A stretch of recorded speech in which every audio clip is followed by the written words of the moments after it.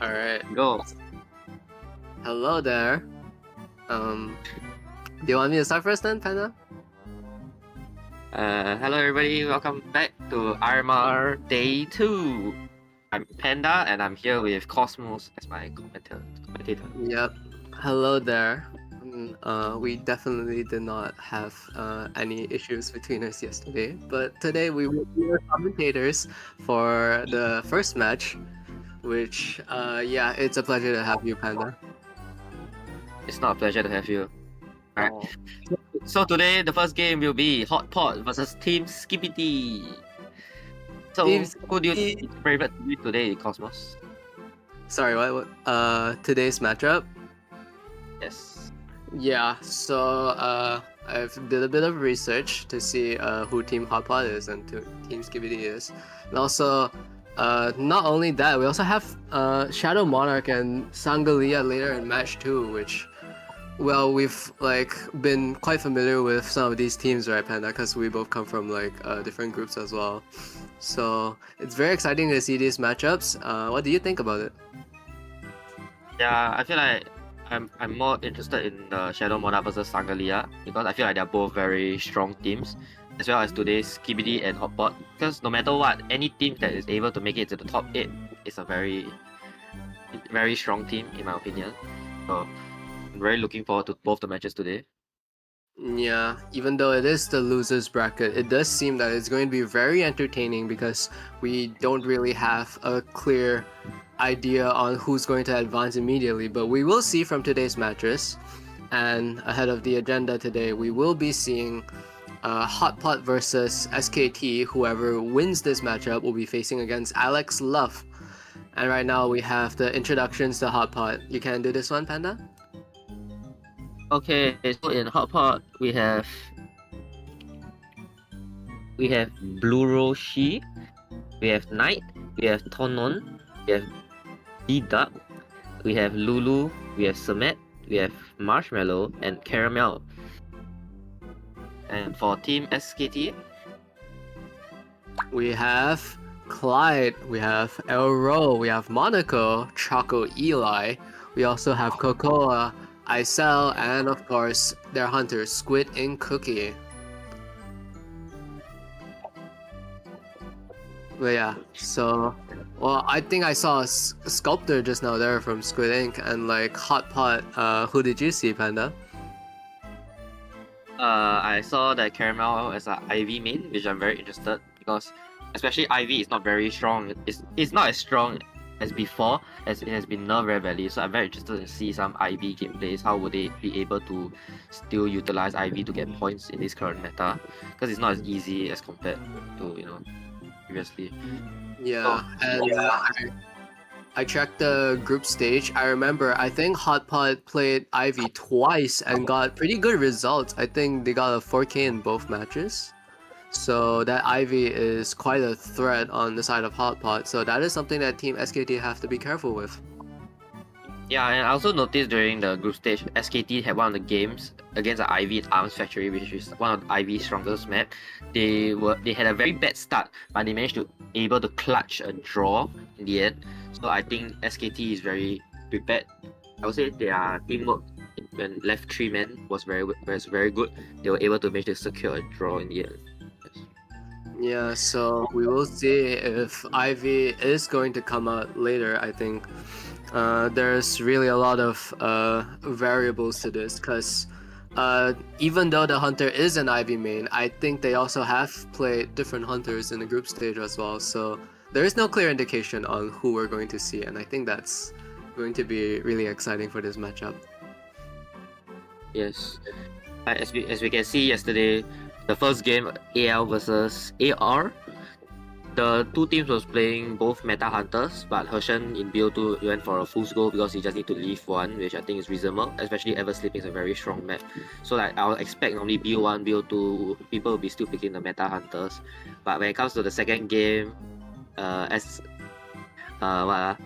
versus LSMN, I expect more meta hunters, but comes to BO2, BO3, there weren't really much meta hunters. Yeah, so it is a reminder that meta hunters aren't the only hunters that you can pick. So we will see if we're going to be coming into a box of surprises. We do know that Hot Pot's Hunter has really only played the meta so far, but on the side of SKT, I think Squid has only played Sculptor so far, which is not really a meta character. So it'll be really interesting to see what other hunters they have up their sleeve. Yeah, so we'll be going into the BP real soon. So let's see. I noticed that Squid Sculptor was quite impressive also. I went to rewatch all the gameplays. His Sculptor is quite scary. Something they have to be prepared. So I'm not sure that if Squid know how to play any meta hunters. So we need to see. I think I have seen them. Well, because I've used to play with Squid before, I have seen them bring out Opera and Ivy, but I do not know if they're going to bring it out here. But I am aware that I do believe that he can play it if he wants to. Yeah, so not challenges the survivors. What would maybe more in the BP towards? Maybe like Goatman, Hula, or would they be doing a BP for the? You're afraid that in BO1 he may take it. If not in BO2, they will ban his Sculptor. Yeah, and we will be moving on to the ban pick right now. It seems like Hotpot Sichan is looking to ban a character. Meteorologist is the only one. It's not confirmed yet. It is confirmed now. Meteorologist and Priestess ban. What do you make of it? Firstly, in terms of the meta, but once you see a Hunter banning Priestess, Meteorologist, I would say since Caramel it is a IV main, I think he's going to do towards more of an IV BP, you know, because IV is more afraid of Priestess, the Global Porter, and especially Meteorologist, you know, it has the rain effect, which can heal survivors, so it'll be very annoying when he's playing IV.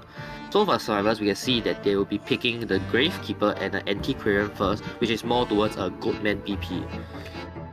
Yeah, Gravekeeper, Antiquarian just deals with a lot of things. I mean, Ivy against these two is not most optimal, but it's not terrible either. So this does seem more of a Hullabaloo Goatman preparation. And next one we see Fire Investigator ban Panda.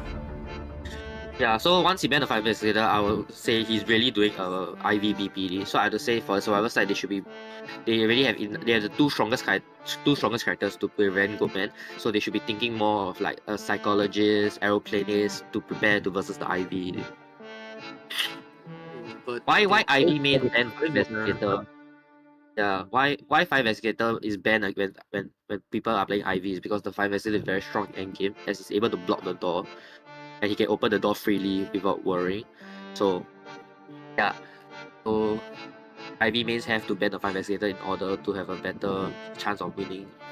So we can see that the third hit is a prisoner. They know that it's an IV, so they'll be going for a Cypher Rush, because against an IV, the chase is always fixated. Once Blink is ready, the survivors will be going down. So you should always go for that Cypher Rush. Yeah, and speaking of Cypher Rush, we also have Seer ban. Seer can be a really good support against Ivy. Also, can decode Cyphers. He is quite annoying. And we see that they will pick a support character. This Psychologist, which is a really good pick against Ivy. I mean, you take 3 hits, and it's not really that easy for the Ivy to down because he needs to leech around 2 to 3 times, which is not the easiest thing to do. Yeah, so we can see that they chosen Psycho, which is also a very good, not say a very good counter, but it's like a very stable kiter against a Goatman or a Hula Labu. Say this team called Hula Labu isn't playable because Prisoner also have the Cypher Rush, and if the Prisoner brings Nitro, he's able to get the distance against the Hula Labu. So I'll say this team call is very well picked by Team SD. I would say it's quite strong against the Ivy and the Goatman in this scenario. If it's a Goatman, they just need to protect the Prisoner.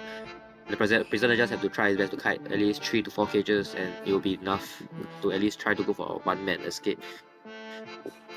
Yeah, quite a remarkable team comp here for SKT. If I was Hotpot, I'll be thinking if I want to stick to this Ivy, which I think it is still playable though, because you could chase Prisoner. The issue is just dealing with the Psycho, Antiquarian, and Gravekeeper if you eliminate the Prisoner, but I still think it is possible. Yeah, I mean, it really depends on what Caramel is more skilled in. If he's more skilled in his Ivy, I think he will trust his Ivy more in able to getting point team. So now survivors have locked in the survivors. Now we'll be looking at Caramel. What will he be picking? Oh? And we can see. It's not locked in yet. It's locked in now. It's locked in now. So we can see that Caramel has chosen to go for a Breaking Will, which in my opinion against this team I wouldn't say is very strong. It's strong in the terms that it is able to kill the Psychologist and Prisoner, but the Gravekeeper Antiquarian is a bit annoying because the Antiquarian can able to cancel his full presence and buy a lot of time. And the Breaking Will is very friendly, buy a lot of time for Soros to decode. Yeah, really double-edged sword here. Things could go really well on this Breaking Will. And we'll be very excited to see it because I am a Breaking Will main myself, and Panda has also played Breaking Will yesterday against us and got a 4K, so it was ever sleeping as well, right, Panda? Yeah. So I would say they have to pick a very good spawn, protecting the Prisoner. Yes. Yeah, and it seems like we should be moving on to the spawn right now. We will see that Gravekeeper is at middle. We have Psychologist next to us. The Prisoner split is down there, and Antiquarian is spawned next to the Hunter right now. So, who do you think the Hunter is going to go for, Panda? I feel like if I'm the Breaking Wheel, I will either go for the Psychologist or the Prisoner. In this spawn, the Prisoner is at a very strong kiting area because Fake Gate, it has a, when the Hunter becomes wheel form, it has an unbreakable, it's like it's a mass break pallet, you know. So it'll buy a lot of time for the Breaking Wheel. So maybe the Breaking Wheel will try to go for the Psychologist down, as the Psychologist is not a very strong kiting area. But however, the Psychologist can enter Graveyard. If the Psychologist is able to enter Graveyard without eating any spikes, it's a different story. Yeah, and not only that, but there is a good thing about chasing a Psycho is you can see the talents here. Psycho brought Tide Turner. I don't think they really expected a Breaking Move, not. Sorry, oh my god, bless. Sorry about that, but yeah, Psychologist brought Tide Turner. There's no borrowed time on the Prisoner and the Psychologist. Perhaps they were more prepared for another matchup, but it is a Breaking Will, and we are entering first match of SKT against Hotpot. We'll see how it goes, Panda. Yeah, I would say the survivors did very well in terms of their persona because they brought Flywheel, which counters both Goatman, Ivy, and the Breaking Wheel. So let's see how the survivors are able to pull out their Flywheel, hopefully able to secure a draw. So the Hunter Squid will be having an easier time to getting just having the 3k. Yeah, so now we'll be going in. Yep. We'll be having the Breaking Wheel with a beautiful skin. Looks like it's going to go straight for the Antiquarian. Antiquarian's not really an easy chase. Sometimes you might even need excitement just to get it down. Knows that Antiquarian is going into Graveyard, so he's trying to look for a Psychologist, which has moved up to the second floor already. Oh! Yeah, so we can see that the Breaking Wheel just wanted to trick the survivors instead of decoding immediately at the start of the game by buying time, thinking that he's chasing the antiquarian, chasing the psychologist, but in the end his mind was already fixated on chasing the prisoner and fake it. Prisoner, ooh, So dodging these spikes. That's going to be a first spike though. Just a really good speed boost here from Caramel. Caramel trying to get a second boost, not coming out. Oh, already gets a second spike. Wow, that is really fast. yeah, we can see that Caramel is a very skilled Polun and is able to get 2 spikes immediately on Squid Ink. So now the pressure is on Squid. You can see that Caramel also brought Abnormal. He's very confident in his chase. Yeah, Doesn't need a abnormal. Wow, I've never brought abnormal in my life as a breaking wheel, so this is a very interesting matchup. We'll see, because if Squid can make the Caramel pay for bringing abnormal, because it's not going to be easy down. Doesn't use the flywheel here just yet. Uses the stun here. Has to last long enough. Gets spiked though, and that's going to be a first down for the breaking wheel. Really, the ciphers look still okay though. Do you think so? Yeah, the thing is, as a Breaking Wheel, when you bring Abnormal, at the start of the game, you don't really have the chance to go for Abnormal unless you chair near the cipher. But in this scenario, we can see that Caramel is able to chair at the 3 pallet, which is close to the very center cipher. But if the Polo dares to go at Abnormal, the Gravekeeper can get a free rescue. And the problem is, right, a Breaking Wheel really needs the presence to get the full presence to get a quick second down. He's unable to get the presence, but we can see that Gravekeeper choose not to rescue instead. Oh, that is going to be very detrimental, and it seems like it's going to be a double down too. The Gravekeeper not able to get out. Oh, this manages to dodge a hit and manages to use the shovel, so that's not going to be a double down, but it is going to be full presence for the breaking wheel.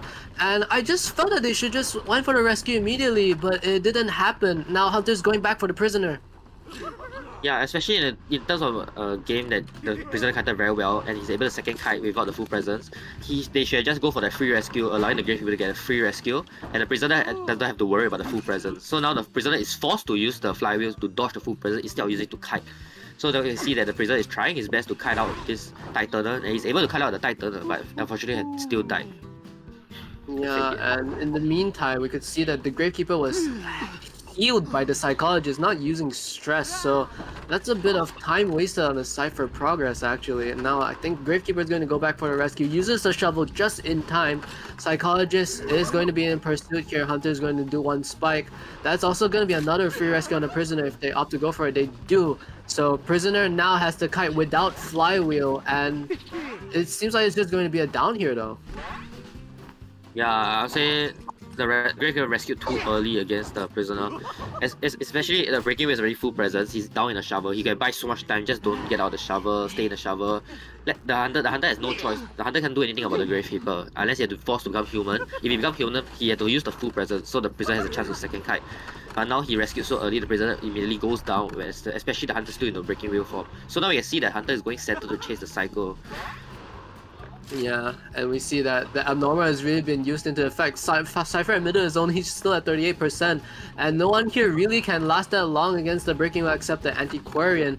Right now, Hunter is trying to get the psychologist down. Psychologist does have flywheel but does not have borrow time, so it'd be a good endgame liability for the Hunter to try to poke around.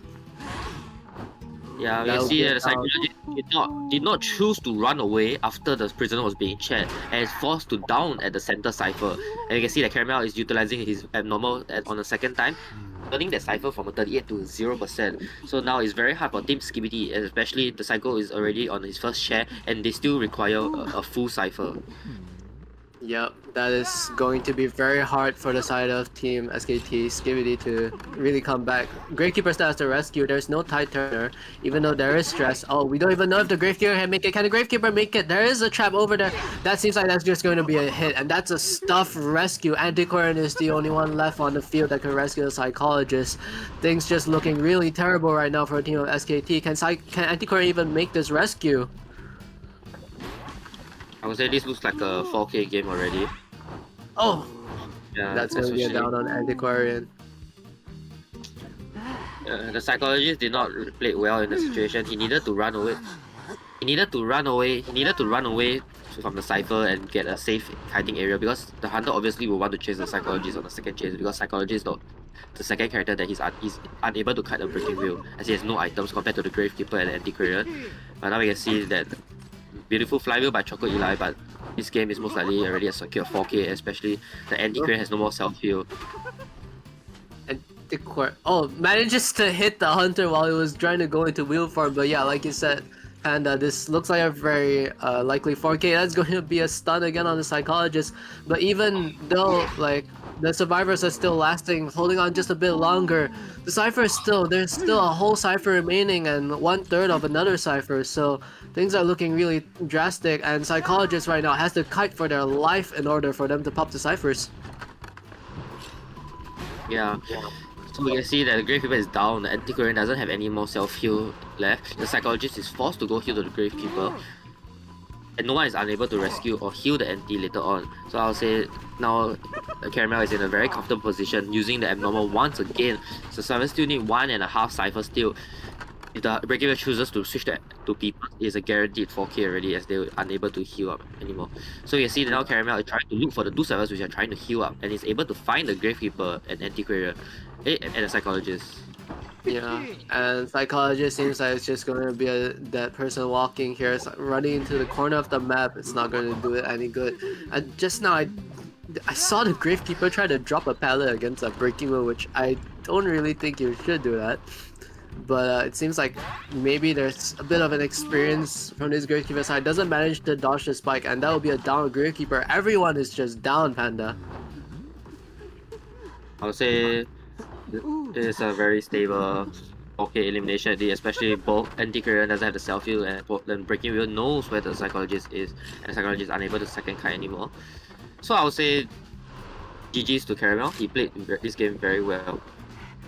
Yeah, Yes. but the match isn't quite done just yet, but it's almost as well as it's over because no one has self-heal. They are all incapacitated. Gravekeeper is going to be eliminated very soon.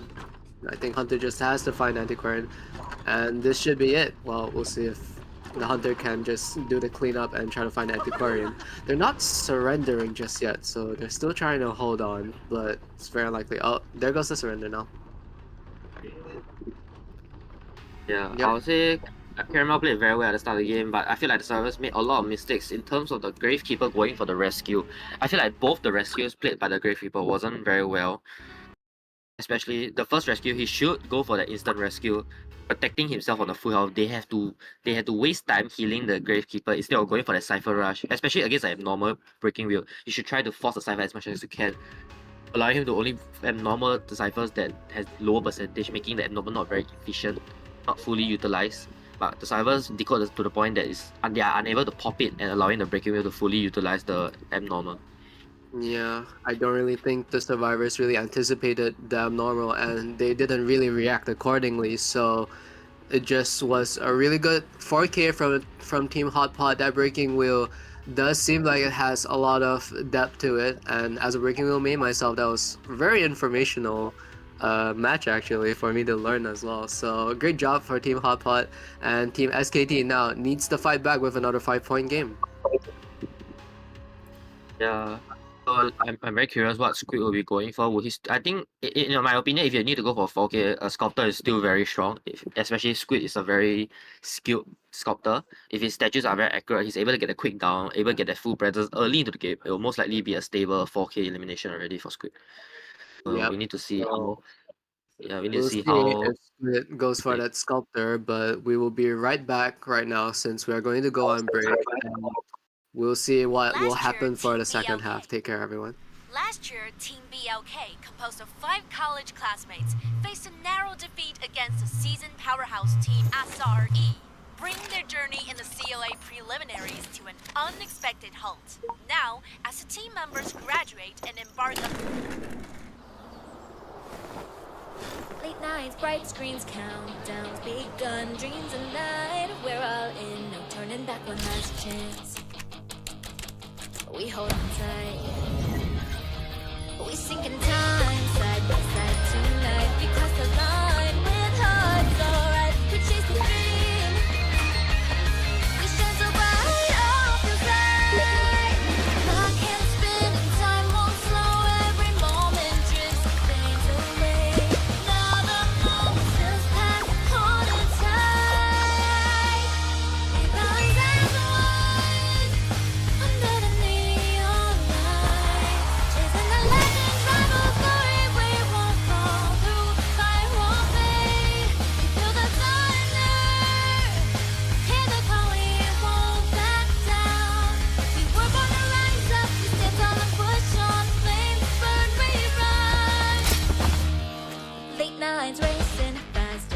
won't break. Every step, play, move, every risk, we take the lead.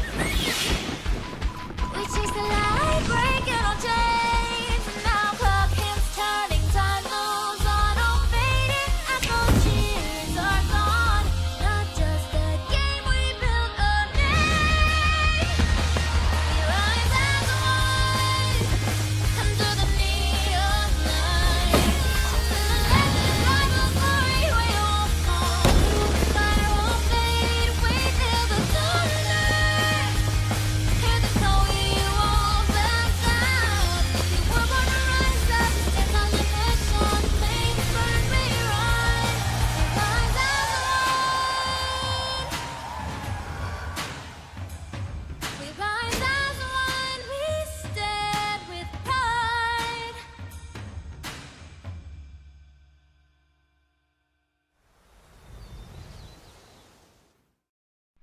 Last year, Team BLK, composed of 5 college classmates, faced a narrow defeat against the seasoned powerhouse team SRE, bringing their journey in the CLA preliminaries to an unexpected halt.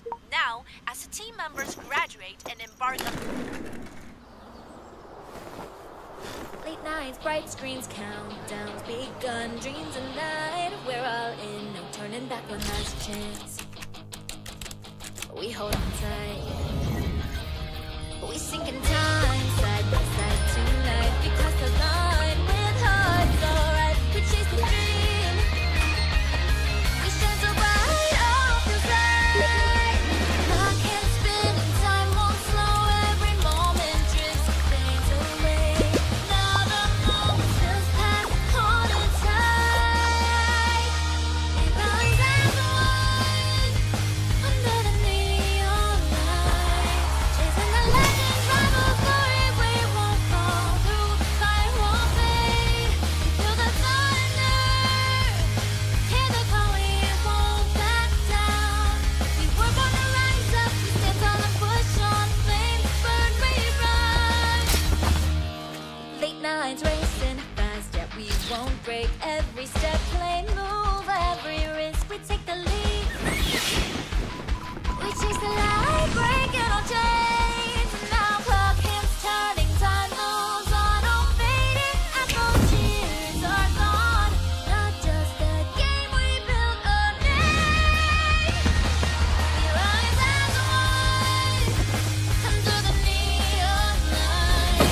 Chasing the legend, rival glory, we won't fall through. Fire won't fade, we feel the thunder. Hear the call, we won't back down. We were born to rise up, stand on the mission. Flames burn, we run. We rise as one. We rise as one. We stand with pride.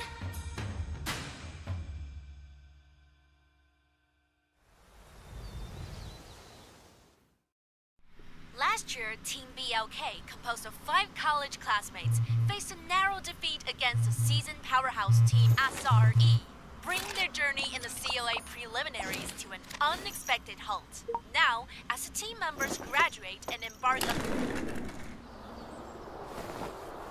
Late nights, bright screens, countdowns begun. Dreams and night, we're all in. No turning back, one last chance. We hold on tight. We sink in time, side by side tonight. Because the line with hearts alright. We chase the dream. We shine so bright, all feels right. Clock can't spin and time won't slow. Every moment drifts, fades away. Now the moment feels past, holding tight. We rise as one under the neon light. Chasing the legends, rival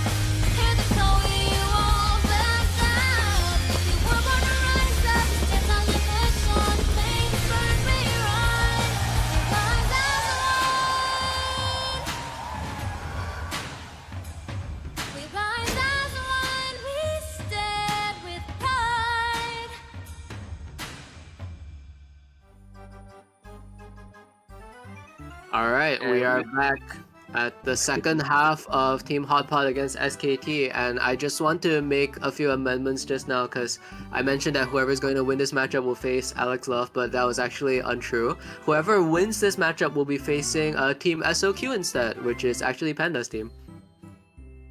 Woohoo! Yeah, so sorry about that. And yeah, we'll head straight back into the second half right now. Team Hot Pot just needs one escape in order to win the round against Team SKT. So what do you think they should go for, Team Hot Pot, Panda? I think there's a bit of error. The stream shows that Sangalia and Bonbon is banned. Huh? Yeah, the Sangria and Bonbon is not banned, but we are going to see Mechanic and Forward is banned for the side of teams. Wait, Squid banned Mechanic and Forward? What? Yeah, it's very obvious that he's gonna play for Sculptor. Banning Mechanic because he doesn't want the Cypher Rush. Because even if he's able to get a quick down on the Mechanic bot is still able to pick out outside. Banning Forward is very smart by Squid because he doesn't want them to get a stun rescue, allowing them to have a second kite and not able to get presence. So we can see that Squid is really going for full out Sculptor BP. We can see that Cybers are very smart, they just need to run one, so they choose to pick an Bomber, which is a very strong character in terms of running one. And they also have chosen a Prisoner for that fast decoding, as they are not as Squid has banned the Mechanic already. Yeah, Embalmer and Prisoner, an indication that like if things go wrong, I know like if you're not chasing the Prisoner, we'll just Cypher Rush you, and if you're just going to chase the Embalmer, like we can just sell, like, or if you're not chasing an Embalmer, like we could use the Coffin. So really not easy characters that the Sculptor can really deal with. So I don't know if Squid still wants to go on with it, and it seems like we'll be banning First Officer instead. Yeah, so we can see that Squid really wants to make sure that they are unable to get a free rescue in any situation by banning out the First Officer. If they choose to pick like Mercenary or Gravekeeper, he's still able to get a lot of presence from them. And we see that the survivors have chosen the female dancer as the third character, which is a very stable character against a Sculptor, as he's able to get a lot of distance. And if the Sculptor chooses to break the boxes, he's able to get a lot of distance, especially if he doesn't have the first presence to like throw the chisel over to use the statues. So we see that Squid has banned another distance kiter like the Aeroplanist, which is a very strong, because Aeroplanist is very strong in the current meta because he's able to kite and able to bring a Titanium character. So Squid doesn't want that Cypher Rush. He chooses to ban the Aeroplanist, forcing his rivals to pick a rescuer, which they have chosen to go for a Gravekeeper, which is I would say it's a more stable rescuer against it's a more stable rescuer against Sculptor, because in terms of full presence, he can just go down the shovel, guarantee that he wouldn't be chipped early, compared to Mercenary, which there's a chance that his elbow pad may be cancelled. Yeah, but I will say the one downside of Gravekeeper is that if the Sculptor does go for chasing the Gravekeeper, it will feed a lot of presence, but that is only granted by the fact that if the Hunter is able to down the Gravekeeper in a short time. If the Hunter takes a while, then the Gravekeeper would be quite successful. But it is interesting to see the Gravekeeper come out because it's also a pretty good answer to Hullabaloo and Goatman. So I think Team Hot Pot has really done their homework here. This is a really okay team comp. It's real fast decoding as well. Yeah, I would say if there's no chooses to choose, it's most likely a draw or a one run because they can just sell the Gravekeeper. Especially the Gravekeeper from in the past, Gravekeeper against Bonbon and Sculptor, if they eat any chip damage, they'll immediately get out the shovel. But he has been buffed since then, so he's able to eat 2 chips in the shovel form, which is very strong, especially against those chip hunters like Sculptor and Bonbon. Yeah. So I would say even if he dares to chase the Gravekeeper can just immediately drop the pellets early. But we can see from Squid's side he knows that they have chosen a very strong team comp against the Sculptor. He has chosen not to go for the Sculptor and go for a Clerk instead. Yeah, Clerk. Sculptor is not the only hunter that Squid is really proficient at. Seems like Clerk is also going to be another one. So this will really be an interesting one because usually you'd see Clerk in overtime matches where they need to stall time, but choosing to go for it right now and in a situation where you need a 4K, I don't think it's terrible at all. What do you think so, Panda? I feel like Clerk is very strong, but I would say as the Clerk, I will bring Walk because of the Embalmer, which is very annoying in terms of if he blinks early, then the cough is able to be utilized, he had to walk a very far distance. Especially Clerk hates being distanced, because Clerk have to give pressure by chasing you. If you are able to get your distance very well, the Clerk is very hard to even get hit on you. So we can see the servers have chosen a Z spawn, protecting the prisoner and sending out the Embalmer and Dancer to kite. We can see that Squid has chosen Geisha, and I'll say most likely he will be going for the Embalmer, or he will be going center to prevent the Gravekeeper from decoding and go for that prisoner instead. But the bad thing about going for the prisoner is the Embalmer is very close to prisoner and he's able to maybe get the coffin out. So I really hope that Squid has brought a warp in this team comp or the one Embalmer, unless he really confident in himself and bring a blink. Because the good thing about Clerk is, right, even if he's getting distance, he's able to record the survivors while walking, so the survivors are still not able to decode while being in chase also. Yeah, we have a mirror spawn actually. This is the same spawn as it was last match, and we might even get the chance to see Squid chasing Caramel, which was what happened last match, that Caramel chased Squid. So we'll see if that happens in reverse this time. But again, there's also other characters like Prisoner, and maybe you can even go for the Gravekeeper if you want to. And yeah, we'll be moving on to the second half of Team Hotpot versus SKT. Reminder that Team Hotpot only needs a 1 escape to take on this round. If not, it will be a tie of 5-5 and they will move on to the next round with a guaranteed BO3. And it's me and Panda commentating on this match.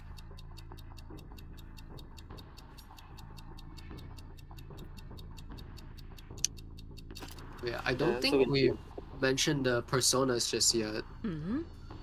Do you ever see it? Okay, so now we'll be going to game. We can see that the prisoner have brought 9-12, Embalmer brought 6-9, Dancer brought Flywheel and Borrow Time, and the Gravekeeper bring the standard persona, Titaner and Borrow Time. We can see that Squid is going fully for the female dancer for some reason.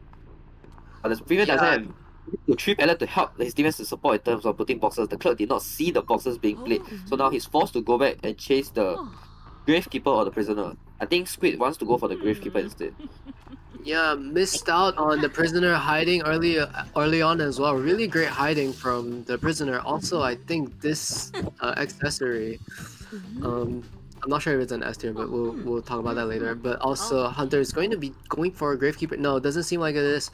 Sees the Embalmer, is going to opt to chase the Embalmer, so we do get the reverse Hunter chasing Hunter situation. But there are slow boxes in the middle being placed by the female dancer. Hunter is going to choose to break it. No, just go straight for the female dancer.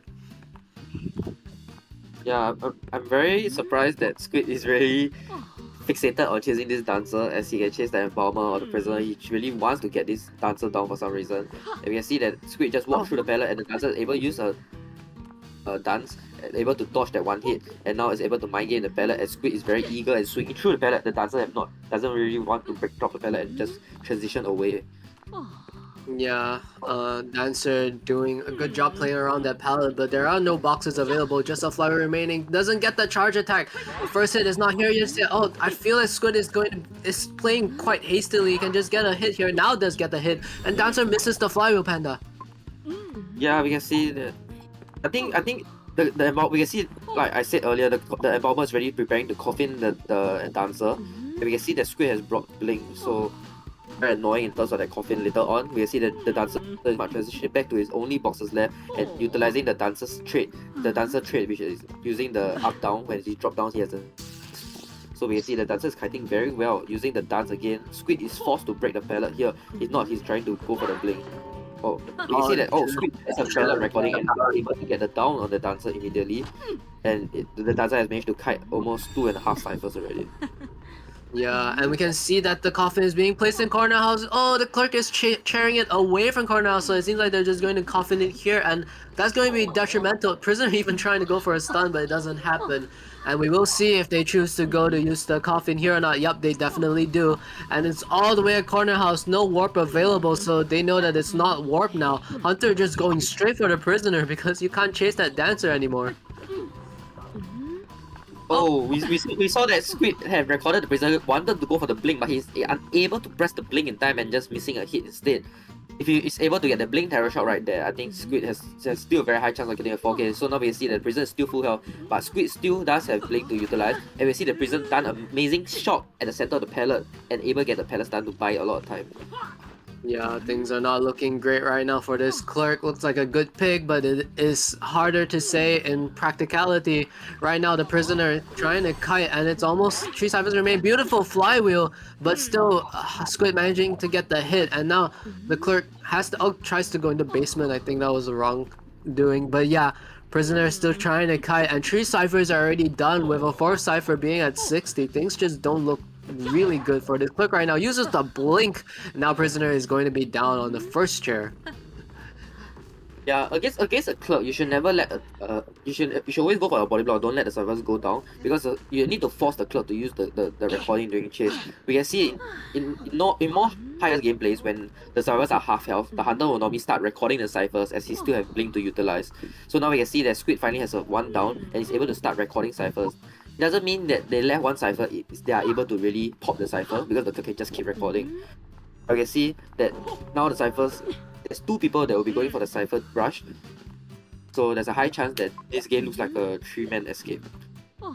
Yeah, we'll see if whether the dancer will be assisting the embalmer cipher later, but right now prisoner seems like he's going to go for a stun and still continuing the very long kite. I think kite turner is about to end very soon, and I think I see the dancer working its way to the same cipher as well. Hunter is still trying to down this prisoner, even though it doesn't have borrowed time. And we'll see if anyone comes to body block the prisoner, but so far seems like nothing is happening right now. Doesn't manage to get the recording, and prisoner is still kiting Panda.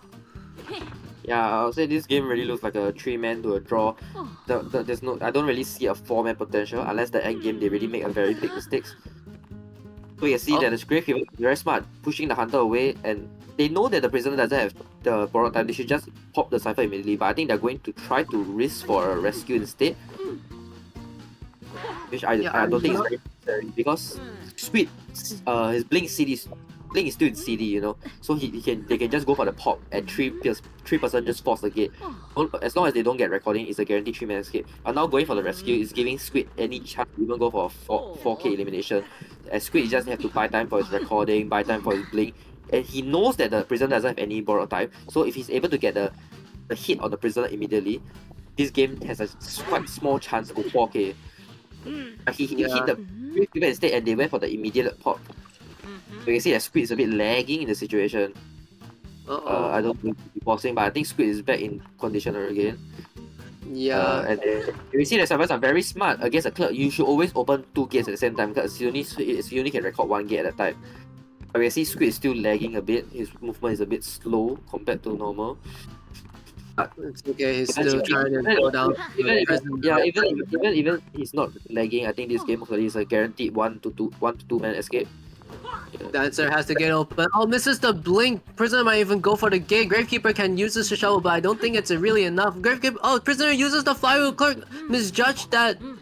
Is that going to be a 4 elimination? That's going to be a 4 escape. And the key down the prisoner. No, it doesn't hit the prisoner and hits the shovel. And Bomber, Hunter just chooses to go for a turn. And that's a 10-0 for Team Hotpot. Team SKT right now is just behind on a deficit. And Panda, this is big for Team Hotpot. I would say, I think Squid really want to gamble with the clerk, trying to go for trying to get the 4K elimination, but sadly that he did not really play his full potential. I feel like Squid made very questionable decisions, which he need to go reflect on, I would say. As a clerk, he should have went to chase the prisoner instead. I think maybe because the prisoner was at graveyard, he didn't want to chase. But he still got quite a fast down on the dancer. He giving the free rescue. The Gravekeeper getting the free rescue was very crucial also, because they don't need to go heal anymore. It's better to hit the Gravekeeper, forcing the Gravekeeper go and decode instead. And knowing that the dancer was being coffin embalmed already, he can, as a hunter, you can hear where the coffin is being placed. So if you pay attention, he can hear that the coffin is being placed towards Geisha, Geisha Mansion side. Maybe Squid was thinking that they wouldn't go for the coffin immediately. They would want to go for a kill first, then go for the coffin. But in the situation when the hunter just used his blink, he's unable to catch up to the coffin. They would just coffin immediately, and Squid wasn't really prepared for that. Unless Squid purposely wanted to chair the dancer and go chase the prisoner instead. And he made a lot of mistakes in terms of chasing prisoner. Prisoner gave chance. It turns out that Squid still has blink. He went to vault window. He recorded the prisoner and he wanted to blink terror shot, but he didn't click the blink in time. I was like, maybe Squid was having unstable connection throughout the match today. Maybe having unstable connection throughout the match, so he's unable to perform well. Yeah. But even if it's a connection or not, I still think that he had a lot of indecision. Early game, we just see that the survivor managed to rotate at least 20% of decoding progress on almost 3 ciphers already. So really, just not a great start in the first place. And chasing a dancer that already has coffin, he had the opportunity to change target and try to find a prisoner instead, but he didn't opt to do so. And just the coffin at corner house. Also knowing that prisoner doesn't have bar time, he had a lot of opportunities to use blink as well, but just never came out. Yeah, so I think a lot of missed opportunities from the side of Clerk, and Hoppa just doing a fantastic job to get a forest escape as well. The awareness of the prisoner to just flywheel and the Gravekeeper shoveling, I think that was a really good forest escape as well on side of Team Hoppa, so they really deserve some credit for that.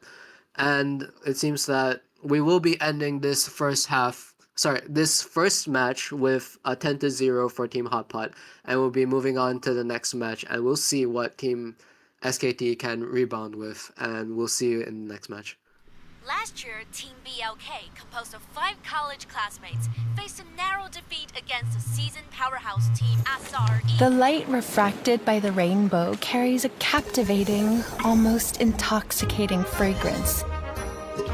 In Rainbow Town, happiness is as simple as a glass of Iris's tears. It brings endless cheers, flawless love, and everything you could ever wish for.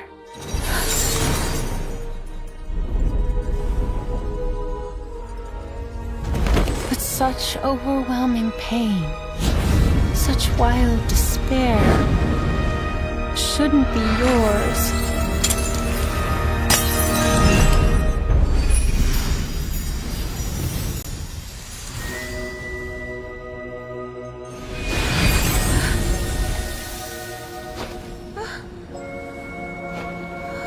The happiness offered to you is within reach. Will you still turn it away?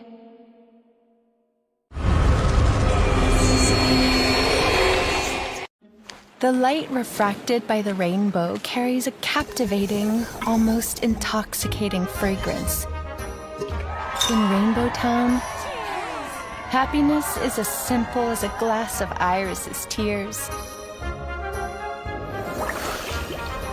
It brings endless cheers, flawless love, and everything you could ever wish for.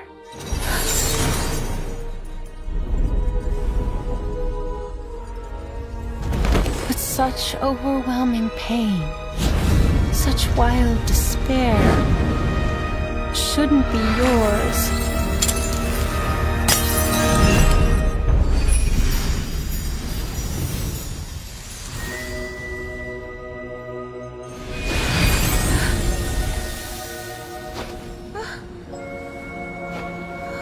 The happiness offered to you is within reach. Will you still turn it away?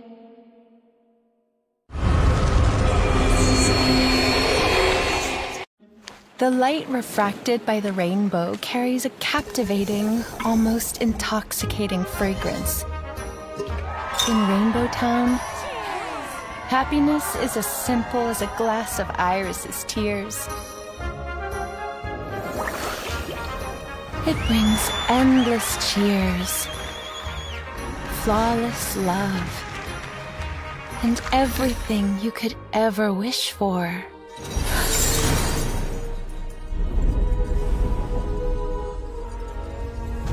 But such overwhelming pain, Such wild despair shouldn't be yours.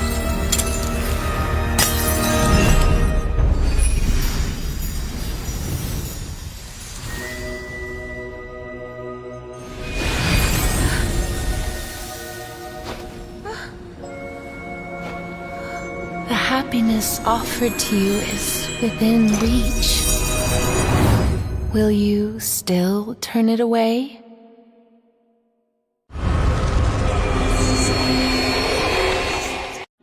The light refracted by the rainbow carries a captivating, almost intoxicating fragrance. In Rainbow Town, happiness is as simple as a glass of Iris's tears.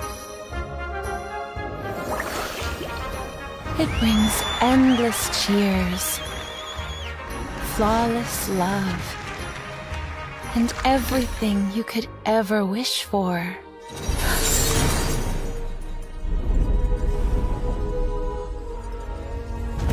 But such overwhelming pain, such wild despair, shouldn't be yours.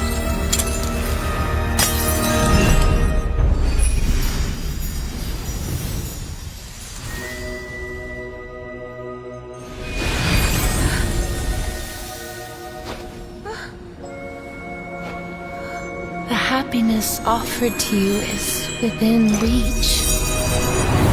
Will you still turn it away?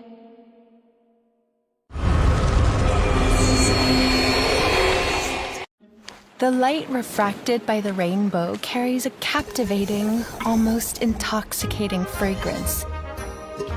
In Rainbow Town, happiness is as simple as a glass of Iris's tears. It brings endless cheers, flawless love, and everything you could ever wish for.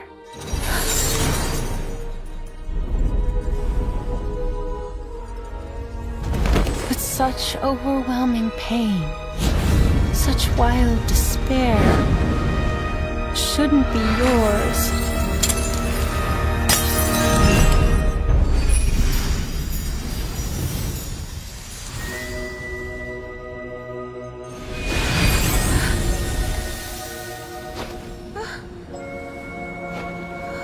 The happiness offered to you is within reach.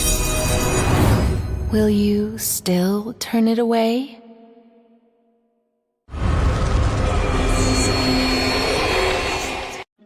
The light refracted by the rainbow carries a captivating, almost intoxicating fragrance.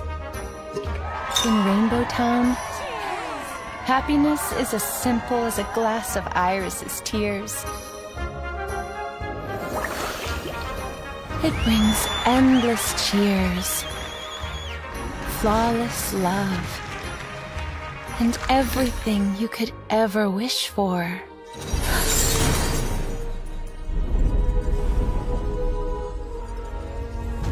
But such overwhelming pain, such wild despair, shouldn't be yours.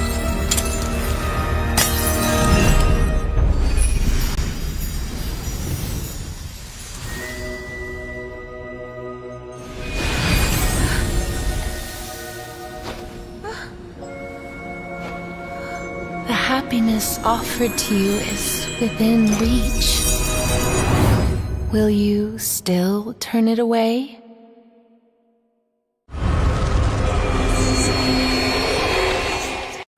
The light refracted by the rainbow carries a captivating, almost intoxicating fragrance. In Rainbow Town, happiness is as simple as a glass of Iris's tears. It brings endless cheers, flawless love, and everything you could ever wish for.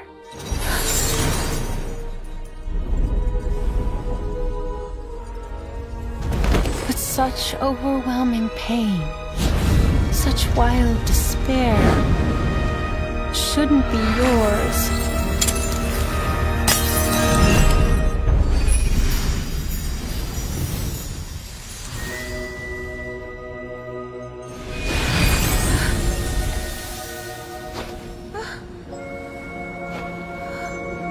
happiness offered to you is within reach, will you still turn it? Alright. So we are heading into match number 2 of Team Hot Pot against Team Skibidi Somnia. And we have a 10-0 lead for round 1 from Team Hot Pot. So really, if Team SKT wants any chances of winning against Team Hot Pot, they need to win the next 2 rounds. And Panda, what do you think of that? I'll say Skibidi still has a very high chance to win because they can still win BO2 and BO3. They don't really have to go for points. They just need to go win the BO5 to 3. If they draw in BO2, I think it's most likely a guaranteed win for Team Hotpot. So I'll say, yes, Team Skibidi, you should not give up. You should really put a full potential. Especially a Red Church is a very strong survivor map. If they are able to ban out the IV, I think they have a high chance of even getting points on the survivor side. Yeah, so Team Hotpot actually had to ban a map, and they opted to ban Sacred Heart Hospital. So Team Skibidi right now has the map pick, and they did pick Red Church. So I'm assuming that that's going to be a map that favors their hunter, and might even be a map that's not that strong for Team Hotpot. But right now, what's most important, like Panda said, is they just need to focus on winning the rounds. They don't really need to care about points. And we'll see what kind of tricks they have up their sleeve. Yeah, so we can see in BO2, Team Hotpot has chosen to ban Hospital, and Team Skibidi has chosen Red Church, and Team Hotpot has chosen to let their hunter go first. I think it's a very good decision. Yeah, just Team Hotpot wants the hunter to go. Yeah, he wants the hunter to go get points first, so the survivor can just decide how to play on from there. If they need to go for a more man, like a more man as like. They want to go for more escape, and the survivors can go in the second half. Yeah, I think Team Hotpot really just... I think they could just go for a tie, maybe even go for an and like just secure those points, because you want a 10-0.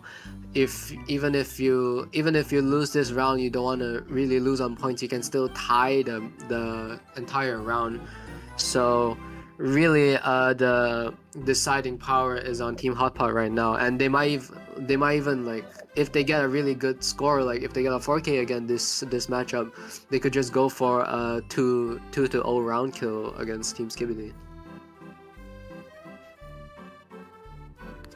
Yeah. Skibidi, what a name, though. I'm very interested in what Caramel will be playing after the IV is being banned. Will he go for the current meta strongest hunter, Goatman, or he'll be going for the second strongest Hula Labu? Or maybe even he will bring out who knows? Or will we even see the Ivy getting banned? What if Team Skibidi has prepared for the Ivy? Because we did see that in the first round they did seem like they picked Prisoner and Psychologist, which are quite answers against Ivy. It is playable against Ivy, so we will see if they have it prepared for this round too. So really, we will have to see what Team SKT has in mind right now, and what will Team Hotpot bring out. They did have a Goatman in the group stage. I don't think we've seen a Hullabaloo just yet, but who knows, maybe Caramel also has the Hullabaloo.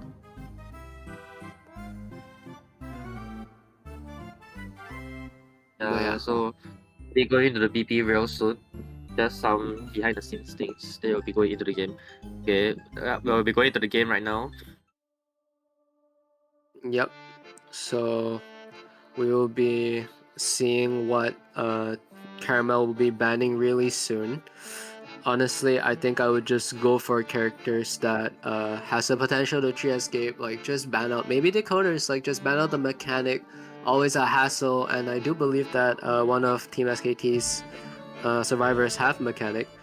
But right now we can see the survivor being hovered on is the coordinator, and we will see who the other might be. Coordinator, so far seems like there's going to be coordinator and meteorologist, so another meteorologist ban, and I do think that it works out. Coordinator is also a character that you could go for a 3-man escape for. So what do you think though, Panda? Yeah, we can see that Oh, Team Skibidi is not respecting the IV and going for the women ban. So I would say they have to pick a very strong team comp to prepare against the IV. I would say strong kiters like Embomber, Psychologist are very strong against the IV, Aeroplanist, Fire Investigator. And they have chosen the two are the best picks against the IV, First Officer and Psychologist. I would say as the IV now, I will be thinking of banning the Aeroplanist or Fire Investigator. Knowing how Caramel bans, I think he most likely will ban the Fire Investigator on the third. That's the same as BO1. Yeah, the Fire Investigator ban is expected. If I was the Ivy, I would not even play Ivy. What? Entomologist ban? Oh, well, we're definitely. I don't think this is an Ivy ban at all, right, Panda? Ento? Yeah, I think normally when you ban Ento, you most likely will be playing like Ripper, Clown, Sculptor, Disciple, these type of characters. Yeah, Entomologist, really a character. I did not expect this at all, because there are a lot of answers to Entomologist. Opera can just deal with Ento quite easily because you can dash through, you can even dash through the bee sometimes. And like, I don't think Ivy, you can just scare off the bees, I believe. So there's really a lot of answers to Ento, but just banning it is very interesting. And we do see a Magician pick right now. Huh. So, Magician... Yeah, is a very good pick, especially against the IV. Magician is a very hard counter against the IV too. So we can see that the Hunter has chosen to ban the Aeroplanist on the 4th pick. For now, I still don't really understand what is Caramel going to pick in terms of BP. And they have chosen to pick a full counter against IV by picking a Feral Lady on the 4th pick. Yeah, Pharaoh Lady is most definitely, they are really prepared for this Ivy. I think they really wanted Ivy to come out respecting Caramel, like knowing that he has the Ivy but does want to learn out. That's why they banned the Go Man. And just, I think this team, it would work well against Ivy, but if given a different hunter, say let's say opera singer, it's like the Fire Lady isn't really that strong. Magician is really a 50-50. So we really have to see if Caramel really opts to go for the Ivy or could just go for some surprise pick, because there really isn't a lot of information on what Caramel might pick here. Yeah, I feel like this team comp, the strongest will be N, Disciple. Disciple is very strong in this team comp. Oh, you're right. Yeah, because Ento is annoying for Anne to deal with, but not banning Prospector. Arrow is quite annoying, but I will say this team comp against Anne is still okay though, so we'll see if Caramel is thinking of an Anne later. Yeah, I would say, but the good thing is about Magician, right? Magician got buff in a way that his illusion is able to absorb the cat. I don't know if you know about it. Yeah, I was thinking of that too, so I wouldn't see Magician as something that Anne counters, but something that Anne also struggles to deal with if the Magician knows how to play well. And we are going to be seeing the Ivy instead, so wow, just an Ivy going against a full counter comp. Just Caramel knowing his ability in this Ivy, and now Team Skibidi needs to be fighting with what they have, which is a full Ivy counter comp, but can they put it into practice? This team comp is a 100% fully counter to Ivy. I don't even know how the Ivy is gonna chase anyone, to be honest. Yeah, who do you even start with? Yeah, I think the only way to play Ivy against this team comp is, right, his main body go chase the Feral Lady, chase until his invisibility drops, and he blink the Feral Lady, then leech and kill the Feral Lady. That's the only way he's able to play, because I don't believe that he's able to even get a down on the Psychologist or the Magician especially. You can see that the Magician and Feral Lady is so afraid they have brought Nitroff, which is okay. I wouldn't recommend Magician bring Nitroff, because against a Hula Labu, Goatman, Oprah, or Ivy, Magician doesn't really need Nitroff. I think he's a very strong kiter in general. He can maybe go for like the Titan. Yeah, I think they were just fully prepared for this Ivy, just ready for it to come out, and it did come out. So they have the full set of traits, they have the full set of characters. Now, do they have the full set of skills to translate that in-game into a win? And we see the Ivy spawning right next to the Psychologist, which does have borrowed time, but we know that Psychologist is not the easiest chase for Ivy unless the Psychologist gives a free hit, which we will see if that happens. And Team Hotpot right now, really, I mean, I would be terrified if I saw this as an Ivy player, would you, Panda? Because my gosh. I would say the problem about this team is right. It's very weak against opera singer. I think Caramel doesn't have an opera singer. That's why he's picking Ivy instead because he's a more comfort character. But in Chinese we'll say 坐牢 ah. The Ivy, which is like the Ivy is like playing. It's like in jail like that lah. Because it's like basically there's no one good to chase. The only way he's able to even get a chance is maybe like. I think even if he chases the Psychologist, he blinks the Psychologist. The Psychologist is still able to absorb 2 more hits, so it's not very strong. I think the only way, like I said earlier, is to chase the Pharaoh Lady. He's no choice really. He need to use his main body go chase while his ghost is controlling ciphers. That's the only way he can even kill anyone in this team comp. Yep, and we will be heading on to the first half of match 2. I'm Cosmos, and I'm commentating with Panda, and we will see if Team Skibidi can get any points against this Ivy. Just a full team countering this Ivy. And we're going to move on really soon, waiting for the loading screen, which happens right now. We'll see who the Ivy chases. Even if the Ivy chases Psychologist, the end game is just full of monsters. You have Magician, Pharaoh Lady, and First Officer who all can deal with the ghoul. And it seems like he's going for the Psychologist now. Oh, Yeah, wait, no, you're right. I don't know why the Pharaoh Lady ran to the Hunter spawn for some reason. So now basically the Pharaoh Lady is wasting his invincibility right now as the Ivy is controlling ciphers. And we can see that the Caramel is controlling his ghost to leech the both backgate ciphers, which is very unfortunate as the ciphers are 2 channel. It's very easy for the Ivy to do. But we can see that Caramel has kept the ghost instead of leeching the backgate cipher and is trying to go for the Pharaoh Lady now. The Pharaoh Lady invisibility will be ending real soon. So he's able to get I think he'll be able to get a quick down once the invisibility ends, as his blink just left 14 seconds. Oh, and it's also... Oh, wait, no, the invisibility is still around. Choosing to use the... Oh, manages to use the therapy cane. That was beautiful from Squid. And manages to double back. Wow. Just playing full of mind games right now. 2 ciphers are at 60, 70, but there is a cipher that's not being worked on. That's a Psycho cipher. And Hunter trying to... you can't really leech on this Pharaoh Lady, and Blink is ready, so I think the Blink isn't really required, that will be a first hit. Manages to choose the fly, beautiful fly, that's going to be a Blink forced out, and Pharaoh Lady still kiting on for dear life, Panda.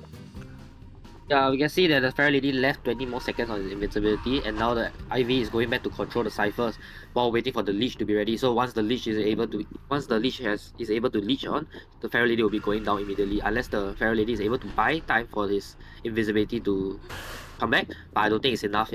But the good thing is that Squid is able to have a second kite, because I think his invisibility will be ready then.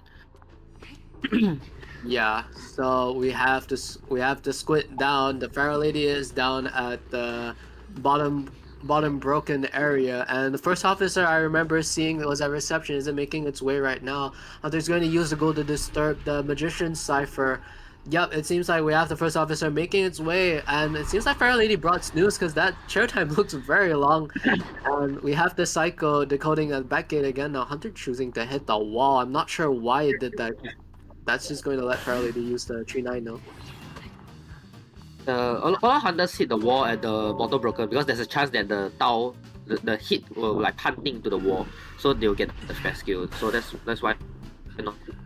But we can see that the First Officers failed the rescue instead. Oh, that is brutal. That is going to be really bad because Psychologist is not nearby, and now the Magician is forced to rescue. Yeah, like I said, I think First Officer should have just...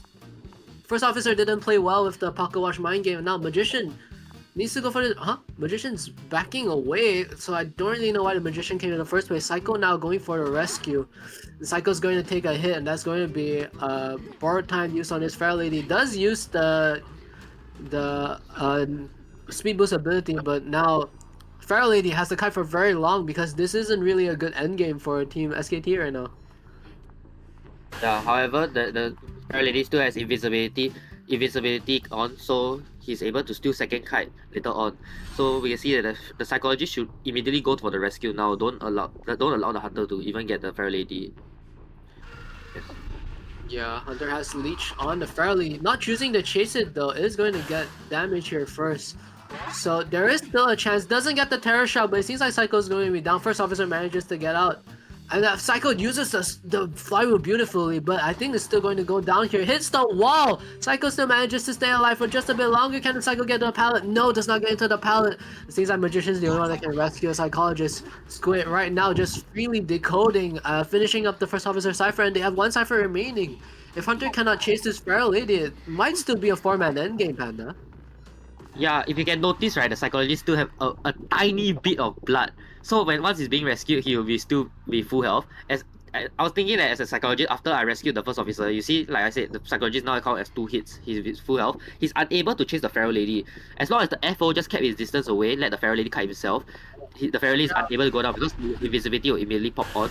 And instead, he chose to chase the first officer state, which is already a second chair. So now the psychologist or magician will be focusing on decoding, letting the next person to come and rescue. Feral lady will be now transitioning from graveyard back to the bottom broken cipher. I think it's a bit of miscommunication by the survivors, having both the first officer and the feral lady running to the graveyard cipher. They should both decode 2 ciphers at the same time instead. Yeah, you can see that right now Caramel is control cipher. But the good thing is, right, this thing is very strong because they all have second kite ability. The first officer after rescue still has the pocket watch, so the IV is unable to leech him and kill him immediately. Yeah, Hunter is playing control right now. Is going to TP back to where first officer was chair. First officer needs to get away. Uses the pocket watch, but that's going to be 100%. Hits the magician. First officer is getting 100%, but it doesn't get hit. Instead, Hunter is going to TP now to the psychologist. Manages to get 1 hit, but psychologist, because of that stress, is not down. Everyone is injured though. Feral Lady is still scot-free on death chair. First officer is on death chair. This is a really tense endgame right now. Hunter does manages to find the Feral Lady. Is he going to TP back? No, doesn't TP back just yet. Calls back the ghoul and now TPs to the Feral Lady, but Feral Lady can kite. Yeah, we can see that the feral lady is able to kite. The psychologist have to make his way back to the cipher and decode right now, as both the ciphers are being already resetting at the back gate dungeon area. The feral lady is able to kite out until they are able to prime it. But if they're not giving cipher pressure right now, the IV is able to get the play on the feral lady very soon.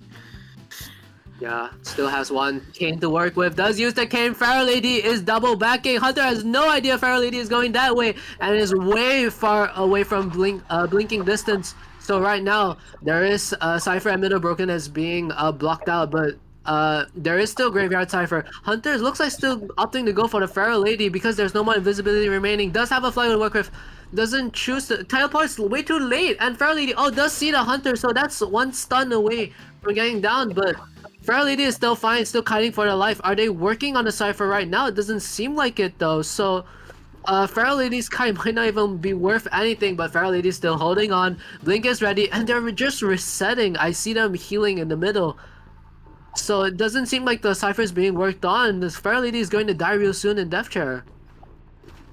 Yeah, you can see the Cyphers made very big mistake in terms of like not forcing the Cypher. They need to force the Cypher so that the Hunter is unable to chase the Feral Lady. We can see that now the Feral Lady will be going down with the Blade. But the good thing is the Feral Lady is able to force the Blade, so the end game he's unable to immediately kill someone immediately. I would say the survivors need to know when to reset. In this situation when the Hunter's already chasing the Feral Lady, they shouldn't be healing anymore, they should be forcing the Cypher. They can heal the first officer, they don't need to heal the psychologist or magician, because magician, if he can leech, he just use the magician state and still survive. But now we can see that the Hunter is able to control both ciphers, and I think this is now more towards the Hunter advantage, because even though they're all full health, the Hunter is able to control the ciphers again and force the item.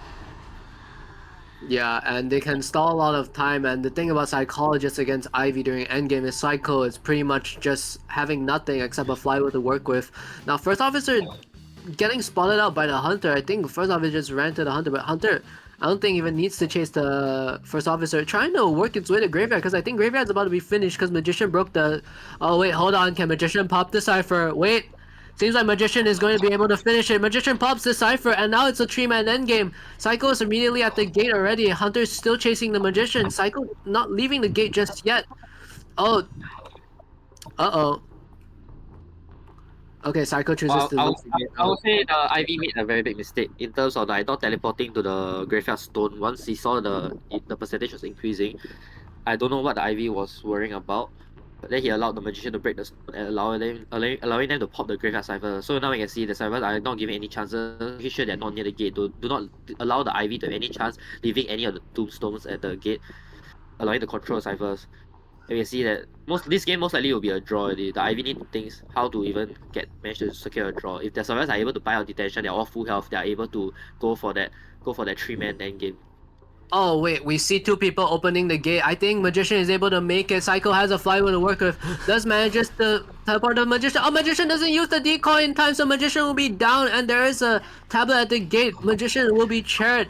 But remember, First Officer still has Tide Turner, so Hunter cannot chair too near the gate, and we'll see if SKT is aware that it is chairing near where Tide Turner can get the survivor out.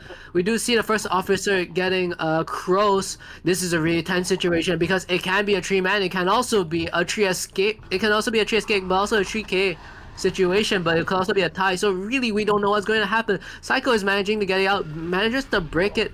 Is Hunter going to TP the Psycho? Doesn't TP the Psycho. Does have Blink to work with, so this First Officer has to watch out. Doesn't have a Pocket Watch, so this is not looking good for the side of Team Skibidi. Hunter has full presence to work with. First Officer is going to die real soon. There goes the First Officer. I don't know what the First Officer was doing. He wasn't giving any pressure at back gate, nor like opening items. In a situation when you're going to buy out the detention, you should be going to like open chairs, get items. If the FO is any chance able to get like a elbow pad, a magician stick, a pocket watch, or a football, there's a very high chance that this game will be a 3-man escape, because the Ivy, even though he has Blink, he has full presence, he's unable to get it down on the First Officer in time. And I think the First Officer is able to buy the detention time, as the detention only left like 15 seconds if he had an item.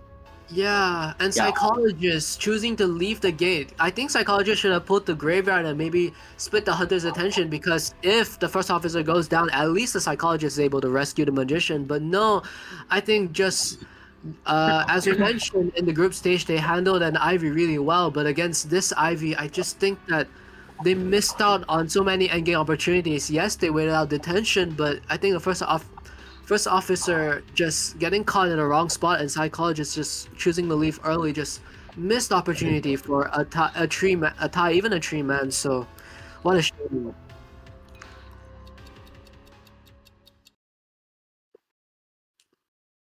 Yeah, so right now we're going to be moving on to the second half, and just SKT really needs to get a 4K to stand a chance of winning this round and trying to put a stand against Hot Pot. And we'll be moving on to the second half right now and taking a break, so we will see you in the second half.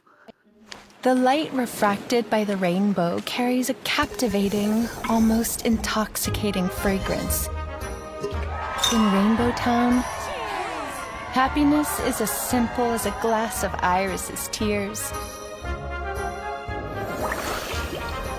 It brings endless cheers, flawless love, and everything you could ever wish for.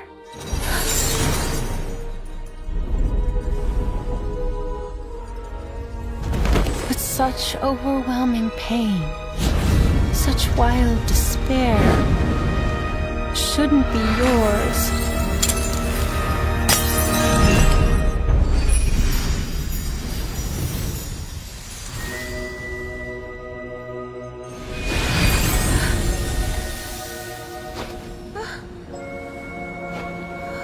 The happiness offered to you is within reach. Will you still turn it away?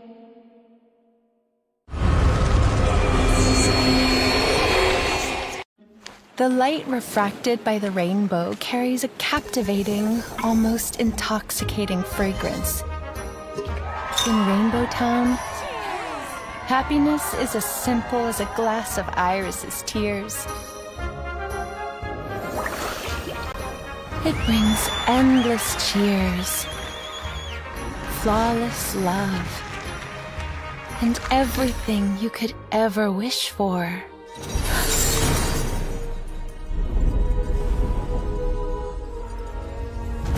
with such overwhelming pain, such wild despair, shouldn't be yours.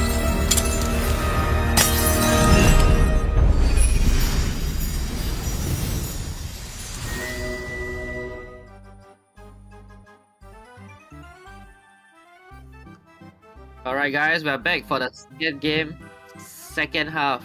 It looks like most likely will be the last game that we'll be spectating today, unless Squid is able to pull out a miracle and go for a 3 or 4K elimination. If I was Squid, I need to go for this 4K elimination. What would I be playing? Well, If Squid is randomly gonna pick a meta hunter, like an Ivy or Oprah, because most likely they'll ban his Goatman or a Sculptor. If he ban a Sculptor, will he play the Goatman? The only hunter that has a higher chance of getting a 4K elimination. if I was Hot Pot, I would be banning the Sculptor, obviously, because we know that Squid plays the Sculptor, and like Sculptor has just been played in both of the group stages by Squid. It's pretty much the most obvious data that we go for, and Sculptor is just a good character if you want to go for a 3K, 4K. So we will see what other hunters that I think Squid will go for. Yes, there are a lot of meta hunters available, like the Hullabaloo Goatman if Squid has it. If not, Opera Singer Ivy could still pose a really significant threat against Squid. But yeah, a 3K is the bare minimum, but a 4K is likely on what Squid wants to aim for right now. I'm very interested what Squid will be playing, as I'm not very sure about Squid character pool. I heard, like you said earlier, he plays Opera Singer and Ivy in the past, but I don't know if he's still very skilled in it, as he hasn't been playing, I guess. If he was in a earlier qualification, he'll be playing Opera or like Ivy in the group in the qualifiers. Yeah. Well, if I'm not mistaken, I know another hunter that Squid plays, but I don't think I'll reveal it just yet. What? Feaster? No, not Fista. But honestly, I would expect more non-meta picks than meta picks, because the thing about meta picks is they're predictable, right? And who knows? I do know that because Squid is a player that has a lot of non-meta characters. They do play meta hunters, but I'm not quite sure what level their skill is and how much confidence they have in it. But we will move on to the band pick, and maybe we'll get some information from there. So right now we will see a Mechanic and Antiquarian band. I think these bands make a lot of sense. They're really stable characters that could pose threats for Squid. And we are going to see the Sculptor band, kinda. Yeah, we can see that someone's respecting Squid Sculptor and banning it. So we can see that they are choosing to go the same path as Team Speed, going the Pharaoh Lady, but no, it looks like they're going for the Pharaoh Lady, which I think is a very main character in my opinion. They're really hinting on the Pharaoh Lady picking it and not picking it again, so we really don't know if it's gonna come out yet or not. But yeah, I think the Sculptor ban just an indication that like we want to know Sculptor shenanigans. You can take out the meta character. You can take out the meta hunters. We will take out our survivors. And honestly, I'm expecting more meta survivors. And yes, we do see meteorologists and novelists being locked in here, man. Yeah, you can see that they have chosen to pick two of the strongest characters, Novelist and Meteorologist. Meteorologist is very strong in terms of he's able to kite, he's able to decode, he's able to heal himself, heal his teammate. Novelist having a book and unlimited items, so I'll say it's very strong. We can see a Squid is going to look like go for a camping type of hunter, banning the first officer, which normally like Bon is more afraid of. But also, I'm thinking of a potential Ivy, because Ivy can also ban First Officer, and against Meteorologist and Novelist, correct me if I'm wrong, I think Ivy does stand a pretty good chance against him, though. Ivy is playable, but we can see that someone has chosen a Barmaid as a counter, as they no longer have... They still have Psychologist, but they chose to risk it by taking a Barmaid, which is a very high risk, high reward character. There's a chance that the Barmaid is still able to get killed very fast. And we can see that Squid is banning the GK, which doesn't really look like an IVDP, and they have chosen to pick the next stable rescuer, which is the Knight. Knight? Because Knight is a very strong character in terms of against like a Hulalabu. It's very hard to get a double down as long as he's able to use his shield. Yeah, Gravekeeper ban. I'm really thinking if this is a coming up. Maybe I would say Anne, but I feel that Anne is such a weird pick right now because you need at least a 3 elimination, maybe even a 4. So Anne is not going to be a really strong character to get those requirements. But we'll see a Knight coming out, and the thing about Knight is, I think it's a really solid character, but it is not the best rescuer available. They still have Mercenary, but they didn't opt to go for it. So, but it is a really good team comp against potential meta characters, I would say. Yeah, I agree with you on that. So we can see the servers have locked in their characters and persona. We'll be looking what the hunt will be picking real soon. Well, right now I'm also thinking if Hullabaloo it's playable. I think because Gravekeeper ban potentially is Hullabaloo as well. Maybe even Goatman. We'll see if Squid has the Goatman available against this team. Huh? Oh wow, Panda, do the honors. That was my reaction to what Hunter was picked. We can see that Squid has chosen to go with the Joseph. A photographer. Oh man, consequences. What is going on? A Joseph in a competitive in competition mode where the survivors know where the hunter spawn and they can just pick their spawn. So really, what? I'm baffled. Yeah, it's very interesting in terms of what he was banning. If I was planning on playing Joseph, I would ban the barmaid instead of the first officer. But let's see how survivors respond. I mean, Joseph is not very strong in terms of competition, as now there's area selection. They are able to pick all 4 corners, so you can see the servers are still going for a very basic spawn. If knowing it's a Joseph, they should all be picking their own corners, so the Joseph is very hard to get a 3 hit. Once the Joseph unable to get a 3 hits, unable to have the card trick to locate the survivors where they are. So I'm thinking like there's a very high chance if the Joseph is skilled enough, he's able to get 3 or hit all 3 survivors and maybe even getting a double chair. Yeah, I'm not sure if Jong is. Wait, hold on. Let me check Jong's stream. Jong is not showing the area select right now. I hope he does. Okay. Yeah, he's able to. Okay, all right. So yeah, right now it's also very weird to pick Joseph. You have a barmaid and meteorologist who can heal. So this is really, wow. I think it's really an uphill battle for Squid, but it is a Joseph. It is a hunter which really goes all or nothing, and it is what Squid needs. So really have to see how Hotpot's teamwork goes there. And we did see from the first game that their teamwork does work really well. So really, this is something Squid has to really fight with. And wow, I really just don't know what to expect, Panda. Yeah, I'll say he's really gambling in terms of he's able to find the survivors in time.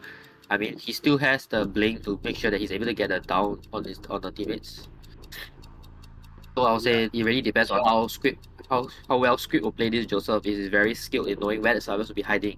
Because this type of spawn is very easy to get 3 to 4 hits on all survivors and able to open. As long as the Joseph is able to open full presence, he has a very high chance of winning. Because the good thing about this team count is right, there's not really a big like a OB character. You can count Novice as an OB, but if the Novice being chased, it's very hard for him to support his teammates. And once Blink is ready, he'll be immediately going down. Yeah. So we'll be going.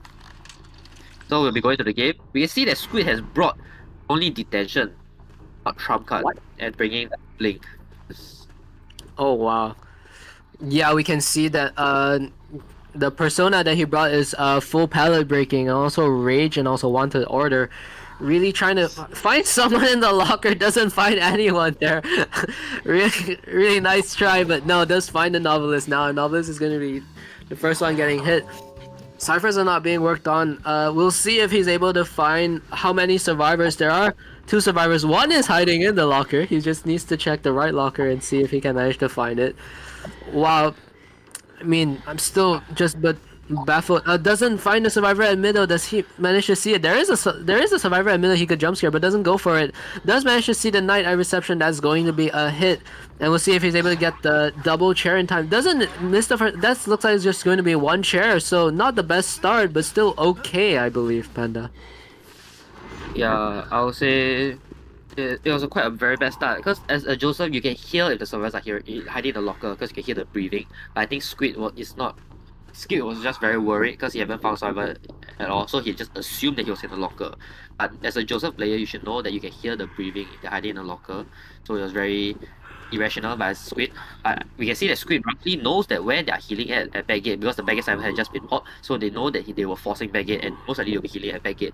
So we can see that the Novelist is unable to get the heal in time, so the Mythologist have to try his best to body block the blink. If not, Blink is available. Oh, beautiful! Beautiful flywheel! Sorry for disturbing, but Novelist is still alive and is going to use the book, but that's not going to be a stun. Oh, Novelist might have just... Oh, but Meteorologist is here to support. Wow, beautiful teamwork. Like I said, they just need teamwork against the Joseph. What a flywheel! And the Novelist is still alive, Panda. I would say this game is like... Okay, the Joseph misses his blink. It's most likely already a 3-man escape. And that's going to be a pallet stun. I would say that Blink is very. I feel like it's very predictable. It's very predictable. Also side that he's gonna Blink. You can see that Georgie is very smart in terms of body blocking, don't allowing the survivor going down. As long as Squid is unable to get survivor down, it's very hard for him to even control ciphers. So we can see that now Squid is trying to reset by taking a picture. If he's able to get 2 chat in this camera, he's able to maybe have a chance to even get a 4K elimination later on. But we can see that Squid is going to the wrong cipher. He did not see the center cipher. He wanted to go for a jump scare again, but survivors are not even decoding the right ciphers. Yeah, they're just resetting right now. They just know that the hunter could just very easily jump scare them. Knight is going to be receiving the chair. This camera world is very important for Squid right now, but just I don't really think he's getting a lot of damage on these survivors, and the ciphers are really working up its way right now. We will see him working his way towards reception, but the barmaid knows that he's there. Will he go for the barmaid? He goes to choose the main world and go for barmaid instead. Barmaid is bringing it to graveyard where 2 survivors are at, but they're also leaving the area right now. Hunter just moving quite predictably. Barmaid not choosing the vault, so that's not going to be a terror shock. But barmaid is going to take a hit here. I would say I don't know why the barmaid chose to drink the beer because he's still gonna be a 1 hit down. He should have waited for after rescue then before drinking the beer. But yeah, so we can see that the barmaid is still basic hiding the front gate. These pallets aren't very strong against any hunter as it's very hard to mind game. So there's a high chance that Squid walk through the pallet and even get the down on the barmaid. So I would say it's very wasted for him to drink the beer. But in this situation, only the novice is able to go for the rescue. The knight is unable to go for the rescue. And now the meteorologist is also able to go for the rescue. In this situation, if the barmaid still has the beer, the meteorologist can come and rescue. Then because the meteorologist doesn't have Titaner, he's able to rescue and he's able to support the barmaid until the beer is ready. We can see that Squid is taking a picture and the cipher looks quite good for Squid still. They still need almost 3 full ciphers. Yeah, so if he's able to just count out this barmaid, does bait out the novelist to come rescue. A novelist does have time worked with, uses stuff. Oh wow, they're just predicting all of these blinks. Team Hotpot just absolutely reading Squid like a book. Does go down here, but really showing the flyer didn't really the flower didn't really exchange into anything. I don't know why Squid went into the camera world. But yeah, barmaid is down, but he's not chairing the barmaid just yet. Oh, manages to find the novelist, but not quite. What is going on? I don't know why Squid went to go to the mirror world. I'm not sure why. But he just immediately go chair the barmaid. As if I was the barmaid once I died during Titaner, I should go into the mirror world. Don't allow him to chair me, you know? Yeah, a lot of really flashy plays that Flavio certainly was quite something, but it didn't really amount to anything exceptional because barmaid still died outside of the camera world, and then the Flavio didn't amount to the Titaner like the Tide Turner is still died before Tide Turner basically. Now we will see a meteorologist using another flywheel and can rescue this barmate, but it is quite a bit of distance. Squid could potentially go for a Terror Shock here, but no, there's two of them, so I would just go to hit the Novelist here. No, Hunter is going to bait the... Oh, it's going to hit the Novelist? What's happening? He's able to get a hit off the Novelist, and we can see the Meteorologist getting a beautiful battle start. I'll say this game still really looks... I wouldn't recommend sharing the Novelist, but Everyone's here. Yeah, everyone is here, but they can immediately they should let them heal the Novelist instead of just rescuing, because once you rescue, the Novelist will just be up and running again. Yeah, right now Hunter chasing the barmaid. Yeah, we can see that the Squid is going for the chase on the barmaid, but the Meteorologist is supporting using the last win. So if Squid is able to get the down on the barmaid, able to take a picture right here and then, he's able to get down on everybody, the camera work. But he's unable to do that currently, as the other teammates are coming to support by body blocking. I think they have miscalculated the cipher and there's still one more cipher remaining. But now the Meteorologist is going for the decoding. If the Knight is able to buy time for the Novice to come in, this game really looks like a 3 to draw game really, because Squid is unable to get the down on the barmaid. Oh, beautiful hitbox moment right there. They know that the ciphers are not enough, so Squid's still going for another hit. Can hit the Novelist. Baits out the flywheel, beautiful from Squid, and that's going to be barmaid being sent back to the Manor and Novelist on chair without borrow time. Even chooses to predict. I don't really know why you would go for a prediction right there. I don't know what the Knight is doing. But the thing is, right?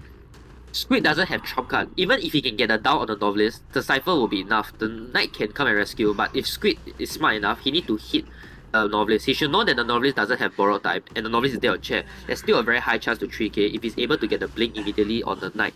So in this type of situation, the Knight should be running to backgate immediately now, and they will just pop the cipher, go for that one man escape.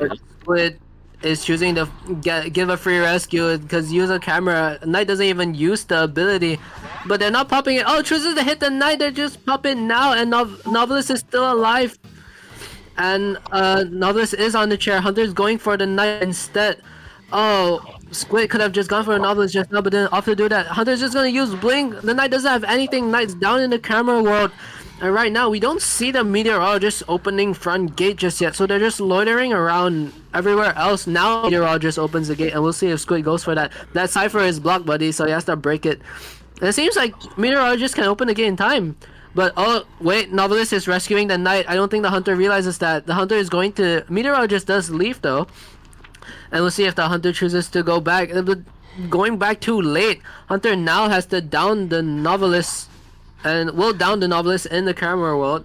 Meteorologist is just going to open the gate, and that's going to be at least a one escape. So I think that's just what Hapa needs, though.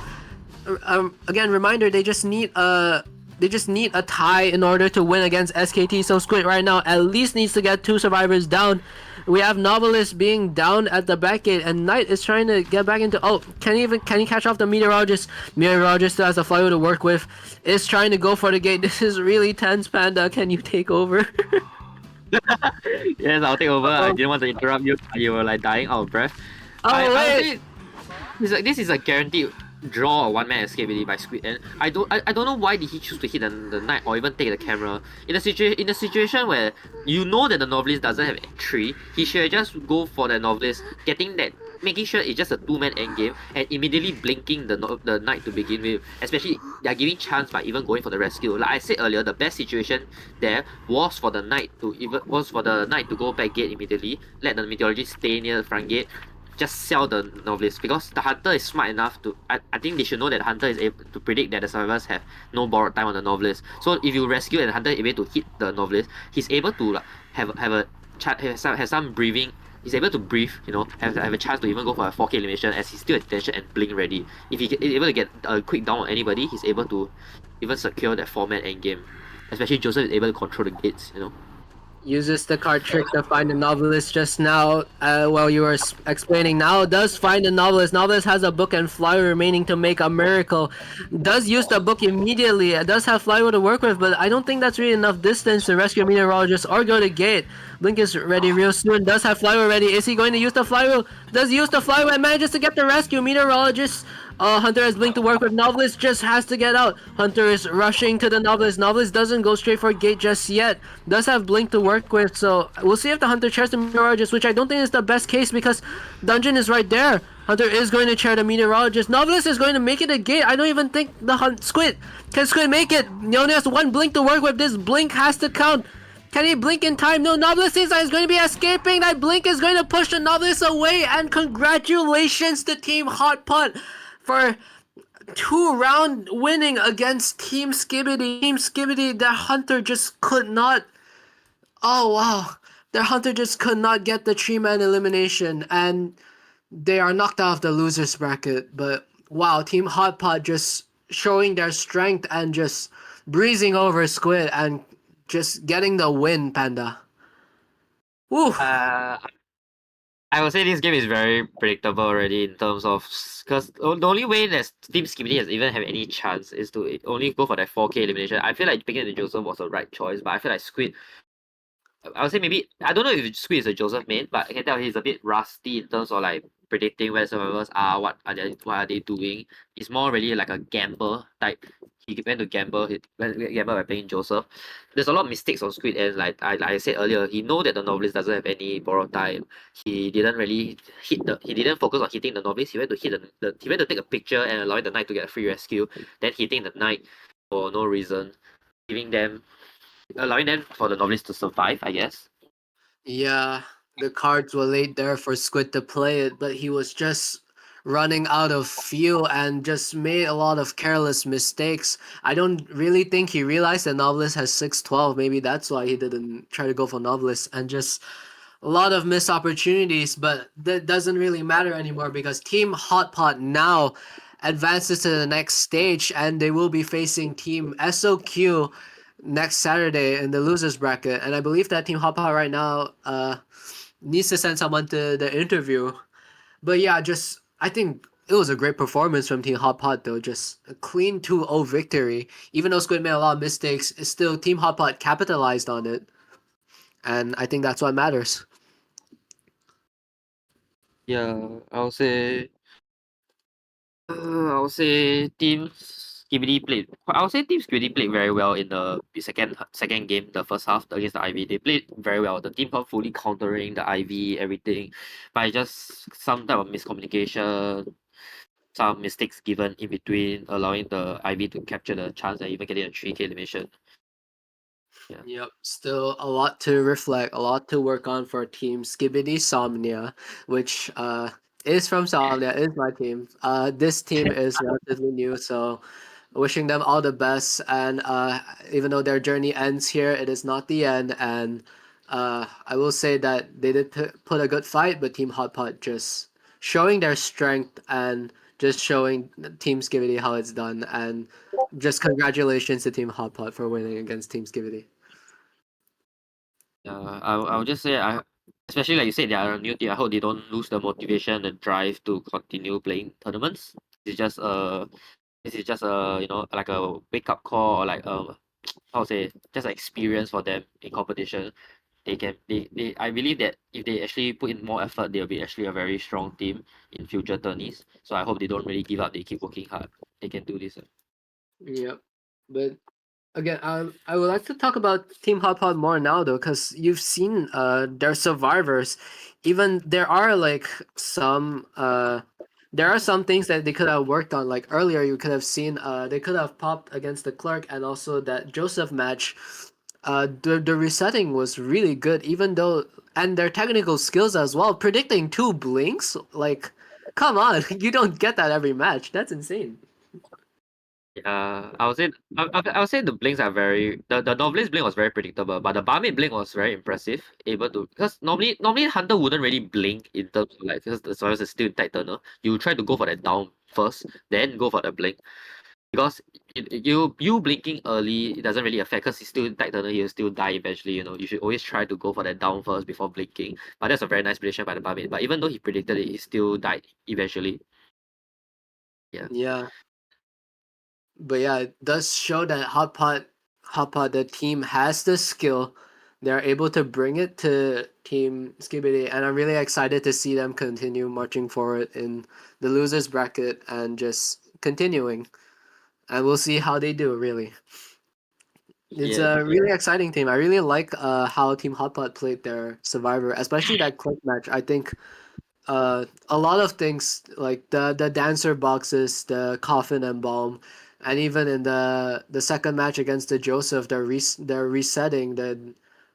Even though they did go quite aggressive with their support, I really like that spirit of trying to keep that barmaid alive. Even though barmaid didn't survive, they still managed to get the tie during the end game and just fought really well in general. Yeah. I would say overall, Hotpot and Skibidi, this was a very nice match by them. I'll say. I would say, I would say the who I'll say today I expected more from Squid. He wasn't able to really perform well. I think because of due to like some leg issues. Maybe he's very nervous also. I think this is the first or second time I saw Squid in tournaments. So Yeah, yeah, I think Squid, because Squid is a Survivor player, so he does. I mean, he is dual.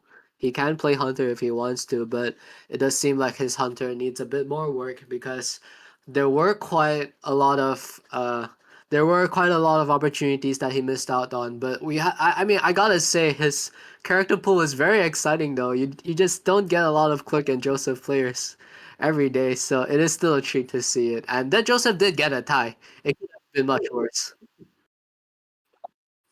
Uh, but yeah,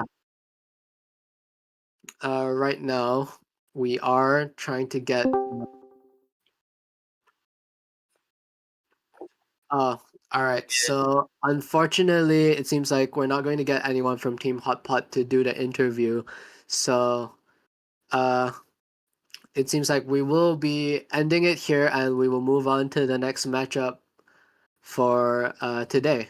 So, Panda, any thoughts? yeah. I would say overall congratulations, Team Hotpot. They'll be versus Team SOQ next week, and I hope they'll be able to maintain their performance as how they maintain as they played today against Team Skibidi. I will be looking forward against Team Hotpot next week. And lastly, I'd like to congratulate them once again for advancing to top 6. Yeah, so this will be it for us, for everybody. This will be it for me and Cosmos. Good luck to the next team, Team Shadowma versus Team Sangalia, which Jong and Gami will be taking over. See you, everybody. See you. Bye bye. The light refracted by the rainbow carries a captivating, almost intoxicating fragrance. In Rainbow Town, happiness is as simple as a glass of Iris's tears. It brings endless cheers, flawless love, and everything you could ever wish for.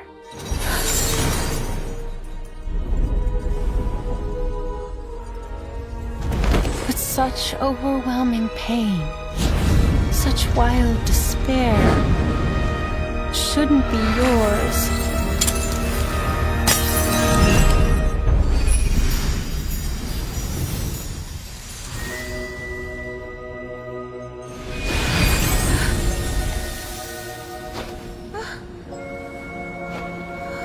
The happiness offered to you is within reach. Will you still turn it away?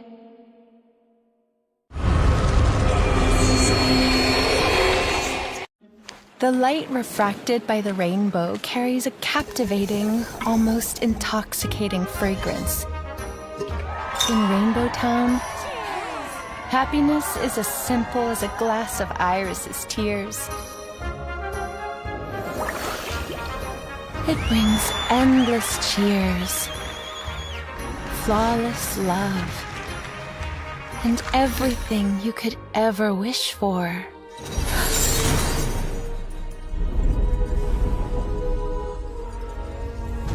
But such overwhelming pain, such wild despair, shouldn't be yours.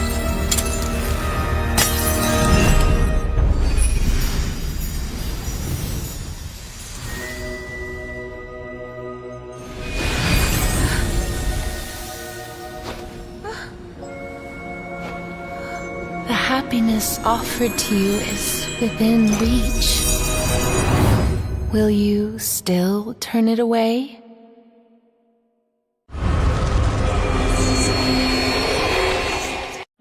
The light refracted by the rainbow carries a captivating, almost intoxicating fragrance.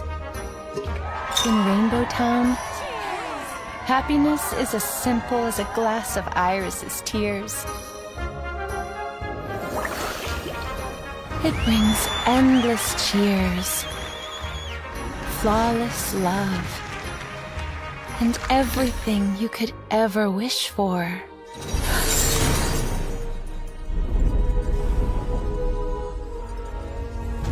But such overwhelming pain, such wild despair, shouldn't be yours.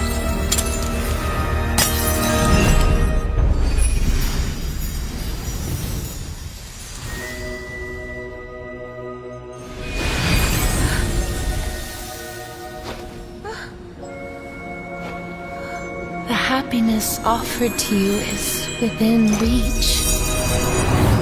Will you still turn it away?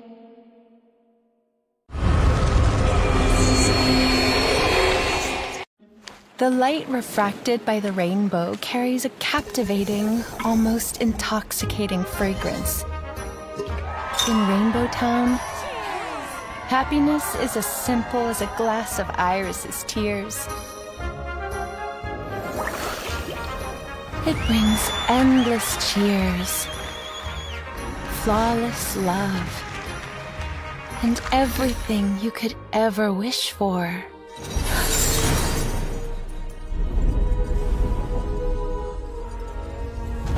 But such overwhelming pain, such wild despair, shouldn't be yours.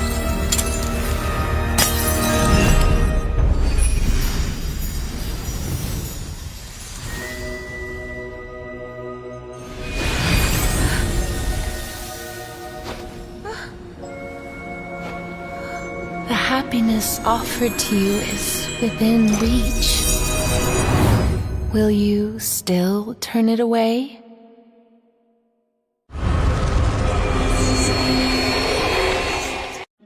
The light refracted by the rainbow carries a captivating, almost intoxicating fragrance. In Rainbow Town, happiness is as simple as a glass of Iris's tears. It brings endless cheers, flawless love, and everything you could ever wish for.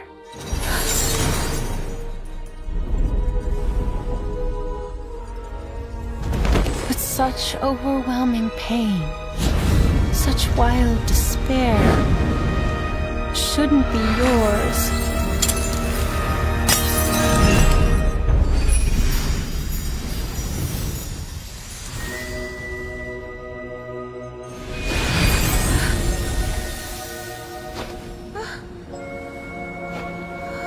The happiness offered to you is within reach. Will you still turn it away?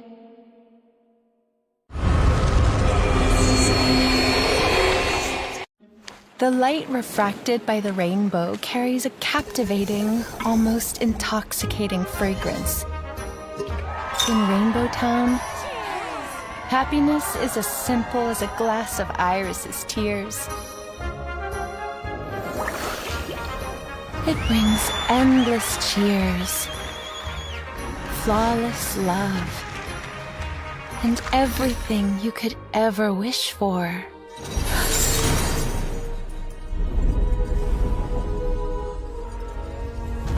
But such overwhelming pain, such wild despair, shouldn't be yours.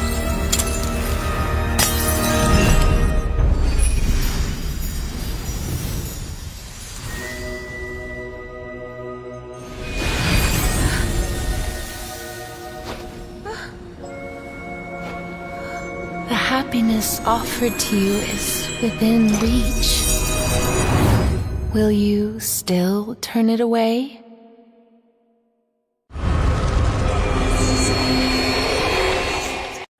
The light refracted by the rainbow carries a captivating, almost intoxicating fragrance. In Rainbow Town, happiness is as simple as a glass of Iris's tears. It brings endless cheers, flawless love, and everything you could ever wish for.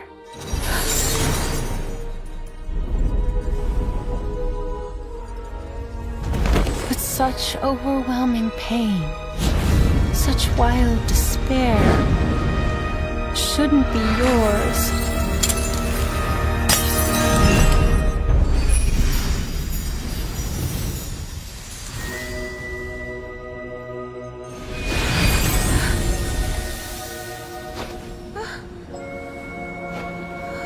The happiness offered to you is within reach.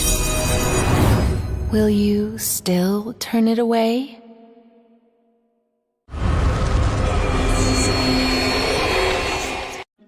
The light refracted by the rainbow carries a captivating, almost intoxicating fragrance. In Rainbow Town, happiness is as simple as a glass of Iris's tears. It brings endless cheers, flawless love, and everything you could ever wish for.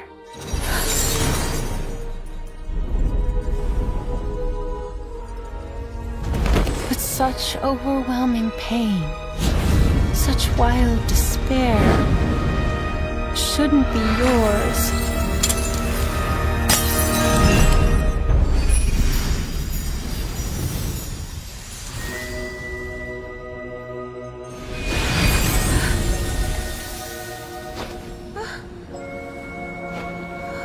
The happiness offered to you is within reach. Will you still turn it away?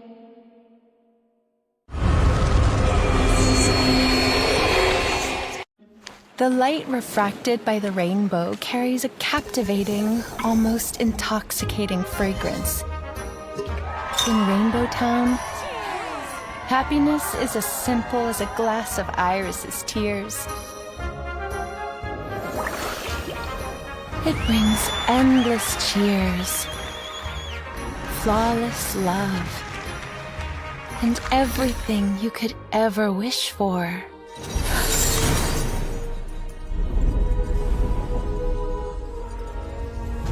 But such overwhelming pain, such wild despair, shouldn't be yours.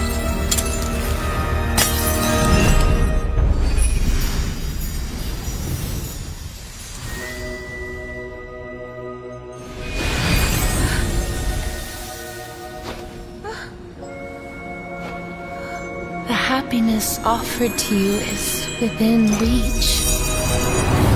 Will you still turn it away?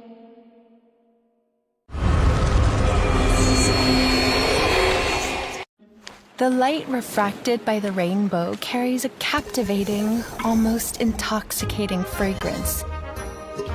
In Rainbow Town, happiness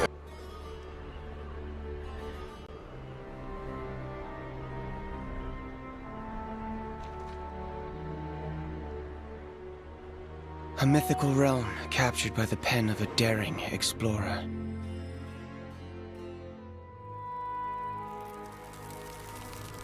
Like an eternal scroll buried deep within the golden sands.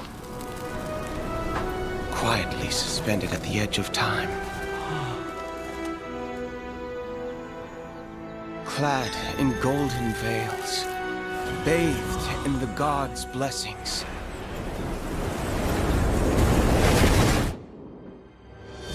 The feathers of Mott descend from the heavens, weighing the sins of departed souls. The field of reeds sways with the breeze. Their ancient hymns echoing through the ages.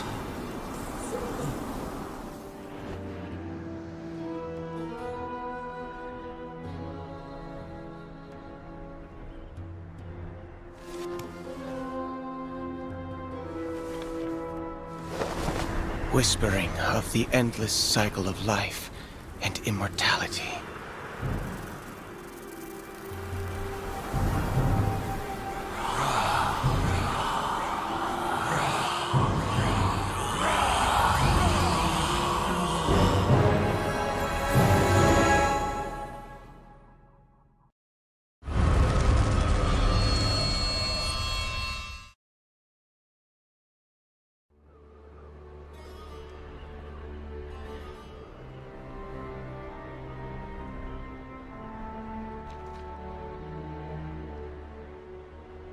A mythical realm captured by the pen of a daring explorer.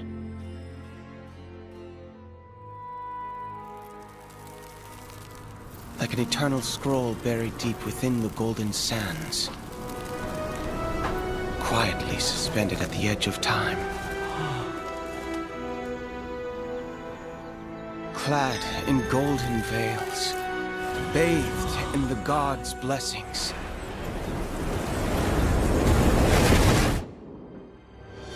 The feathers of Mott descend from the heavens, weighing the sins of departed souls. The field of reeds sways with the breeze. Their ancient hymns echoing through the ages.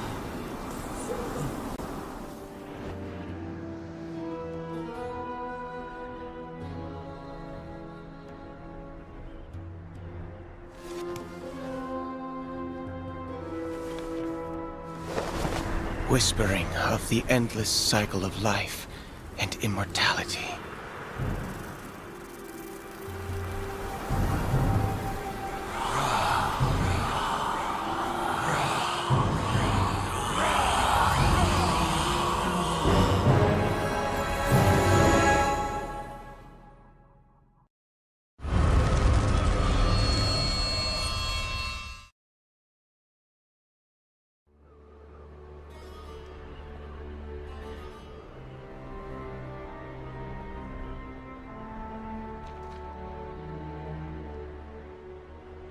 A mythical realm captured by the pen of a daring explorer.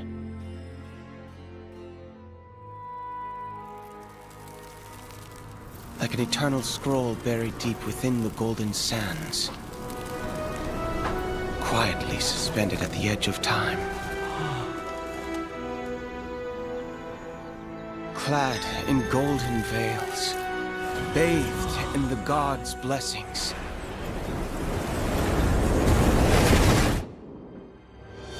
The feathers of Mott descend from the heavens, weighing the sins of departed souls. The field of reeds sways with the breeze. Their ancient hymns echoing through the ages.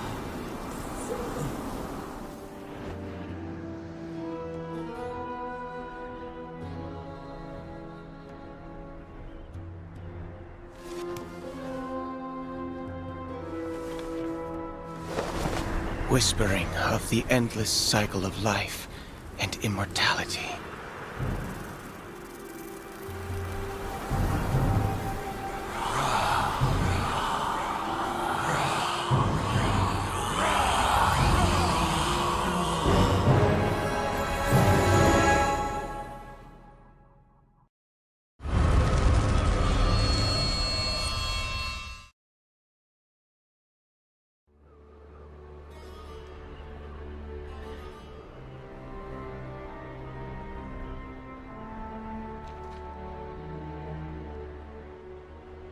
A mythical realm captured by the pen of a daring explorer.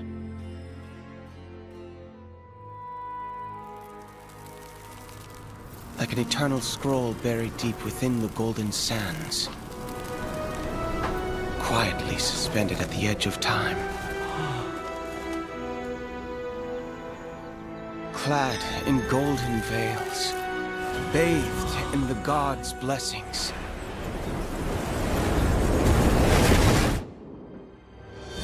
The feathers of Mott descend from the heavens, weighing the sins of departed souls. The field of reeds sways with the breeze, their ancient hymns echoing through the ages.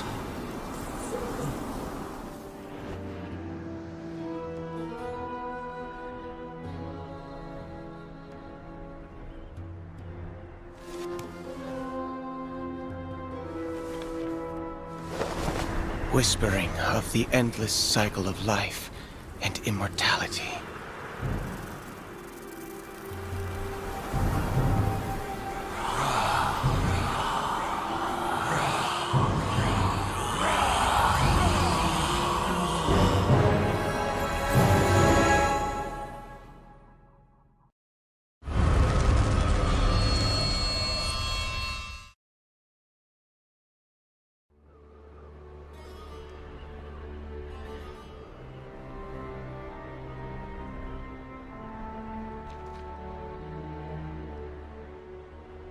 A mythical realm captured by the pen of a daring explorer.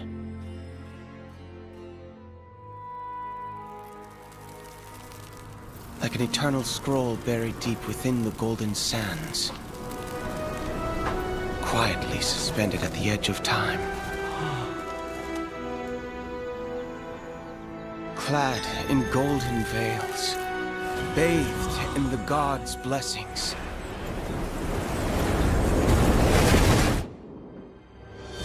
The feathers of Mott descend from the heavens,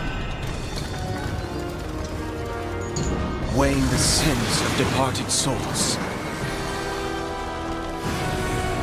The field of reeds sways with the breeze, their ancient hymns echoing through the ages.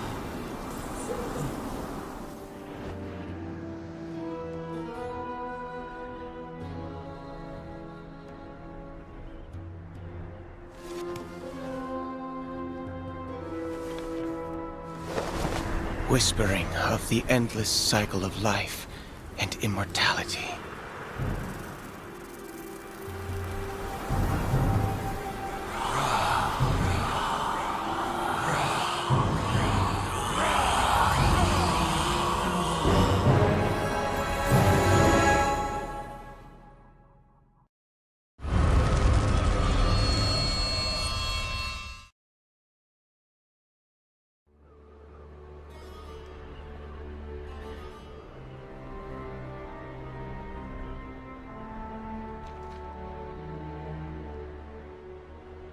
A mythical realm captured by the pen of a daring explorer.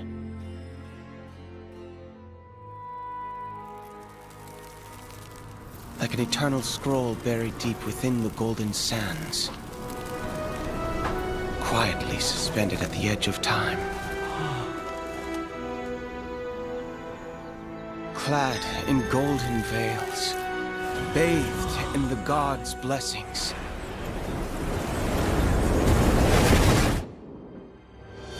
The feathers of Mott descend from the heavens,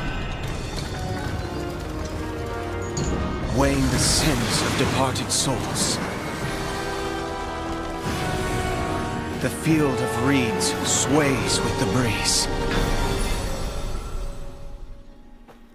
their ancient hymns echoing through the ages.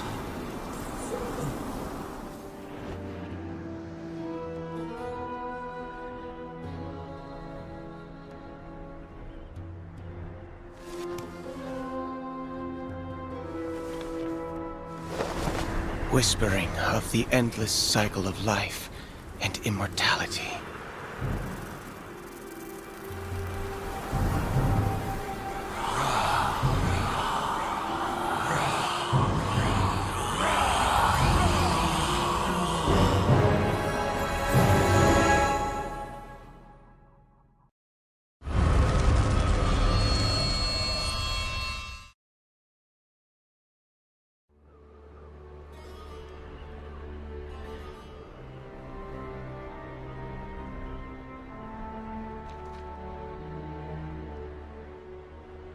A mythical realm captured by the pen of a daring explorer.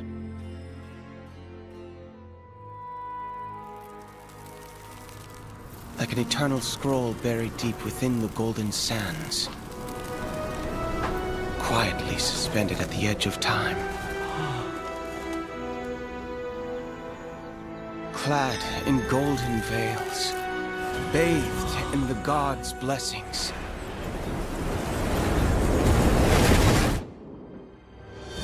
The feathers of Mott descend from the heavens. Weighing the sins of departed souls. The field of reeds sways with the breeze. Their ancient hymns echoing through the ages.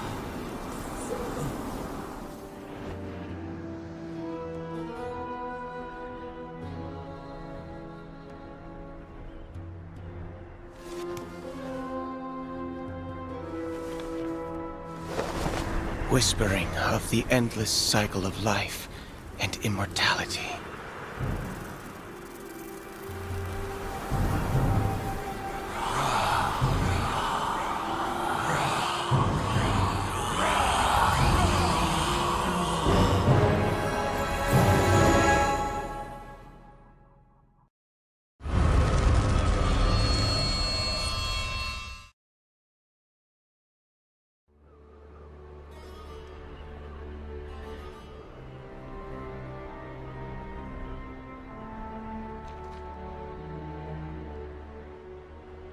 A mythical realm captured by the pen of a daring explorer.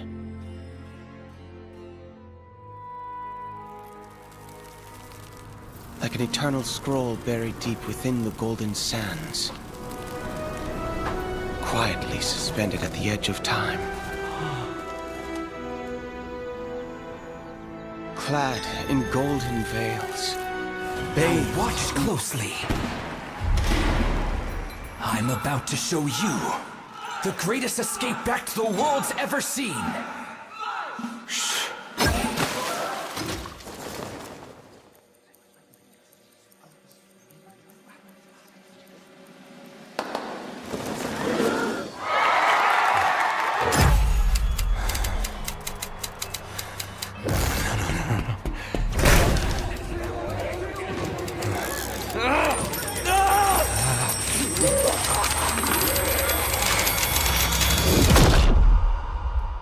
I'm chained by the shackles of my own mind.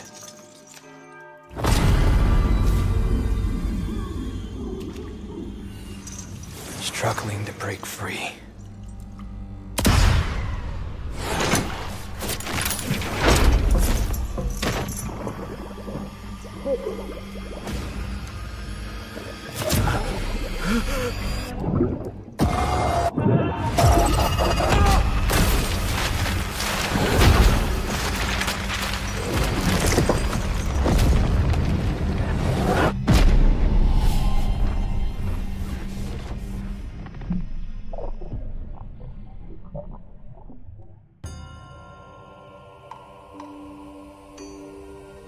I must find the key.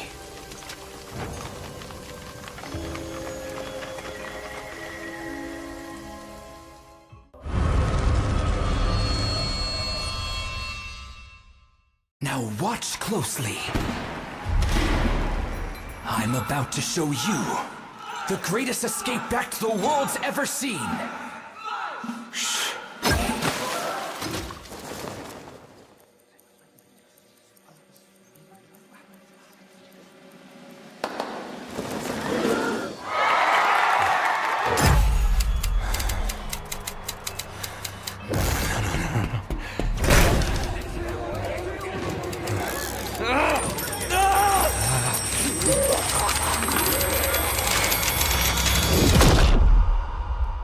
I'm chained by the shackles of my own mind.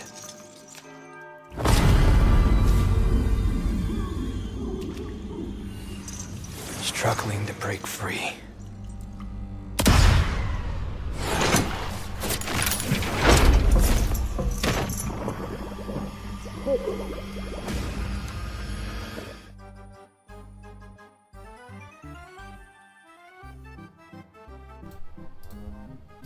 Alright, it's working now. Hello everyone, welcome back. So hope you all didn't miss me though, as I wasn't here for the first match commentating.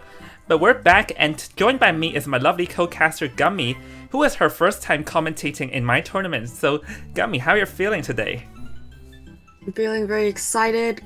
We do have Shadow Monarch going against Sanglia today, and I've heard very good things about these teams. They're incredibly talented, and it will be really exciting to watch.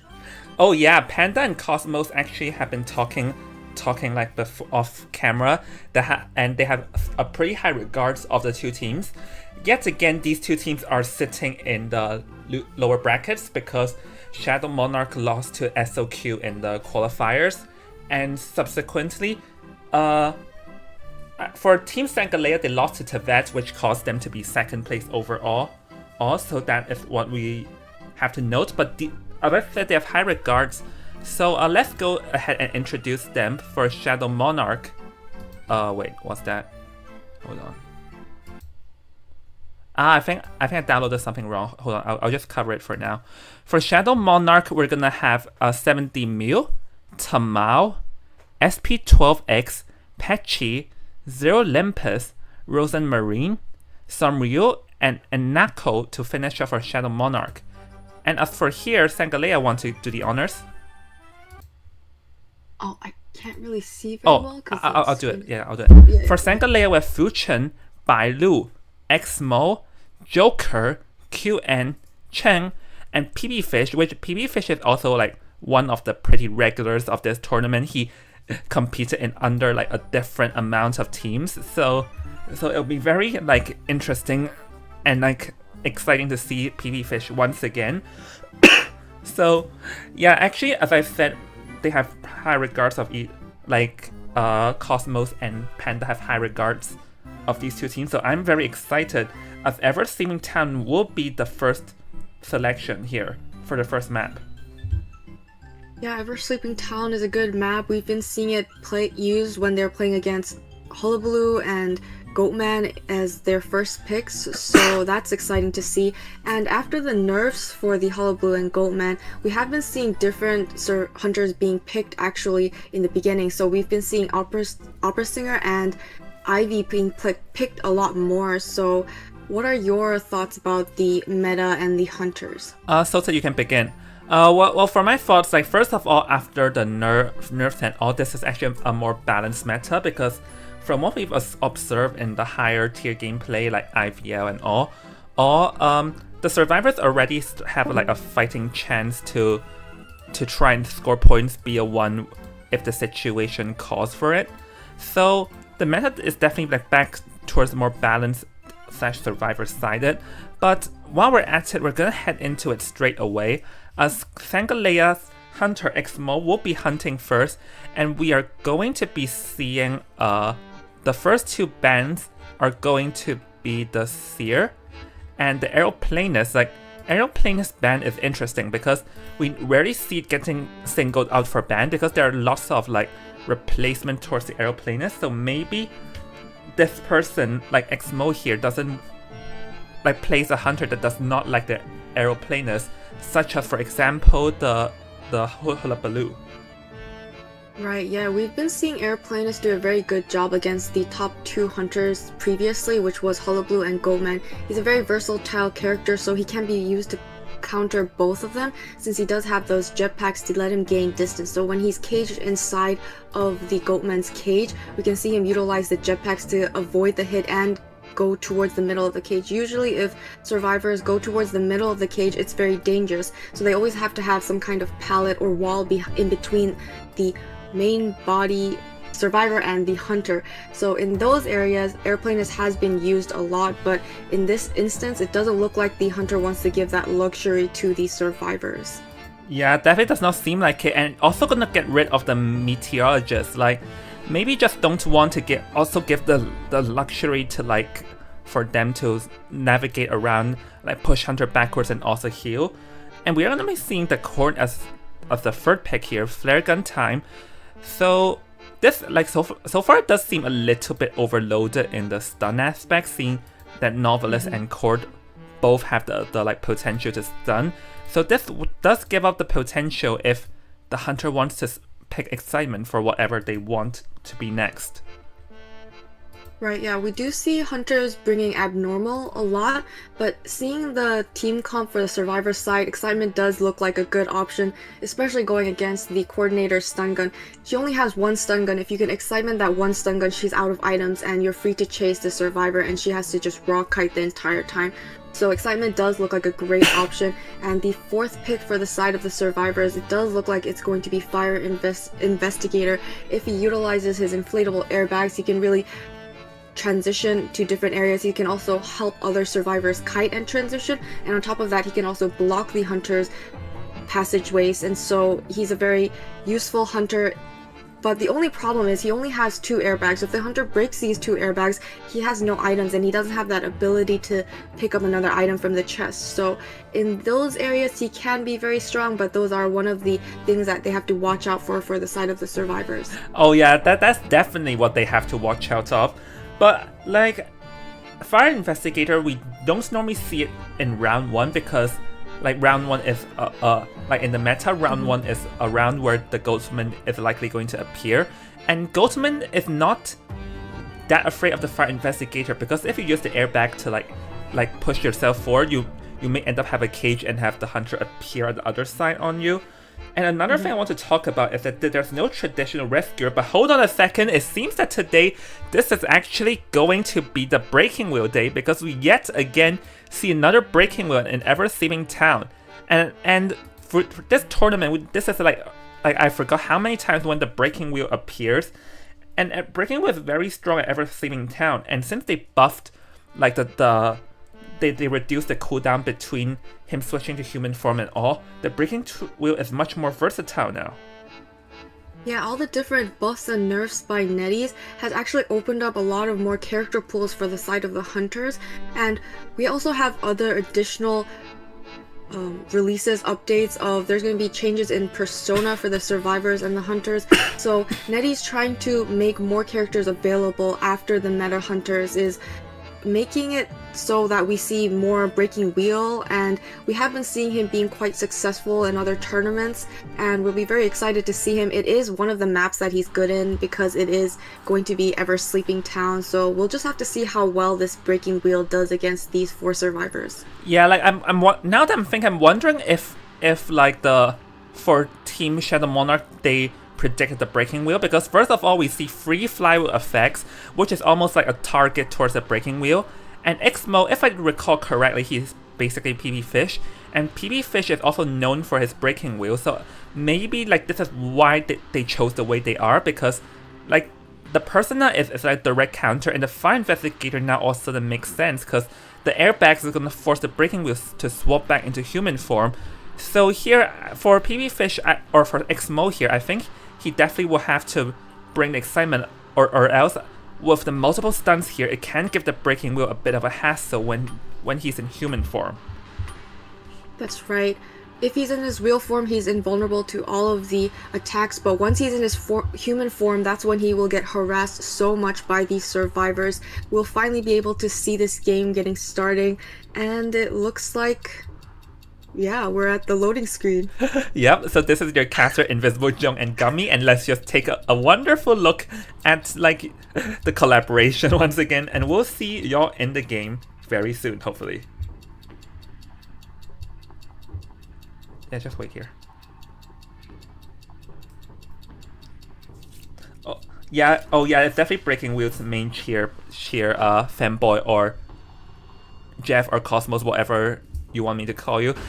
So yeah, right off the bat, Breaking Wheel will be heading straight towards the Antiquarian, or never mind, gonna make a U-turn. I guess he thought the Antiquarian would be hard to chase, and we do see that the Breaking Wheel does indeed have excitement, and it's going to be chasing after the Coordinator, because the upside with the Core is that once he gets to Spike, the flare gun can be easily negated by the excitement, and she's basically a whiteboard. Right, so 16 seconds until excitement is out, so as long as he can get these spikes on her as quickly as possible, go into his human form, utilize the excitement. He already has 2 spikes on her. He's now in his human form. Now she's trying to transition away, trying to avoid getting hit. Is he gonna be able to block excitement? Oh, he is able to get her with the trap and is able to down her without even having to expend excitement. So now the survivors don't even know the hunter's trait. Yeah, this is like I'll correct you. Excitement is not cooldown in 60 seconds, but 45 seconds. So actually, the first death occurring within 45 seconds of the game is actually like not a good situation for the survivor at all, as they're massively behind in like Cypher progress. So we do see the fire investigator is gonna be in here and gonna launch an airbag. I'm not sure what. Like, it was very far away, so I'm not sure what the plan was there. I was just going to take a normal attack and gonna rescue here. Court gonna use the instant flare gun, but Excitement's gonna come in play, and with the trap, gonna slow her down. Have to use flywheel effect to make sure it enters the pallet. Beautiful flywheel to like extend out the kite for a bit, and able to get the stun to try and just draw out as much time as she can, seeing that the first death occurred very fast into the game. Yeah, it looks like he's forced to go back into his wheel form and land a little more spikes. He does have his extended spikes here. She's doing a back and forth at the window, but the extended spike will get 1 spike onto her. She's kind of cornered here. We do see the novelist coming in for the attempted help. They do know excitement has been expended, so he's waiting at this pallet, trying to do the switch, and will be able to get the pallet stun on this hunter, extending the kite beyond the tide turner for the coordinator. Oh, the snap, and the coordinator will be going down. Yeah, I think the best play for Novelist is to attempt to like also disrupt the hunter in the middle of him using pessimistic, but that would be hard. So now, the good news is that, as you mentioned, the coordinator did drag out some time here, and then the novice in the vicinity, so probably the best move is to try and force the novice in early, as the novice is just running around. But we do see the fire investigator also set up another airbag, which is both of his items gone, so let's see if they able to like gain anything out of this though. But so far the novice doing a pretty good job at evading the spikes entirely though, Gummy.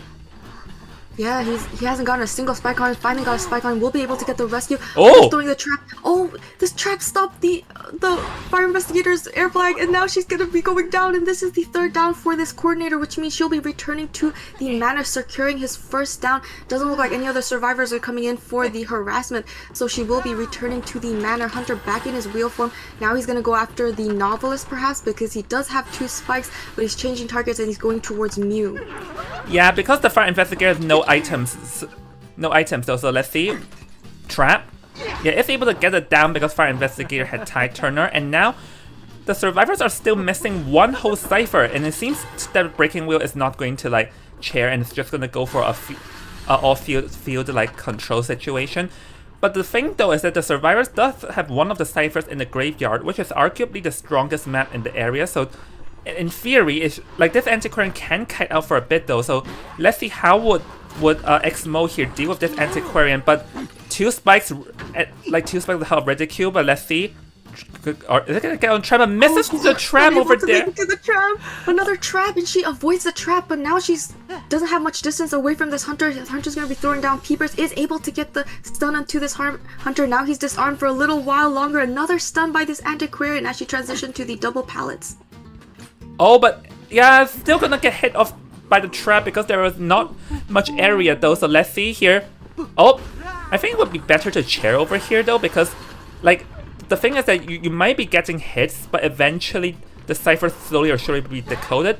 But now gonna go after fire investigator, swaps into, but unfortunately it's out of ridicule range though, so that's a bit of a misplay on Xmo's side, as the fire investigator won't go down with a snap. But it seems that now he's gonna go after novice, so he's just making sure that no one can really safely decode and force the survivors to run here and run there. That would be the plan for Xmo.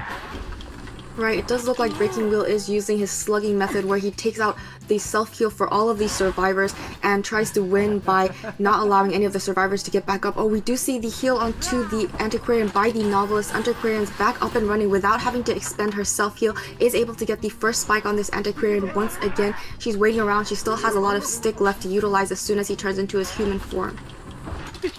Yeah, but the Antiquarian is not gonna survive off this, and because none of the survivors currently have their exit path used, like the Breaking Wheel may have gotten the survivors in lower health, but he did not gain too much out of it, so that's why we're gonna see a chair straight away. And we already see the fire investigator is hurrying, retreating, but Breaking Wheel has a rough idea on the fire investigator's whereabouts, so now Mew is back into chase here, and he has nothing to work with because like both of his airbags are gone right now, as they're all at the map. So let's see how this play off.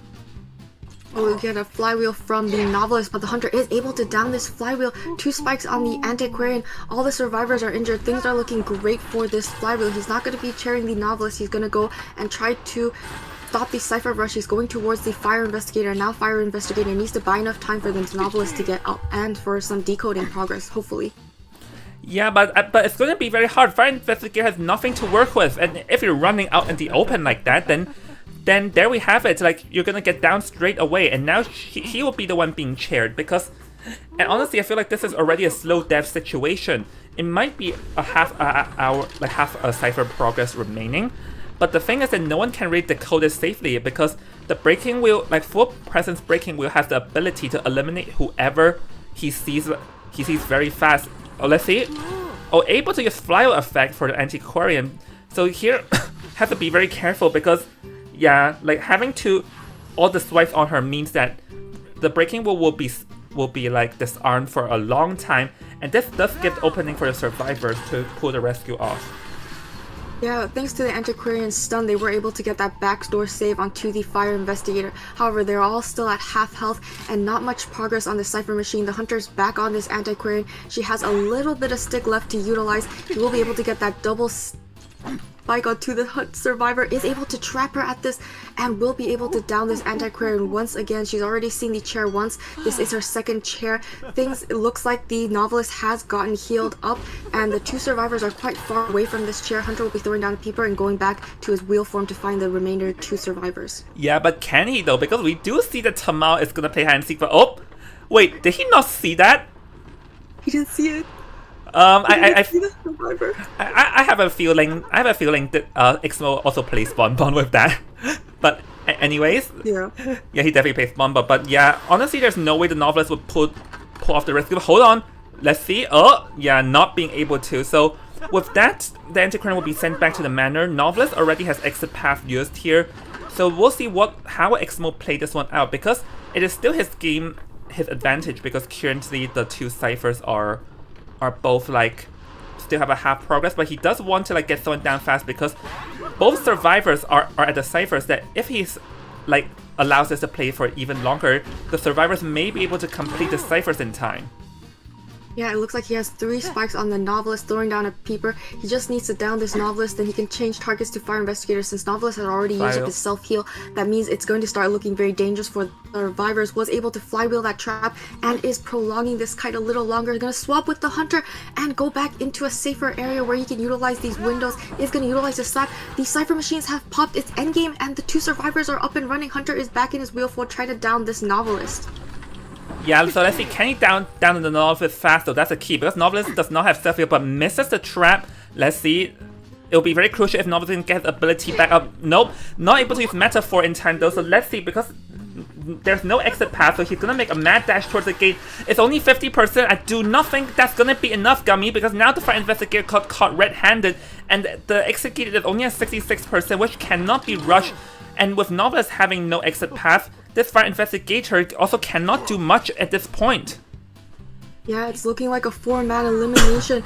I mean, if he can wait till the novelist bleeds out, possibly the dungeon escape, but the dungeon isn't anywhere close by. It's in middle. He is doing his best job trying to avoid the hunter. Already has 2 spikes onto this fire investigator. He's trying to transition. No items. Hunter misses his trap, isn't able to get him on the trap. Now he's at the pallet here. He does have 2 pallets here to utilize. He's running towards his ball, and it does look like he will be able to reach it. No, he won't, and that's a 4-man elimination for the side of this breaking wheel. Yeah, oh, gonna go back. I guess he did not know. I think he doesn't know that novelist has no exit path. So right. Or, yeah, trying to stop him from crawling to the dungeon, but since the novelist will most likely bleed out first, it wouldn't be much of an issue. But it does look like he will just go ahead and chair this novelist and take his time chairing this fire investigator, since he won't be able to heal back up in time. Yeah, this will be a 4-man elimination. And like the survivors definitely tried during the middle to end game, where they dragged all because the breaking wheel played the camping game, which gave the room the survivors need to like decode the ciphers and all. But the first stab was actually like just way too fast, was very fast because it was like less than 45 seconds in the game. And second of all, the survivors, like they expended their airbags and all. Like the fire investigator threw both of his airbags in an attempt to assist, but it did not really gain anything out of it, and he ended up putting himself in a dangerous position where he also has like no items to use, and that was detrimental. Yeah, he was utilizing his inflatable airbags to try and help the kite for the coordinator when she was chaired, but unfortunately that left him itemless, and he was one of the survivors that lasted longer as the other survivors were sent back to the manor, but he still had no items, and he had to kite all the way back to his airbags, which he couldn't make in time, and so in the end, that was unfortunately the result for the survivor side. And we can see the stats for this matchup. Yeah, we normally don't go through the stats that much, we just like show here, but yeah, oh my goodness, I'm just like, oh my goodness, at Breaking Wheel, 43 strikes. Yeah, that's a lot. And the containment time for this hunter is amazing for the side of the survivors. We see 3 survivors have all over 100 seconds of containment time, Novelist having the most containment time. We do see the coordinator does have the least containment time because she was the first kiter and she doesn't have any decoding progress either. And so yeah, and she wasn't able to really utilize her stun gun since the hunter did bring excitement. Yeah, so with that, like that's some very good planning from the Breaking Wheel. And now with 5-0, it's the pressures on Channel Monarch's hunter to do the next. But anyways, we're gonna take a quick break, and we'll see everyone after the break for the second half. So see in a bit, everyone. Now watch closely. I'm about to show you the greatest escape back to the world's ever seen. Shh.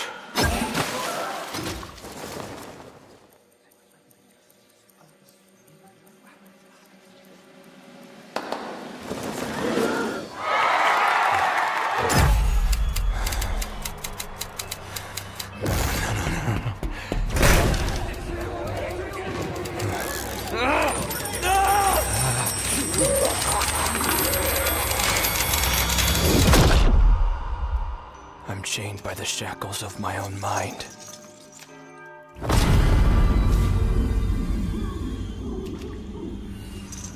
Struggling to break free.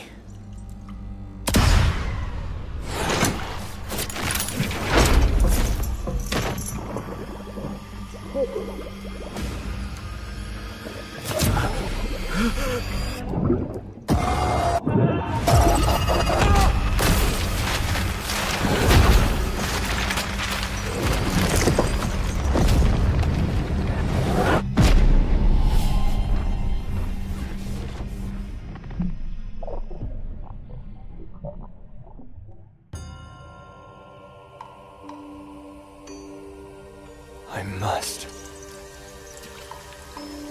find the key.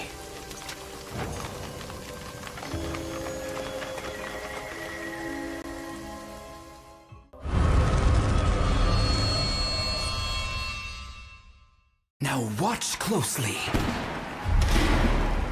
I'm about to show you the greatest escape back to the world's ever seen.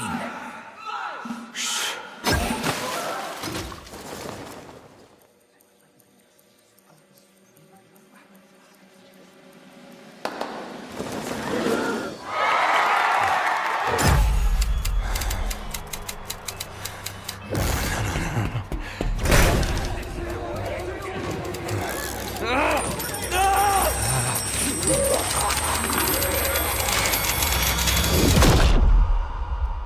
I'm chained by the shackles of my own mind.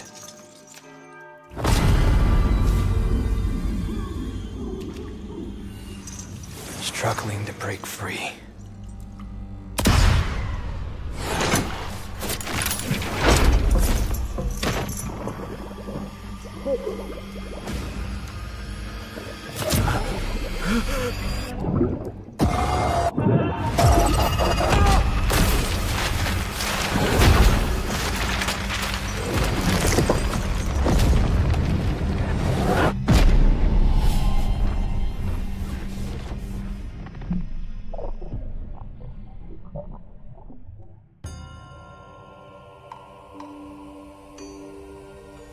must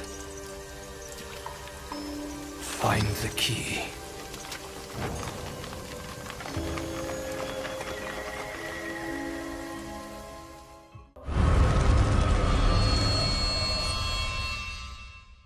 Now watch closely. I'm about to show you the greatest escape back to the world's ever seen. Shh.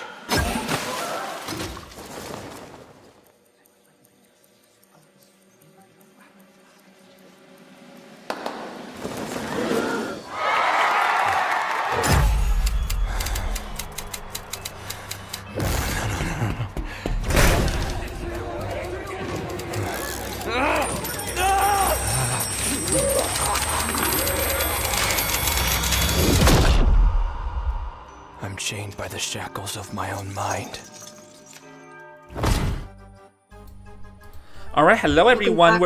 We're back with Jong and Gummy here. And we're gonna move into the BO1 second half, where after the first half it was a 4-man elimination for Team Sangalea. Shadow Monarch's Hunter will be looking to return the favor, and Sotet, you can begin. Yeah, I mean, it is a Manor Regulators Chapter 7, Day 2. Things are exciting. We already see a 4-man elimination on Sangalea's Hunter. Now the Shadow Monarch Hunter has to take the revenge for his survivors on Ever Sleeping Town. What is a good Hunter pick? Possibly another Breaking Wheel? Yeah, honestly, Goldman is good at this map. Breaking Wheel is also good at this map. So, I don't know about Rose and Marine, because I'm not the one that's supposed to do researches, but if Rose and Marine have a Breaking Wheel, then possibly for Team Sangalea they have to put that in consideration. But we are seeing Acrobat and Puppeteer as the first two bans, so far this does not really scream Breaking Wheel to me. Right, if we do see the Acrobat and Puppeteer ban, it looks like he's banning the survivors that can tank a lot of hits. Puppeteer can take up to 3 hits if he utilizes his puppets well. We can also see Acrobat can make a lot of distance. He does well against Goatman, especially if he's inside of his cages. He can do good against Dream Witch. And on the side of the survivors, we can see that there's a Magician pick. He does have that buff, and he's been doing very well in the competitive scene. His magic sticks are very useful. He can get rid of the cats. He can body block with his Magician fake image, and Illusion, we can see that we do have another ban on the Meteorologist. We have the survivor pick on the Aeroplanist and Antiquarian. Yeah, so the last one, it is going to be the first officer. So this team comp is actually I'll say a pretty well-rounded team comp. They do have Antiquarian as an assist, Magician is a very good kiter, and the Aeroplanist also is a jack of all trades. So it's pretty well-rounded, that can do a lot of things here, just more solid and stable, because stability is what they need. Though I do, for the split second, I do think that they could have considered the Embalmer, seeing that all Sangalea needs here is a 1 escape in order to win the first round. It may have been better if they selected the Embalmer instead, but we'll see how this one plays out, because they can be very safe and specific, and these survivors here are all decent kiters on their own. Right, we do see the Antiquarian coming in again for the harassment. It does buy a lot of time. In the previous game, we did see that Antiquarian allowed that backdoor save, and the 2 survivors also were able to heal up, so she did buy a lot of time. She is a very good character for the survivor side, and thankfully she wasn't banned. And on the last ban, we do see that Knight was banned. He can be quite tricky with his kneel when Chivalrous Sympathy, where he kneels and gets that long distance save off of that rocket chair. So another stable rescuer that we will be picking on the survivor side. It does look like it will be the first officer. He does have that pocket watch to utilize, and it's very hard to hit the after image of this survivor. Hunters do sometimes guess correctly, but it's a 50-50. You either get it or you don't get it, right? Yeah, so here the Hunter is going to be selecting the Sangalea, because I just realized that, yeah, hold on, the image is a bit wrong.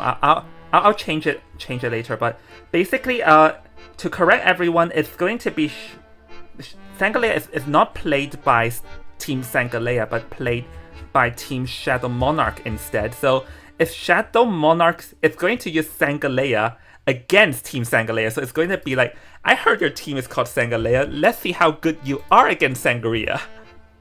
Yeah, I mean, I guess we'll have to call it opera singer, just so that we don't get confused about which team is playing. It can get very confusing with the wordplay, but it looks like the spawn points are, we will have the rescuer spawning in the middle. It is not the most ideal kiting spot, but it is the rescuer, and with his pocket watch, he can really buy a lot of time and get out of this sticky situation. We see that the antiquarian will be nearby the dancing geisha and graveyard. In between there, we see magician at the second story middle and the airplanist spawning at the gate, and opera singer will be spawning near dancing geisha. Most likely, this is a very good setup for the side of the survivor. She's in between the antiquarian and the first officer, so now she has to travel a longer distance to get to maybe the magician. Yeah, honestly, I'm just laughing at the names, because like for those of you who don't know Chinese, basically 3 out of those survivor, one of them is called Good Morning Sangalea, one of them is called Good Afternoon Sangalea, and one of them is called It's Time to Sleep Sangalea. So it pretty much that shows to us that Team Sangalea really likes the opera singer Sangria, and now they're going to be facing off against a Sangria, so let's see how they do against it. Yeah, and it looks like she's going to make her way towards the middle of the map. She will be running into the magician. Oh, she sees him outside of the second story. She doesn't have to make it up the stairs, and magician is transitioning inside of graveyard, and it does look like she will be committing to the survivor. Doesn't look like she's going to be going after this antiquarian. Yeah, there was a bit of a traffic jam situation though, because Antiquarian ran to the graveyard but then was forced out of it because the magician was heading straight towards there. So let's see, the magician is going to be using his first illusion, which is relatively early, and Sangria tries to go for mind game and is able to cut corners here, able to shrink the gap massively. So the magician making a mad dash towards the tram here, but opts not to, and chooses to play around this pallet area, but it's going to be very narrow and able to use the second illusion. So let's see how. And because the pallet has not been broken, the magician is able to utilize it, but let's see though, dangerously close, the last illusion not being able to use effectively, and we're talking about 60 seconds into the game, and we already have our first down, and the ciphers are only 1.5 in total, which is actually falling behind here, Gummy. Yeah, excellent job with the illusions. But unfortunately, the third illusion, the hunter just saw right through it and down this magician. Now she's gonna go after this antiquarian, making it hard for her. Oh, blink hit and is able to injure this antiquarian right away. She's gonna go back into her remnant and stop this rescue from happening. We see the first officer has already made his way to the chair. Yeah, so consider to go for the first officer, but actually off backwards and hold on. I think he's just trying to bait the first officer to come closer. But in the end, it's gonna head after the magician anyway. So this is actually sort of a fair trade, because the first officer got away without like any hits. Because I think that Rose and Marine there hesitated for a split second. Yeah. Yeah. And it looks like. Sorry, go ahead. Yeah. Yeah, and it looks like the magician will be chaired once again for the second time. That means the first officer can come for the rescue once again since he's at full health, but it does look like the airplanist is waiting by and is going to go for this rescue because he does have Tide Turner, and if you can save this survivor with Tide Turner, they will still buy enough time even if he can't kite. And seeing that magician already used up all of his sticks, it does look like it is the survivor's tactics. Yup. Yeah, here gonna pull off the rescue, just Tide Turner to drag for more time here.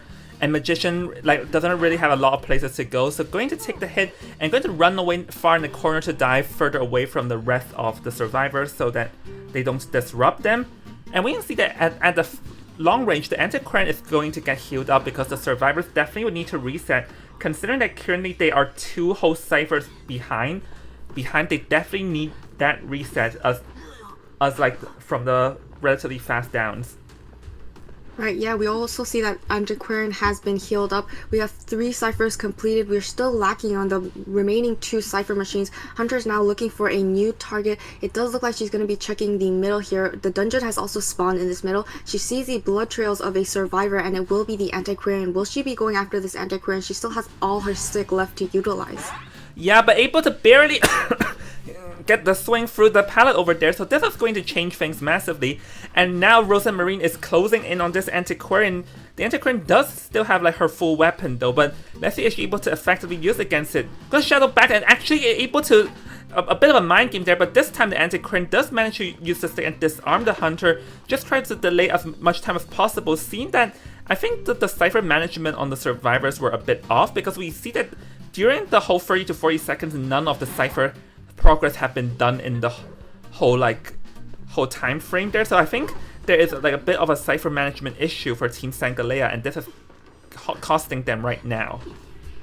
Right, it does look like the survivors prioritized healing themselves up. So first they healed up the Antiquarian, then they went ahead and healed up the Aeroplanist while the Antiquarian was kiting, and now they have started their 4th cipher. It's at around 53%, and it does look like one of the survivors is going to be coming in for the rescue, most likely the first officer, because we see that Aeroplanist continuously pings his cipher machine. She's gonna teleport to the, there's no cipher survivors there, is able to get the come back in time and get the rescue off onto the Antiquarian before half has utilized his pocket watch, is able to get the stun.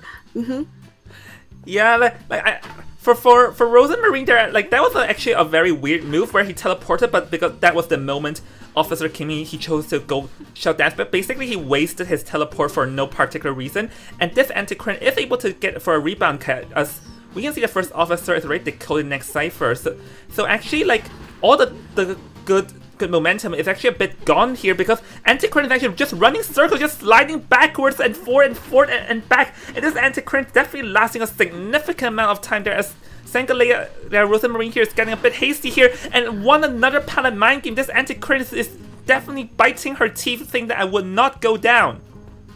Yeah, and it looks like the cipher machine is being worked on around 70%, so a lot of progress, and the Antiquarian has bought so much time. She's at half health and the Hunter has left, and now she needs to check the cipher machines. She's going towards the first officer. He still has 1 pocket watch left to utilize. Not the best kiting area. Hunter's gonna go ahead and clean up these pallets, so it's forcing the hunt survivor to leave. Yeah, let's see if dangerously close. Barely misses, not able to hit out the Poseidon watch. And the issue right now for the survivors, there's a potential danger is that all 3 ciphers remaining are at the same area. So the survivors are in danger of getting cipher locked though. So let's see how they're gonna play this one off. As the first officer takes the hit and leave, and now Rosamarine can choose to either charge back at the Aeroplanist or go after the first officer. So it seems that it would be the latter, or rather it's going to be the forward. And I think the survivors would definitely need the Antiquarian hiding by the S-pallet cipher in case they need it. Right, and it does look like she will be going after this Aeroplanist. He's utilizing his jetpack to create distance, but the Hunter's catching up and will be able to injure this Aeroplanist. All 3 survivors left. She's going to teleport to the fake gate cipher machine. The Antiquarian's here. She's going to utilize her illusion stick. Isn't able to trick this Hunter and will be going down once again. Yeah, and this will be secondary chair, and the issue is that no one can rescue from this situation. And the second issue is that the last 2 ciphers are all nearby though, so like there's a very, very high situation that the survivors are gonna get stuck in a cipher lock situation. But Rosamarine actually missed that dash over there. It's a bit fatal, but hold on, 90% progress, 93, 94, 95, could it be enough? I do not think so, and they're gonna pop it there. Enough. Yeah, it's not going to be enough, so now the first officer will be chaired, and the Aeroplanist is the last one remaining, but the Aeroplanist, he had to last a full first officer chair. That would be very difficult. Yeah, and he didn't have borrowed time. Hunter has detention, so it doesn't matter. He still has 2 jetpacks to utilize. He needs to at least wait till the survivor bleeds out and go for a dungeon or try to get that rescue. But this looking he was able to avoid getting hit with the jetpack. He is hiding behind this pallet, doing a very good job, but he's slowly running out of options, and the Hunter is closing in on him, is utilizing his push with the jetpack. It's going to be vaulting into this Hunter and will be going down, and that's another 4-man elimination for the Hunter side, tying up the first round. Yeah, talk about ironic and all, because Team Sangaleya actually got format elimination by opera singer the Sangria, and I think like the thing is that the kites and all were good, but I just feel like the cipher progress were abnormally slow for Team Sangaleya because, as I noted just now, that they did not gain too much cipher progress in between rescues and in between kites.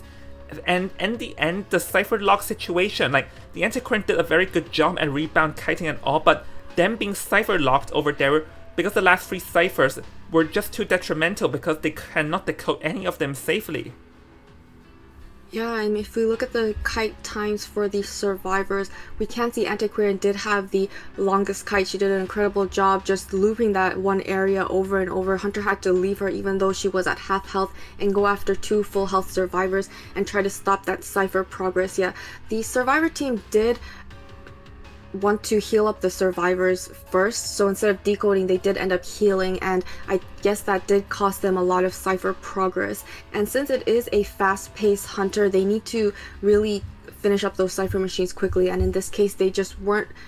Just a few more seconds when the opera singer was going after that first officer, you saw the cipher machine was at like 93% and it was climbing, but it just didn't pop fast enough, so that was really unfortunate for the side of the survivors. Yeah, definitely unfortunate. I do feel like I don't recall if the first officer had item because I thought he had an elbow pad. I don't remember. Oh yeah, he did. Yeah, he did. I kind of don't remember did he use it or not, but if he did, maybe it would have been enough. But yeah, that's gonna be that. So we're gonna head a quick break and we'll see everyone for the second round between Team Sangaleya and Team Shadow Monarch, and they definitely do not want to lose, as if they lose, they're out. So, see you in a bit, everyone. Now watch closely. I'm about to show you the greatest escape back to the world's ever seen.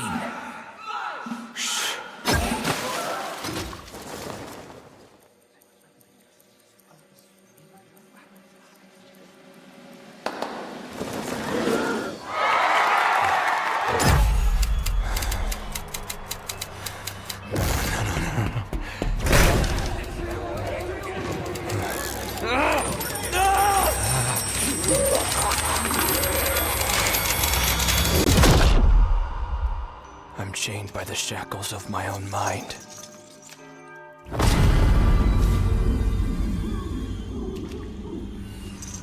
Struggling to break free.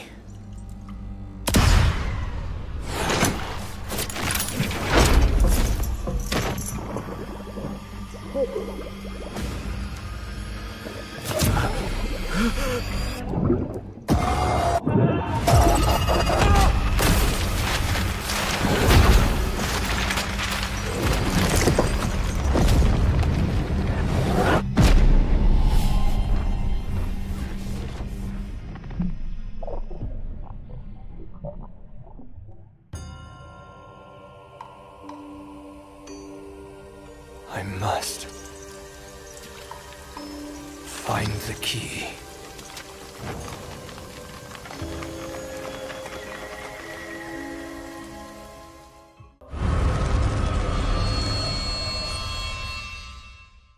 Now watch closely. I'm about to show you the greatest escape back to the world's ever seen.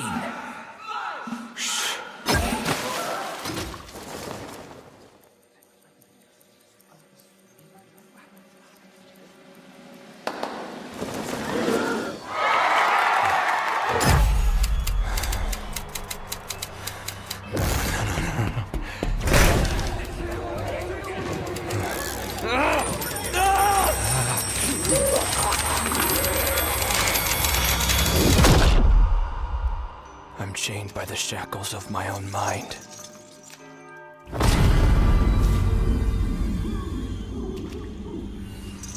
Struggling to break free.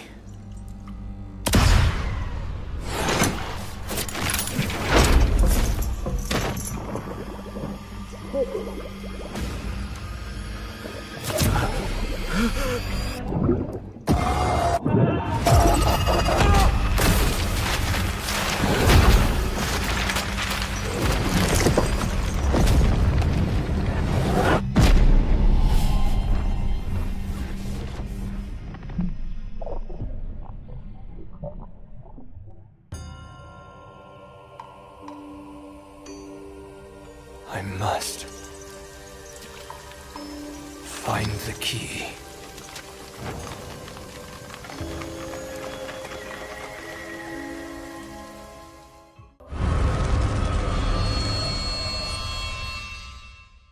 Now watch closely. I'm about to show you the greatest escape back to the world's ever seen.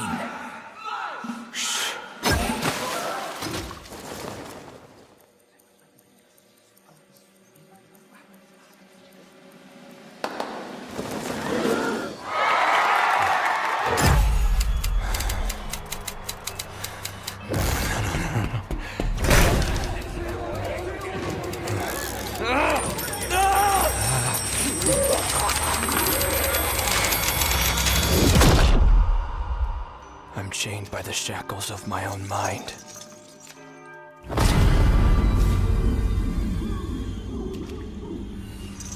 Struggling to break free.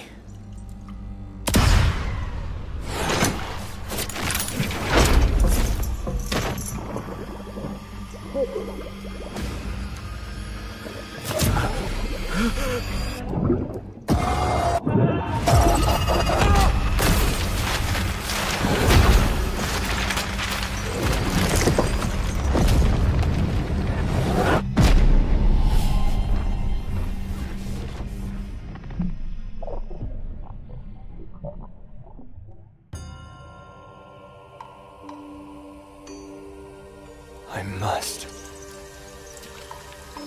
find the key.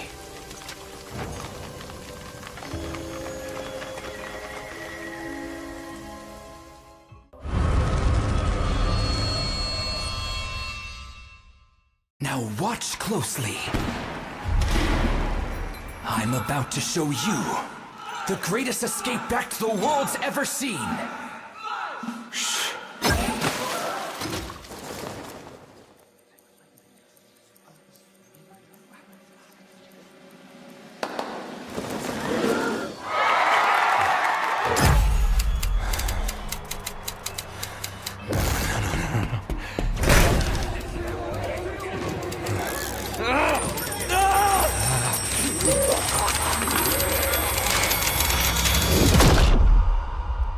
I'm chained by the shackles of my own mind.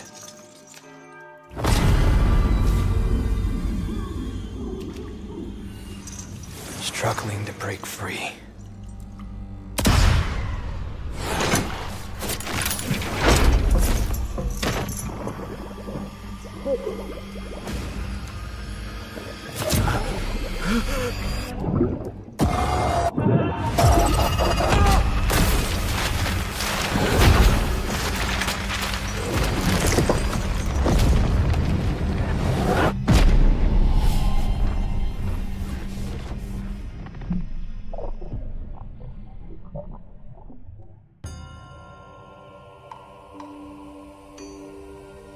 I must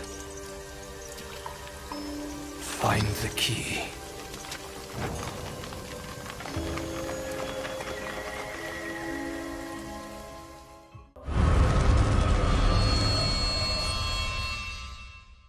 Now watch closely. I'm about to show you the greatest escape back to the world's ever seen.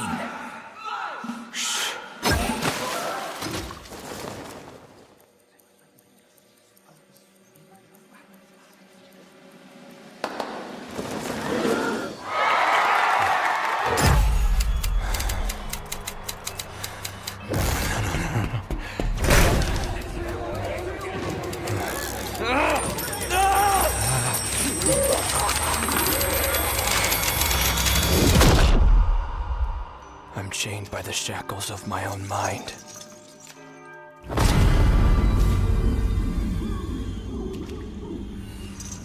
Struggling to break free.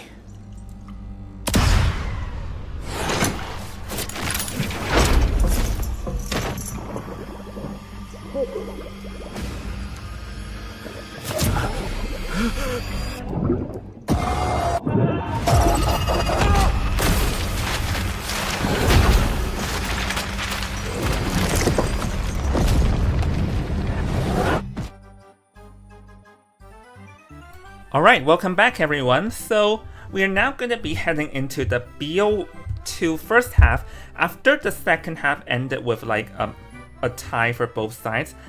Like we're now gonna head into the second half and let's see, because like both teams are neck and neck so far, and we've heard with their hunters being very strong, and also the survivors are also like pretty decent in the qualifiers and all. Also, I am very excited to see how these two teams face off, as these two teams were the second place of their groups, but they definitely don't want to go down without a fight. Right, yeah, we have seen the Hunters performing incredibly well on both sides, able to get that 4-man elimination.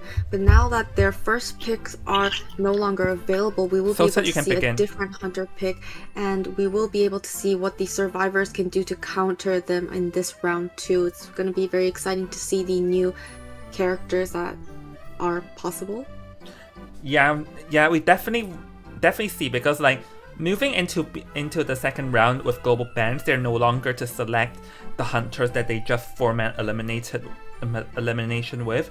So this is going to be a good tap to see on what else did they have in their character pool or in their power bank or whatever. As Opera Singer is going to is like gone over here, because I can tell you this is that Team Sangalea Survivor will be going against Shadow Monarch's Hunter again, and we also already know that this is Chinatown, and Chinatown was a very good map. Like Chinatown was a very good map for Shadow Monarch, but since it is like Sangria is gone, this might affect the plans for Shadow Monarch. Right. I mean, we still have the meta hunters that can still be played, so as long as they don't get banned, we still have Goatman, Hullabaloo, not so much picked, but we still also have Ivy available. If she can really utilize her teleportations going back and forth between her ghosts, she can really do a lot of damage to the side of the survivors. And obviously Goatman with his cages, he does need to get the resentment piled up so that he can really do a lot of damage. But yeah, I mean, there's still a lot of options for the hunters, so survivors really need to be careful with their picks. And it does look like we will be having the character selections here. We see the ban on the priestess and the batter, I believe. Yeah, like this batter ban is actually very like interesting. I wonder, is that more of like a target ban or whatever? But we are gonna see Fire Investigator and the Psychologist. So Fire Investigator is pretty decent if like Team Shadow Monarch decides to surprise everyone with a smiley face, because smiley face is very much viable in Chinatown, so we definitely should look out of it. But currently this ban pick doesn't exactly lead to a smiley face, because Mercenary is banned, and Mercenary actually is not prioritized in this meta that badly, so I'm just considering it's probably one of the more like traditional hunters. Yeah, it does look like the hunter doesn't want this mercenary around because he does have that delayed damage and he can still get the rescue after getting hit. So what kind of hunter could possibly want to avoid the mercenary? It does look like for the survivor picks, they will be choosing Fire Investigator, Psychologist, and the First Officer. First Officer, guess, will be their rescuer instead of the mercenary. And on the hunter side, we have our fourth ban, which will be the Novelist. Yeah, Novelist. Yeah, go ahead. Oh no, go ahead. Yeah, no, Novelist here, like first of all, Novelist actually deals with a lot of hunters in a pretty decent way. So I'm not sure what exactly this leads to, because like one I can think of as a Gamekeeper, particularly like Gamekeeper hates the Novelist because like the Gamekeeper can use metaphor and swap during the animation of Gamekeeper throwing the hook out, so maybe that's a possibility. But we are seeing Professor as the last pick, and Professor was decent against Ghostman, but seeing Ghostman has been banned, I don't know what exactly is Team Sangalea aiming for here. Yeah, I mean, they've chosen very stable rescuer, a very stable healer. She can do that long distance healing, so that allows survivors to go in for the rescue if they were injured in the beginning when they're getting the rescue at the first time. And so as long as she's not chased first, if she is chased first, that might be an issue, but if she has the full kiting build, she can also still buy a lot of time. And it looks like we just need to wait on the hunter pick. And yeah, on the side of the global bans, we do see Sangria was picked first, so she was banned. And then we had the Magician, Aeroplanist, and Antiquarian are no longer available for the matchups. Yeah, like those are some pretty like utility characters here.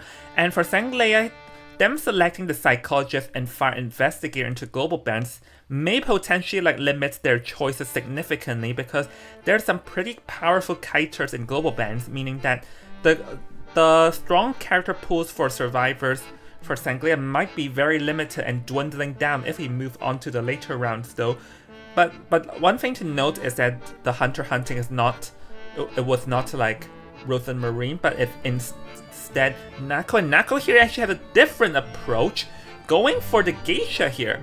So this is actually very interesting to see, as we don't see the Geisha very often. But Geisha being selected here, like Geisha is not exactly the best hunter in this meta, just because there's like too many counters and also like other better options here. And the Geisha also does not like the Psychologist, which the Psychologist has been selected here, so we'll have to see how well does Nako play this one out. Yeah, it will definitely catch the survivors off guard. Not a meta pick, but still a good hunter, especially on Chinatown. And it does look like we will be choosing the maps shortly. But the element of surprise can really favor the side of the hunter, and it does look like the Geisha will be spawning nearby the first officer and the professor, safely guarding the Psychologist, not a survivor chase that the team would want to be chased first. And we do see the Fire Investigator is off onto the top. Doesn't look like the hunter will be able. The hunter has to go quite a distance to go for this Psychologist. She may end up choosing to go after the Fire Investigator or the professor. Yeah, so let's see though. The professor here is highly likely to take the first kite. There is a flywheel effect for the professor to work with, but I'm not sure if the professor hardening skills is decent against the Geisha, because yes, it can block hits, but it can be easily baited out. And once the two hardening scales have been baited out, then the professor will be left as a whiteboard. So in theory, professor may have a potential of going down fast, so we'll have to see how well are the basics of this professor. Right, and we'll be getting into our game real soon as it's loading.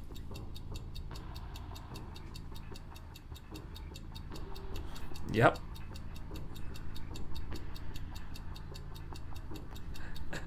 Tick tock, tick tock. Still loading. Counting on the match to begin.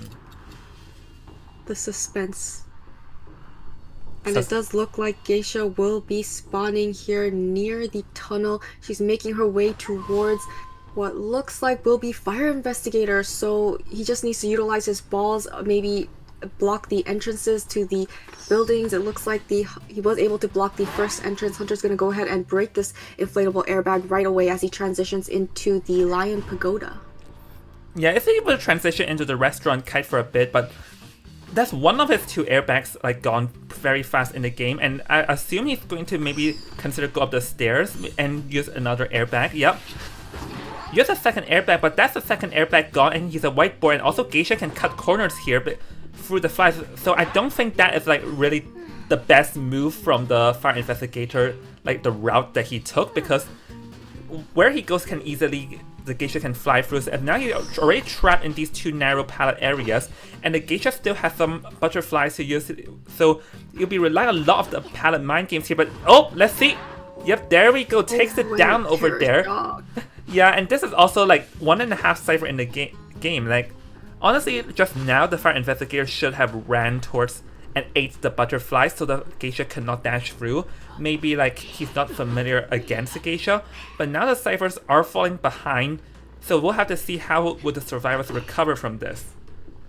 Yeah, we already see a survivor coming in for the rescue. It is going to be the first officer utilizing his pocket watch to buy a little more time for the other 2 remaining survivors to decode, is able to get that rescue before half with Tide Turner. Now the hunter has her sights set back onto this player who is the fire investigator with that first officer illusion. Yeah, currently it's only 2.5 ciphers, so progress is falling behind though. Fortunately for them, they do have the psychologist to heal the first officer, so they don't need to like spend time decoding. So I wonder, would they send in someone to rescue or no? Because it does seem that the would be chair in the basement for the fire investigator. Maybe it would be better to not rescue and just prop Tinnitus, because I fear like with no Tide Turner, if you're gonna rescue, you're just gonna end up getting farmed off the chair, and also farm off the chair, get hit, and also like the health would go down. So maybe it would be better to sacrifice and hope for the next one to kite this out. Exactly. We do see the psychologist did heal up the first officer, but the first officer is not going to go down anytime soon. As you said, it just too much risk, but the hunter does see the blood trails of this first officer, so now it does look like she may possibly choose to chase him next. Yeah, over there actually takes the first hit relatively early because the first officer did not have opportunity to use a pocket watch, but he has to use the second one effectively because he cannot afford to go down. May even be better to use it straight now, which is exactly what he chooses did. And the hunter, Geisha, like knowing that the first officer's pocket watch has been forced up, will be switching his targets and looking to chase the psychologist, who is a whiteboard and only has 2 stacks of health. Right, she already utilized her heal once, so now she's a 2 hit and she will be going down. It does look like the hunter prefers to go after the psychologist instead. A little mind games, flywheel avoiding the hit and doing very good. And with this one little pallet here, she will be eating butterfly. She's swinging a lot and is unable to get a hit onto the survivor until now. Oh, and even able to get the stun. Like, honestly, this psychologist is the exact same person who played the Antiquarian last match. The one that danced, the running circles around the hunter. Like, it was amazing to see how well this player is. And that's going to go after Joker Professor here looking to harass the Cypher. So let's see how Professor, hardening skill. Let's see, this just one more skill, but the moment the skill expires, is able to take the block there. A beautiful move from the Professor, just looking to prolong this kite. And Hunter looked back, realized that no one is there, so it's going to turn. But I think there's another traffic jam situation because the first officer ended up in the same area, but the first officer has a bot? Yeah, and he had himself healed up, so 3 survivors all at full health. Hunter finally getting the injury onto this Professor, and Professor trying to get away from this first officer is going to be utilizing teleport and teleporting to the psychologist cypher machine. Utilizing her butterfly, is finally able to get a hit onto the psychologist. Is she going to continue to chase this psychologist? Yes, she is for now. Yeah, let's see though. He does have a skill to work with.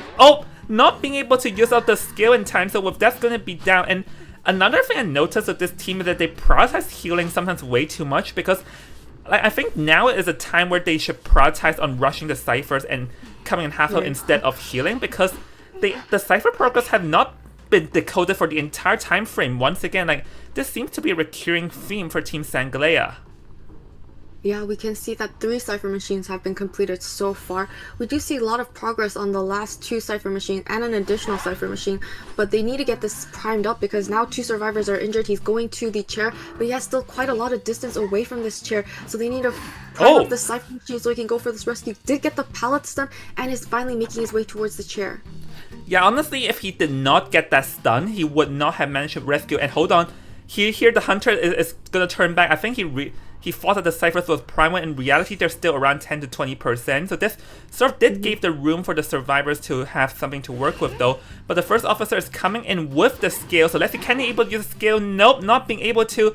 Goes down here and the professor's coming in. I feel like they should have touched the cipher. Like, they're only missing 20%, and that 20% could have been achieved if they just touched the cipher to begin with.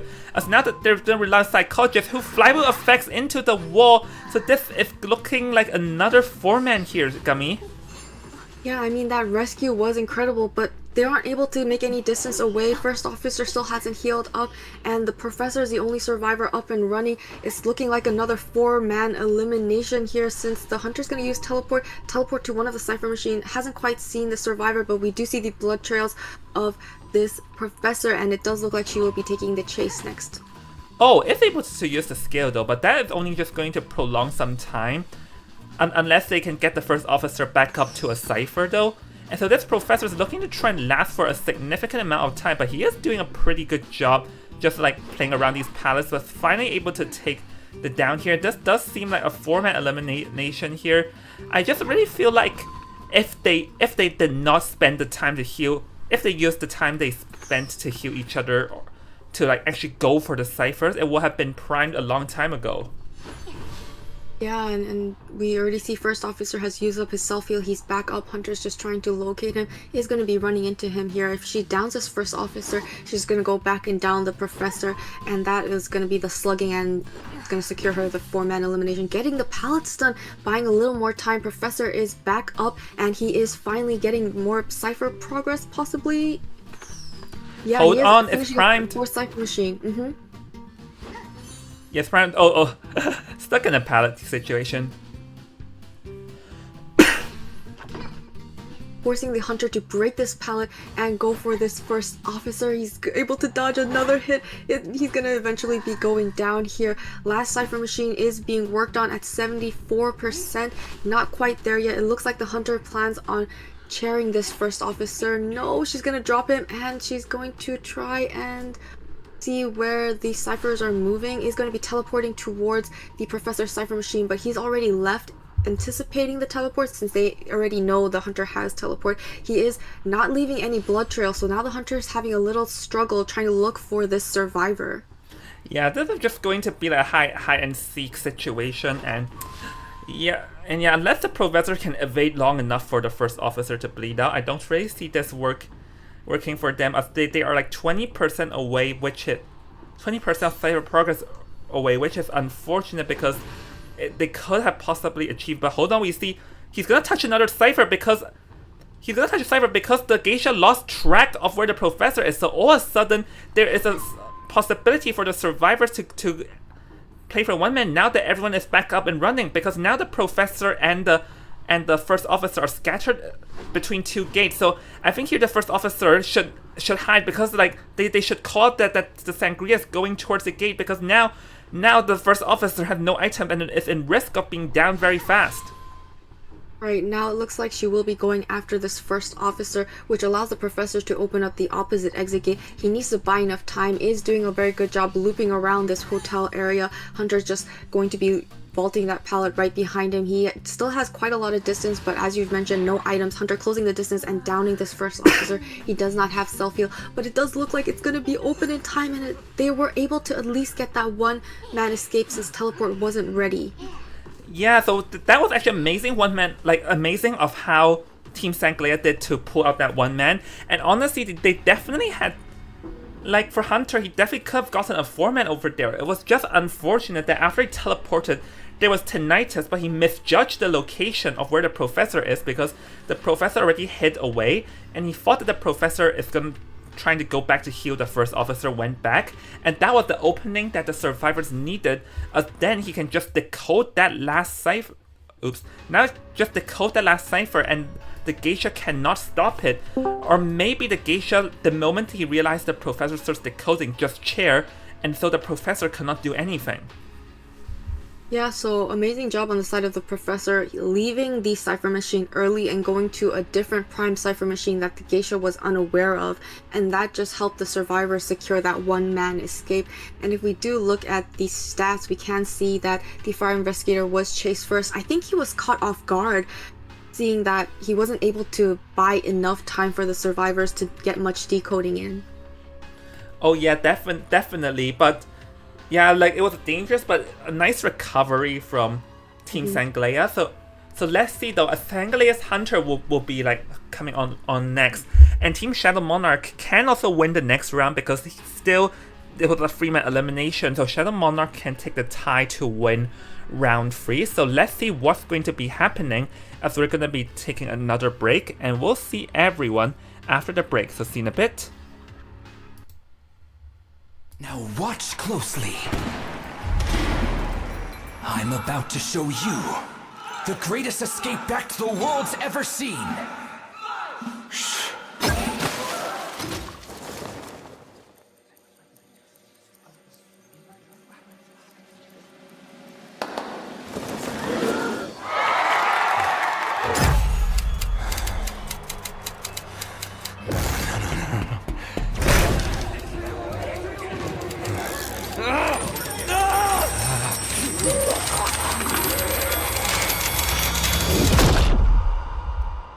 chained by the shackles of my own mind.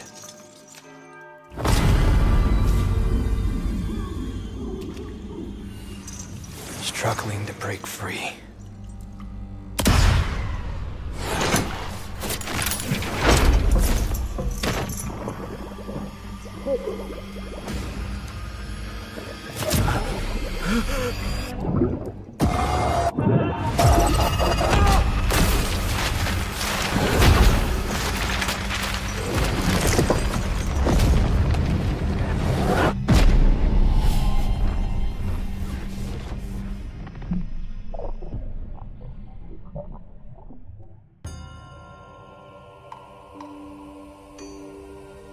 I must find the key.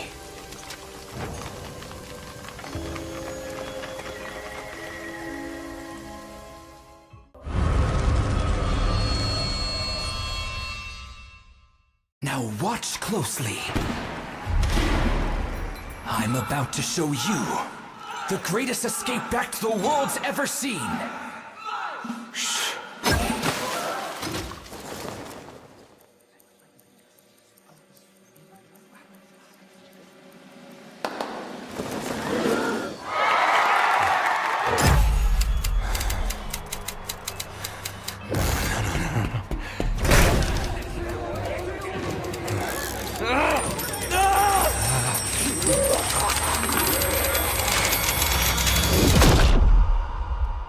I'm chained by the shackles of my own mind.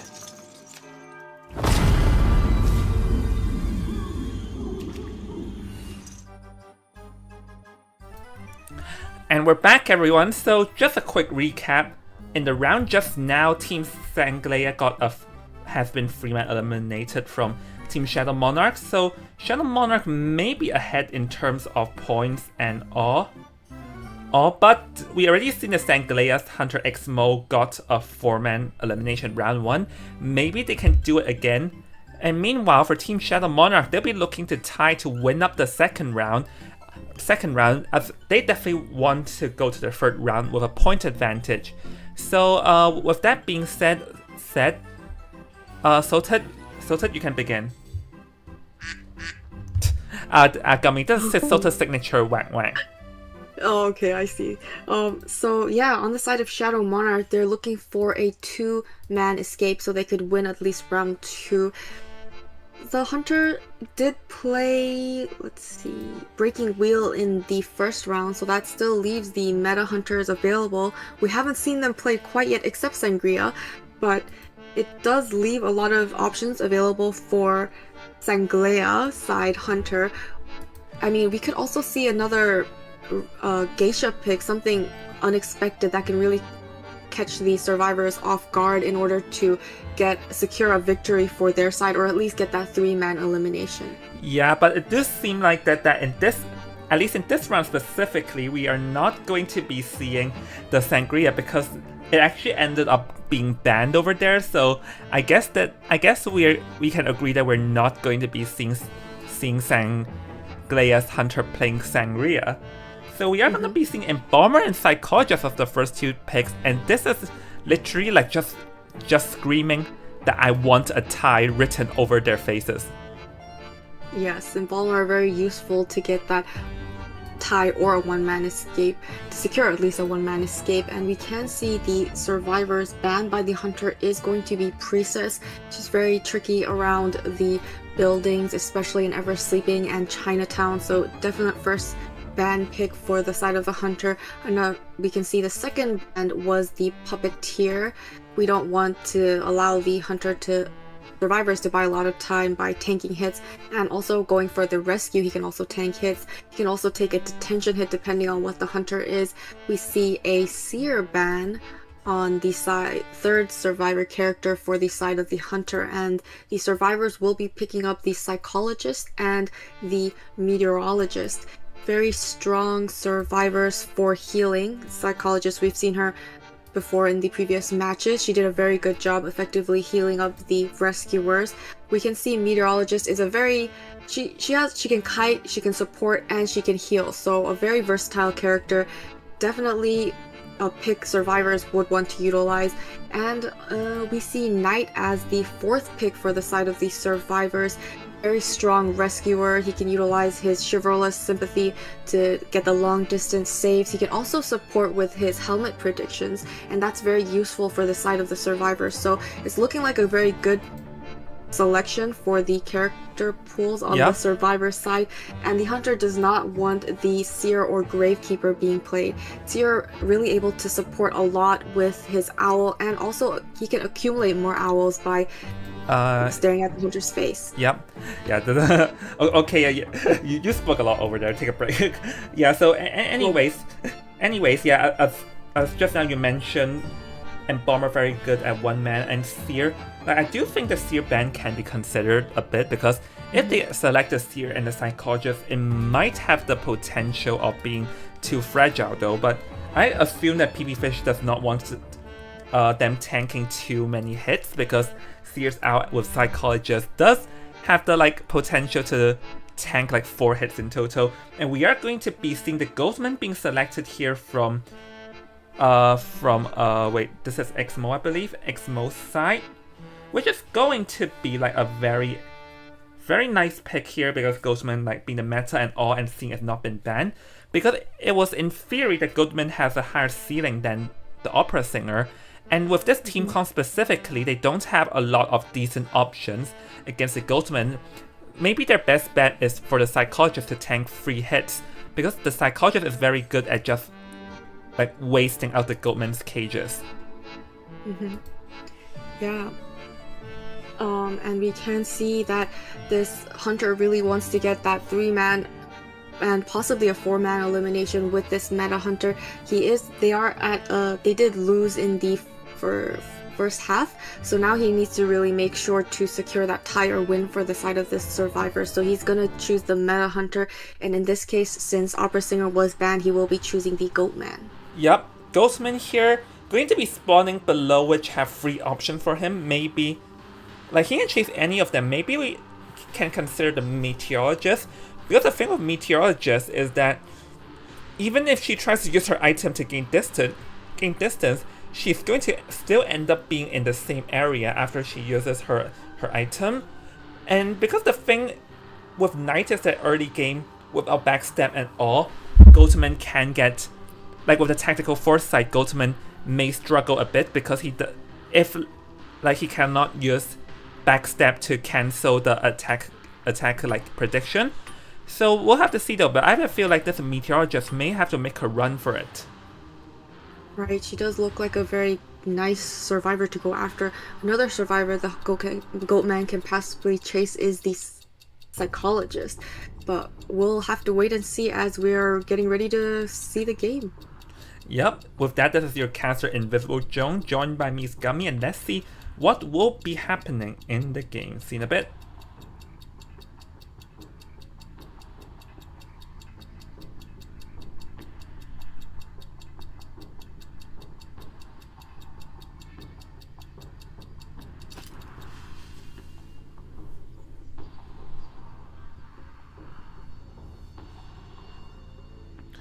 Alright, heading into the game here, we can see that the Hunter will be marching towards the center, probably going to be ignoring the Knight here, just going to march around, try to find who's the best target, who he wants to chase his eyes on the prize. And in this case, it's going to be the Embalmer, because the Embalmer is also a complete whiteboard here. But this is actually going to be a misplaced cage right off the bat, wasting 40 resentment level. And after nerf, Goldman no longer that many resentment level, so this is not the best of the starts.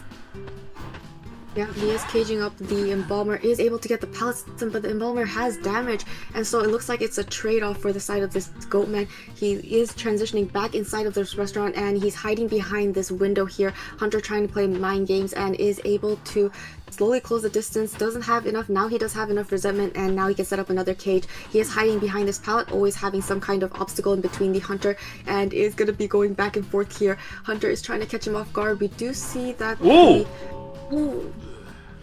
is able to down this embalmer right away. Is he going to utilize his coffin as soon as he's chaired, or is he going to go wait for the rescue and utilize his coffin next? It looks like the hunter will be chairing him near the psychologist, so a little bit of cipher disruption on the side of this goat man.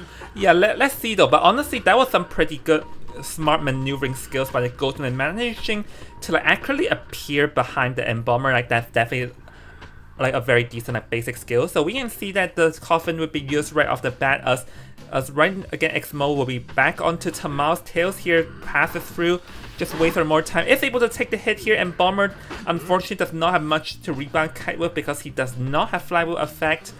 The only thing like good news is that because of the coffin, the survivors did not need to send someone in for the first rescue, but they have to consider to send someone in, and I just realized that there isn't another tide turner here, so they may have to send in the knight if they want to.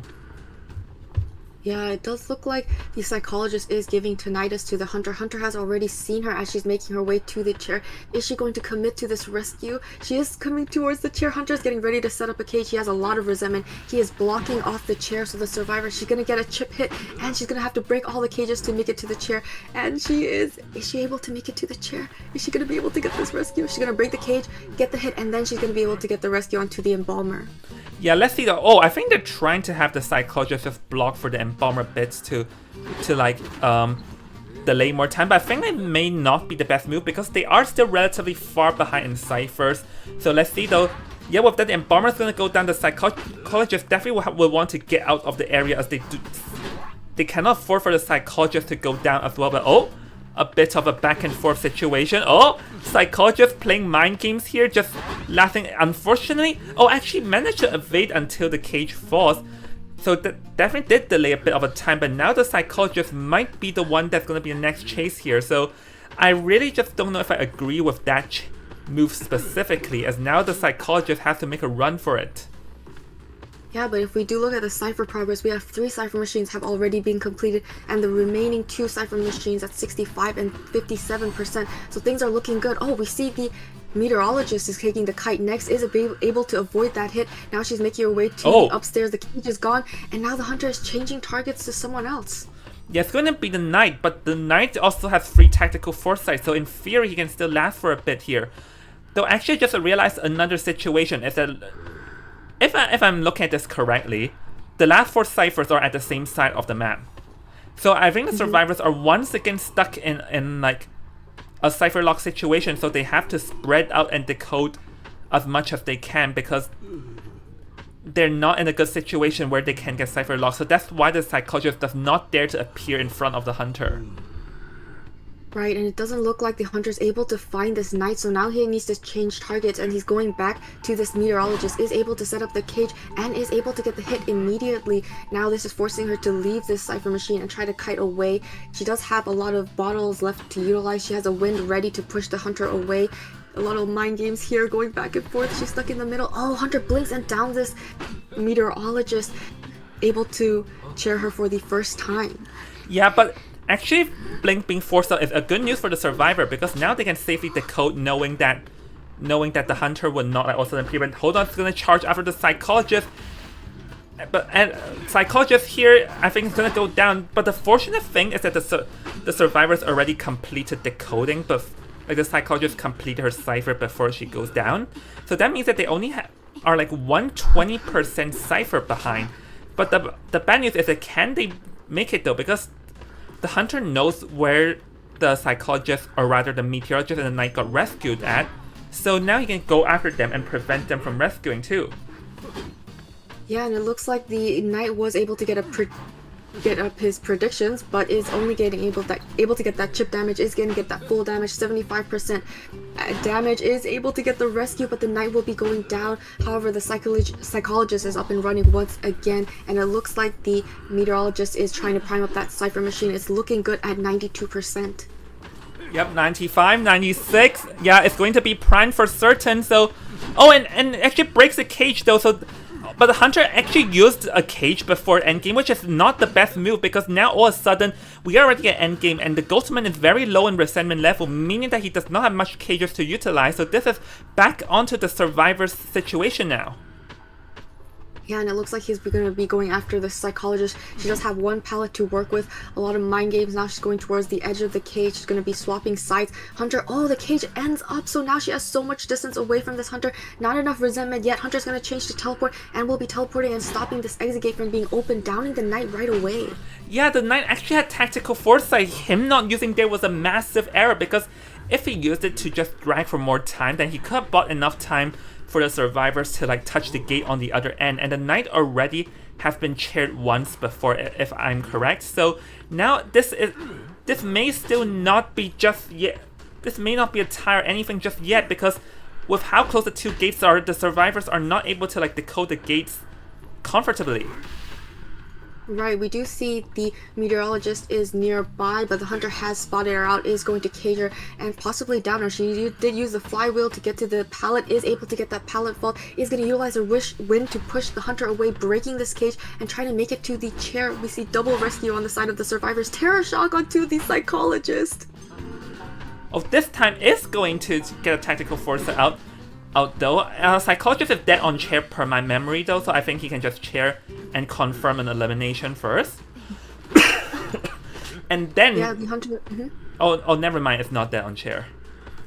Oh, so things are looking a little better for the side of the survivors. However, the injuries are really stacking up. They need to be careful. We do see the knight is opening up one of the exit gates. It's at 70-80%. Now the Hunter, is he going to utilize his resentment to try and stop it, or is he looking for this meteorologist? Meteorologist is also at the gate, so this is looking like a two-man escape. He did cage both of them, and she's able to down the meteorologist. Oh, watch out, watch out! Oh my goodness. He secured the three-man elimination at the last minute. Oh wait, yeah, the cage went in the way, but yeah, definitely there. Like, I feel like the Hunter could have four-manned that, but a few hasty decisions, endgame definitely, like almost led to a tie. But then he ended up like collecting back himself and managing like some very good cage placements there, stopping them at the gates, because like we can see that the survivors cannot exit due to the cages, and they were trying to break it, and in the end was just so little yet so far. Yeah, I mean, the Hunter is really working overtime here, tying up round 2 with the three-man elimination. First from the Hunter on Shadow Monarch, and now the three-man elimination on the side of Sanglia. I mean, wonderful job with the... Yeah, pretty wonderful job. So honestly, like, we can tell that like the survivors also did clutch it to take a one-man after things were very dangerous for them. So now that both rounds are tied, we're gonna head in the third round, where the third round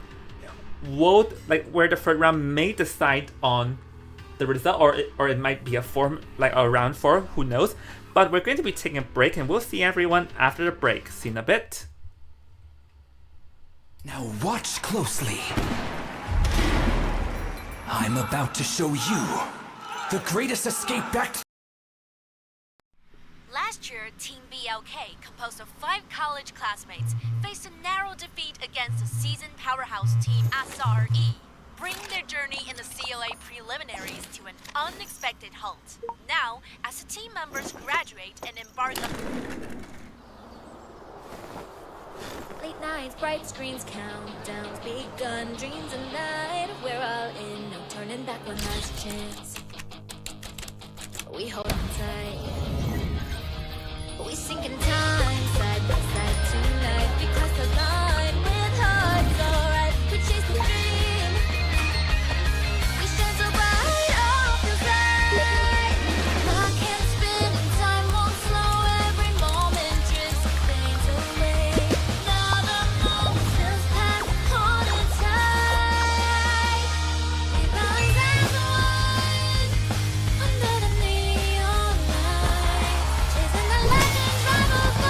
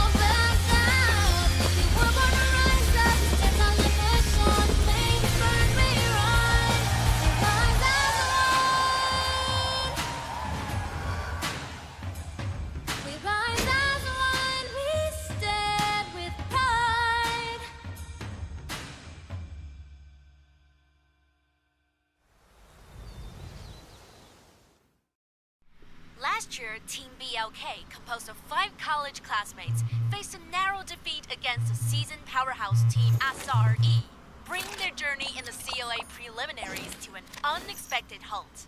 Now, as the team members graduate and embark on Late nights, bright screens, countdowns begun, dreams and night. We're all in, no turning back one last chance. We hold on tight. We sink in time, side by side tonight. Because the line with hearts, alright. We chase the dream. We shine so bright, all feels right. Clock can't spin and time won't slow. Every moment drifts, fades away. Now the moment feels past, holding tight. We rise as one under the neon light, chasing the legends, rival glory. We won't fall through, fire won't fade. We feel the thunder, hear the call. We won't back down. We were born to rise up. We stand tall and push on. Flames burn, we run. Late nights racing fast, yet we won't break. Every step, play move, every risk. We take the lead. We chase the light, breaking all chains. Now clock hands turning, time moves on, all fading. Echo cheers are gone. Not just a game, we built a name. We rise as one under the neon light. Chasing the legends, rival glory. We won't fall through, fire won't fade. We feel the thunder, hear the call. We won't back down. We were born to rise up. Stand tall and push on. Flames burn, we run. We rise as one. We rise as one. We stand with pride.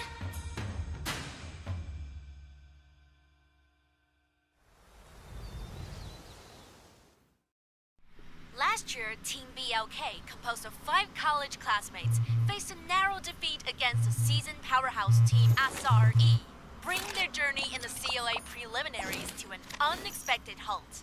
Now, as the team members graduate and embark on Late nights, bright screens, countdowns begun, dreams and night. We're all in, no turning back one last chance. We hold on tight. We sink in time, side by side tonight. Because the line with hearts, alright. We chase the dream. We shine so bright, all feels right. Clock can't spin and time won't slow. Every moment drifts, fades away. Now the moment feels past, holding tight. We rise as one under the neon light, chasing the legends, rival glory. We won't fall through, fire won't fade. We feel the thunder, hear the call. We won't back down. We were born to rise up. We stand tall and push on. Flames burn, we run. Late nights racing fast, yet we won't break. Every step, play move, every risk. We take the lead. We chase the light, breaking all chains. Now clock hands turning, time moves on, all fading. Echo cheers are gone. Not just a game, we built a name. We rise as one under the neon light. Chasing the legends, rival glory. We won't fall through, fire won't fade. We feel the thunder, hear the call. We won't back down. We were born to rise up. Stand tall and push on. Flames burn, we run. We rise as one. We rise as one. We stand with pride.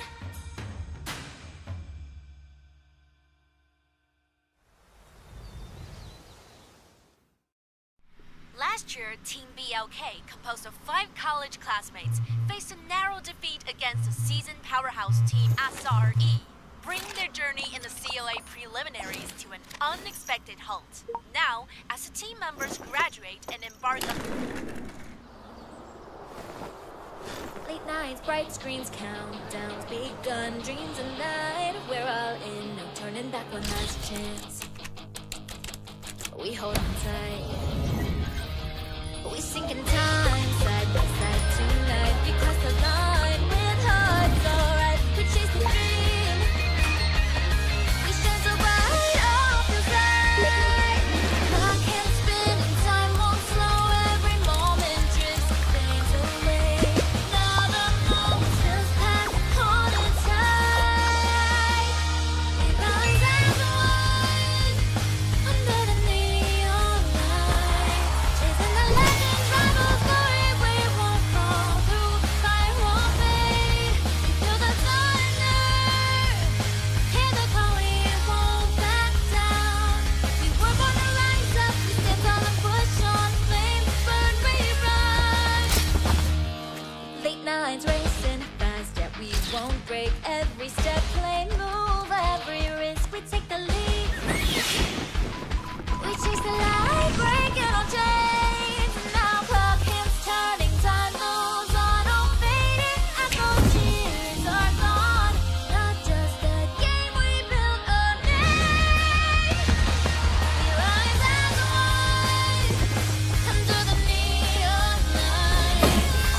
Legends, rivals, glory. We won't fall through, fire won't fade. We feel the thunder. Hear the call, we won't back down. We were born to rise up, stand on the mission. Flames burn, we run. We rise as one. We rise as one. We stand with pride.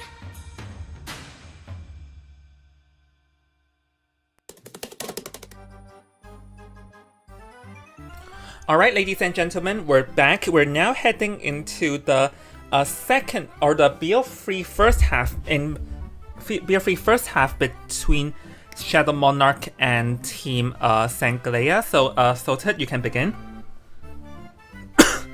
So, I mean, we've seen.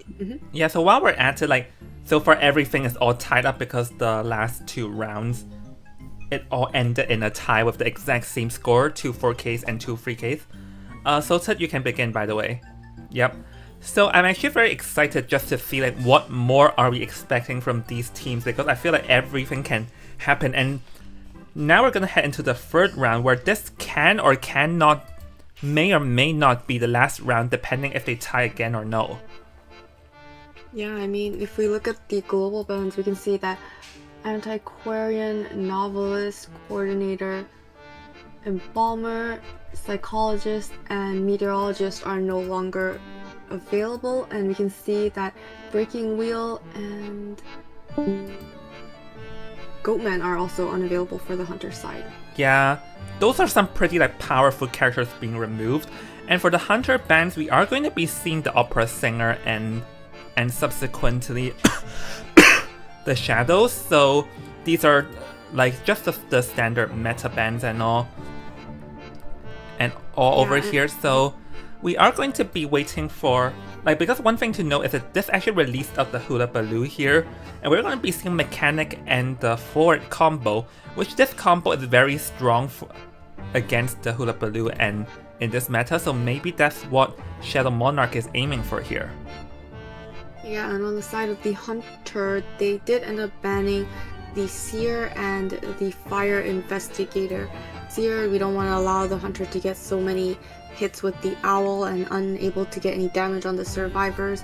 And for the survivor side, they were able to secure the mech and the forward, so things are looking good. They have a harasser that's very good and buys a lot of time, and a decoder that can buy a lot of decoding with the bot. Yep.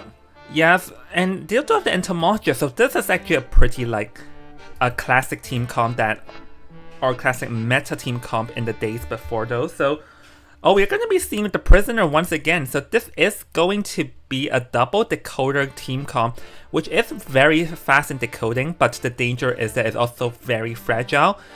it is so fragile that if the first down occurs too quick into the game, it will be very, very difficult to make a comeback from. Right, and on the side of the Hunter, he did end up banning the Knight and Acrobat as well. So Knight, we've seen him do very good rescues in the previous matches, so it's very understandable. And with his prediction, it can become tricky for the Hunter. Acrobat can get a lot of distance with his balls, and so yeah, it does look like the survivors really want to Cypher Rush this Hunter, whoever it may be. Yeah, so let's see, whoever it may be, but this does discourage Xmo from choosing the camping hunters, and also Hula Baloo, because Hula Baloo also does not like getting Cypher Rushed at all, seeing that it takes free hits for him to down someone.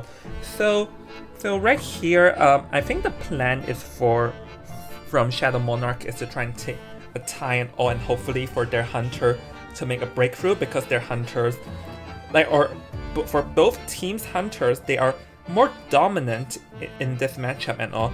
So we are going to be waiting on the hunter selection. And because they still have the 4 to consider, so they cannot pick a hunter that doesn't have much counter plays against the 4. But I'm opting for the Disciple. But Disciple against this team comp might be a bit of a trouble, because Mechanic counters the Disciple because her bot can give the Disciple a very hard time. Second of all, the Entomologist bees are also very good to blocking off the Disciple as well. And we also have the Ford that can be actually countered by the cats, but we'll have to see how well he utilizes his football. Yeah, I mean, the Cypher Rush is looking incredibly good. We do see the spawn point selections will be happening here very soon. And, I mean, as the Anne, what do you think is the ideal first chase for you? Ideal first chase, probably still the Mechanic, and hopefully to try and find opportunities to get rid of the bot, because the thing with the Mechanic against Disciple is that even if you have an opportunity to get her down fast, there's still the bot outside and active. So definitely will want to get rid of the bot. But I'm more concerned of this team comp, seeing that they have free flywheel effects, and flywheel doesn't work that well against a Disciple, and also the fact that there's no Tide Turner in this team comp, so this is actually very risky against a Disciple. Yeah, I guess they're tanking on the help for the Ford. If you can stun this Hunter while she's chairing, they can get that free rescue. However, that doesn't allow the survivors to get any chair time.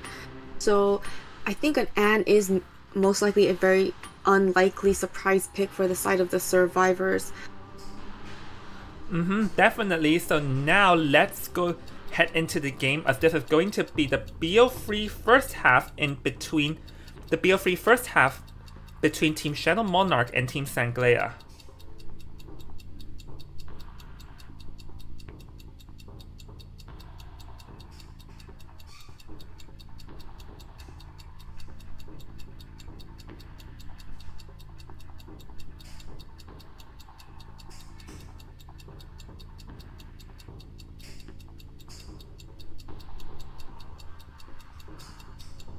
Yep, and we'll be getting started here real soon. The Anne is going towards the shack area, while he will be running into Mew, who is the Mechanic. Just as you mentioned, it does look like she will be trying to get rid of that bot, and the ability to decode is able to safely make her way inside of the church. Yeah, but we actually see that she did not place her bot at all. Holding it, maybe she wants to play having the bot to block here, and we do see the Entomologist bees also being in the vicinity, so it seems that here the Hunter will be swapping targets into the Entomologist. But fortunately for Entomologist, is able to barely make it through the pallet, but actually breaks the pallet. I think it would be better if he chooses not to break the pallet and just stand guard and use the cat to get her down, because now that Entomologist is able to get away relatively scot-free, and Sanglea missing, or the Hunter missing another cat over here, and this is not the best of the start. Yeah, not the easiest survivor to chase in the beginning, but because of the animalogist beast, the mechanic was able to get away. Now she's utilizing her bot and she is decoding away while this animalogist buys so much time. It looks like the hunter's trying to catch her out on the other side of the window. She will be getting the window vault, but oh, getting the hit through the window, finally able to land the first damage onto the animalogist. Oh, warp gonna be in play, but actually warp's too far though, so this is not enough distance, as this entomologist is kiting out, and that's what I mentioned before the game begins. Entomologist, like, Disciple struggles to chase entomologist, as the bees here are definitely giving the entomologist a hard time, and let's see, closing in the distance. Unfortunately, not being able to enter the palace, so down goes the entomologist, but just look at the cipher progress. This is let's see, this is around near free ciphers, and there's still both the mechanic and the prisoner, the two strongest decoders in the game. Right, and it does look like there is a rescuer coming in for the save, and the hunter's going to be throwing down her cats. It's going to be the forward. Needs to be careful not to get the cats latched onto him because he can get his ability cancelled. He is still keeping a lot of distance. Is he able to make the save before half? He needs to close in. Oh, Flywheel avoiding the hit, and it looks like he is making his way to the chair. Oh, watch out, it's very dangerous. Hold on, I'm not sure. I actually did not see if it's over half or not, but they also did have the prisoner to come in case something bad happens, and oh, barely evaded double down, so let's see what's the Disciple plan. Seems like it'll be opting to switch to the forward, knowing that the forward used a large amount of football just to make that rescue, so the forward still has a quarter of football to work with though, but a quarter of football is not too much. Oh, but a very nice dash there, abusing the fact that this is not full present Disciple, but a very nice callback from the Disciple to like increase the stun area, so this will be the forward chaired. But look at the ciphers, it's almost near 4 cipher already, so as long as the survivors manage the ciphers like correctly, this looking like at least a time potential free escape, but first of all they have to pull off the rescue correctly first. Right, but they are taking turns on the chair. So first it was the entomologist, now it's the forward. Hunter catching the, oh, Flywheel avoiding the hit. We see 2 survivors are coming in for the rescue. We'll finally get the injury onto the mechanic, but we do have the support of the prisoner as well. Yeah, they have 2 survivors here, but can they though? Oh, the cat is gone though, so fortunately they're still able to pull off the rescue, but honestly I feel like not having a single tide turner in this game may be coming back to haunt them, because the prisoner cannot exactly last off the chair. So oh, goes for warp now, wants to disrupt the cipher at the center though, because like with all the survivors injured here, this is not good for the survivors at all. So oh yeah, mechanic's gonna go down, like things are toppling down, and yeah, I think the play is for the prisoner. The entomologist to try to decode the center cipher using the prisoner's like connection. That's why the Disciple here had to break it. But this does give the survivor like some time to sort of reset, because we can see that the entomologist and Ford are both healing each other back up now. Yeah, it's starting to look like the endgame situation. We have 3 cipher machines completed, 2 cipher machines left with a lot of progress. The 4th cipher machine about to be popped here, but it's at 99%.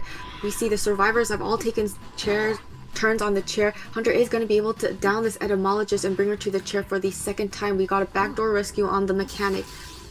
Yeah, and honestly, if you ask, oh, I was about to say if you asked me, I did not understand that why did the survivors chose not to let the entomologist not pop that cipher, because like that could have led to disaster, but fortunately the prisoner is able to pull it off, and now we're going to be approaching endgame situation because every single person here does have borrowed time though, so this is going to be looking at format endgame and a potential free escape if played right, because this Disciple seems to be struggling right now. Yeah, the cipher machines are propped. They're just waiting for the opportune moment. Hunter's waiting for her cooldowns on her cats to end. And the entomologist still has more bees to work with. The hunter is able to land the cats onto the entomologist, take the hit, and the cipher machines will be popped as endgame. 4 survivors up and running, all taking turns on this chair. But the entomologist will be going back to the manor if she's chaired one more time. So the hunter is going to be utilizing warp to go towards the exit gate instead. Yeah, it's just to force the survivors to all scatter apart. So let's see which one would he end up going after, because they're actually all at the same side here, which is not the best move, because now Prisoner is the one going to get busted, but Prisoner does not have flower effects. They have to loop around. The survivors have to exit this area. They cannot be hasty to try and steal this area, because we can see that during like during all of the events, no one actually ran towards the other side of the gate, so that gate is untouched. So this is still anybody's game right now because the survivors probably have to send someone near the center. Yeah, we do see Mio is finally working on the opposite exit gate at Red Carpet, and a lot of the survivors are waiting around the middle, possibly to go back for that backdoor rescue. Now the hunter is going for this mechanic.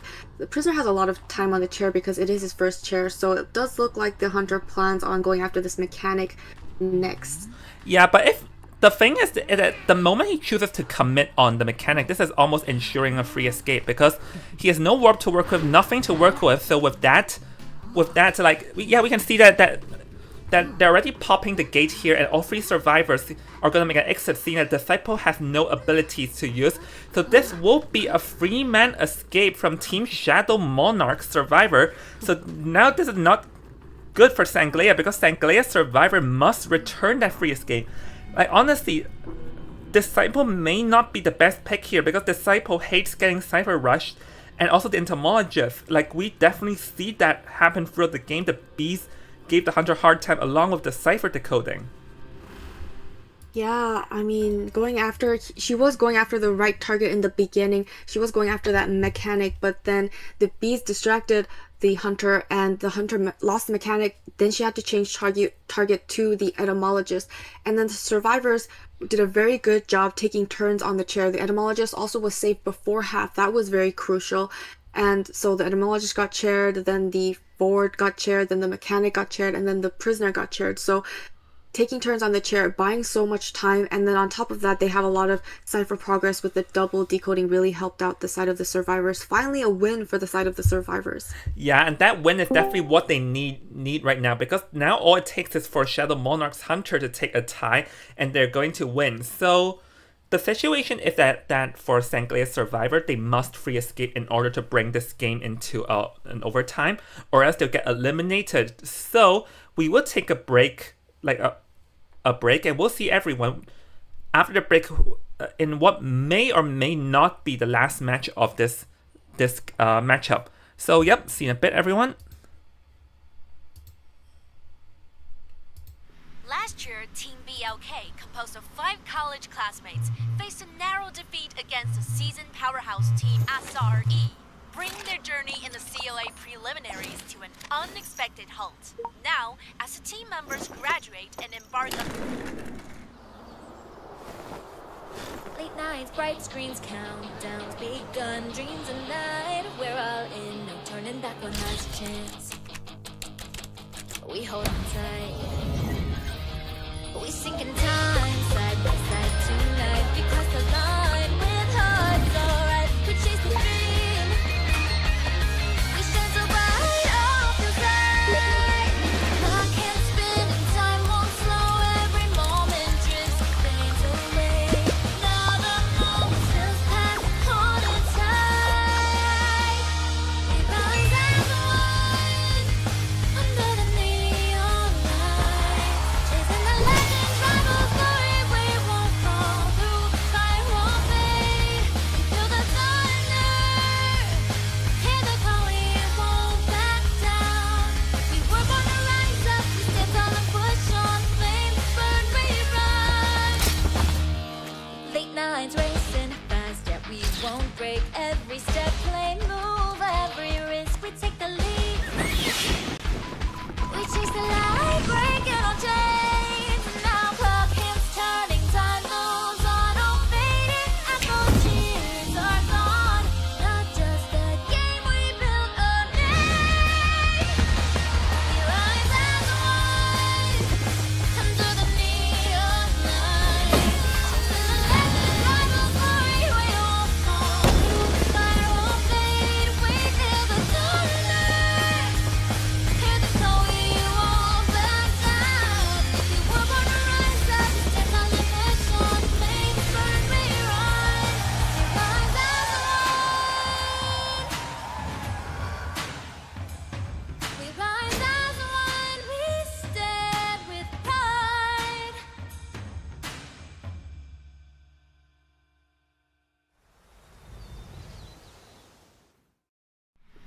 Last year, Team BLK, composed of 5 college classmates, faced a narrow defeat against the seasoned powerhouse team SRE, bringing their journey in the CLA preliminaries to an unexpected halt. Now, as the team members graduate and embark on Late nights, bright screens, countdowns begun, dreams and night. We're all in, no turning back one last chance. We hold on tight. We sink in time, side by side tonight. Because the line with hearts alright. We chase the dream. We shine so bright off the side. Clock can't spin and time won't slow every moment. Okay, we're back, everyone. So, just a quick recap for those of you who do not know the score. Currently, after 2 ties in a row, in the third game, Shadow Monarch Survivor got a breakthrough, achieving a free escape against Sangalea's Hunter. So this means that now Sangalea Survivor must try and get a free escape and bring this into overtime. And if they do not, then they are going to be in a very bad. Then they're going to be eliminated. So they must free escape and bring this to overtime. So meanwhile, Shadow Monarch will be doing everything they can to achieve a tie, because a tie is only what they need to end this round. Sotet, you can begin. So this may be the last match, everyone. So definitely enjoy this matchup while you are, for all the audience members. Yes, it is the potential last match. We never know. We might get another tie on round 3. I don't know, what does the audience want? Whatever the audience wants, hopefully they will get what they want. Yeah, I know that someone cursed us to overtime before the matchup, so I know what you're doing, Cat Panda. But anyways, so here, actually, an interesting ban. We're seeing the batter and first officer getting removed, or no, 4 getting removed. So I think for Nako here, they're like, no, I do not want any harassers potentially ruining my plans. So that's why they are like literally gone immediately. Yeah, harassers can really just buy so much time. They can support even after survivors are rescued, and then they can harass, stun, and allow a rebound kite. So we don't want to give that kind of potential, especially when Shadow Monarch has the lead at this moment. And another ban for a pick for the survivors, they will be choosing the prisoner to help with that cipher decoding progress. And also the Weeping Clown. So Weeping Clown is like pretty decent. Like, it's actually pretty decent in Red Church. And also the second thing is that he does have his support potential and all. So that's why he can be used like a semi-harasser and all. And prisoner is just for the cipher rush, because probably the plan. Because the thing with Sangalea is that they end up placing multiple powerful survivors like kiters in the global bans, and this is gonna come back to haunt them now, as they no longer can choose to like kite their way towards a free escape, so they can only try and like try to cipher rush their way. Yeah, and the options for the hunters are not available are Ivy, Goatman, Sangria, and the Geisha are not available. We do see Hullabaloo is still available, but he hasn't been doing too great during the tournament area, and he has been falling a little behind in the meta. And the hunter only needs to secure a tie, so any hunter that can secure a tie will be the greatest pick for the side of Shadow Monarch. Yeah, so here this team comp is actually, those pretty solid. There's the Knight, like Knight is pretty powerful, and also the first officer. Wait, is that no? The Weaving Count is also pretty powerful though. So this is like this ban pick is actually pretty powerful from Team Sangalea's side.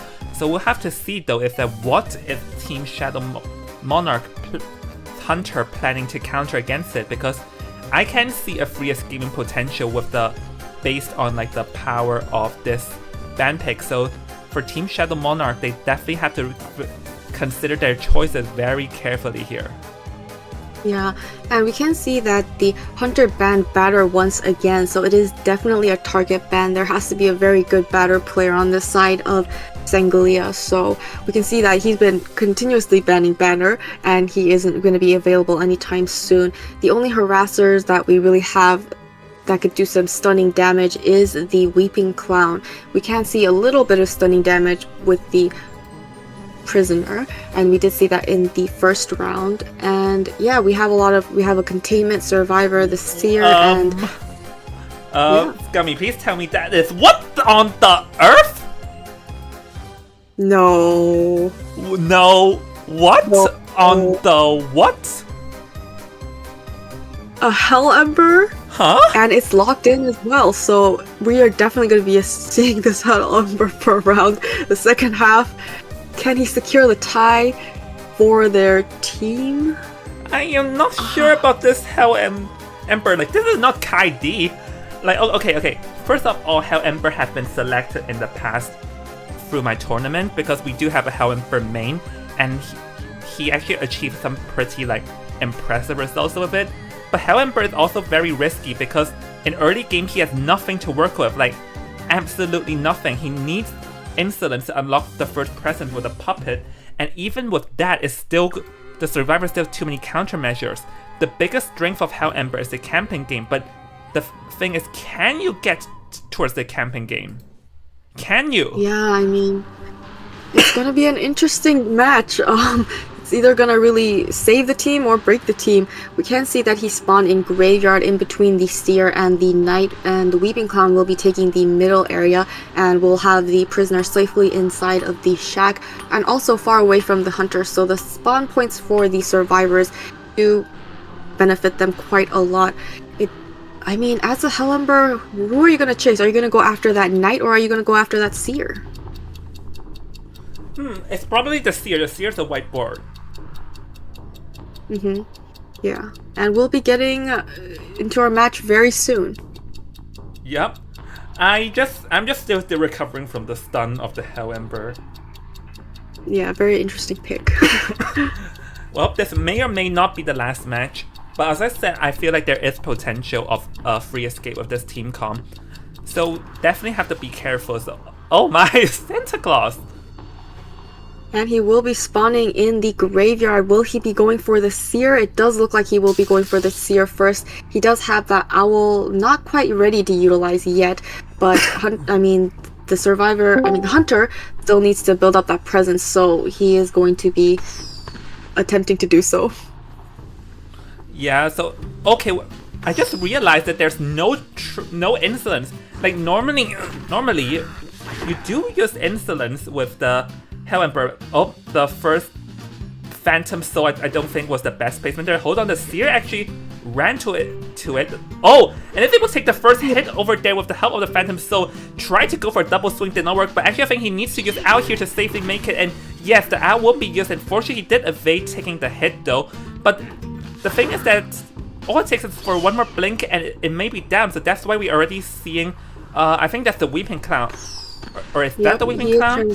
Yeah, yes, it is. Yeah, the Weeping Clown's gonna come in. Go ahead. Utilizing his rocket and getting the Seer out to safety. He's gonna continuously ride the rocket, and he's gonna end up in the walls area. A lot of pallets here to work with, much better than the Graveyard.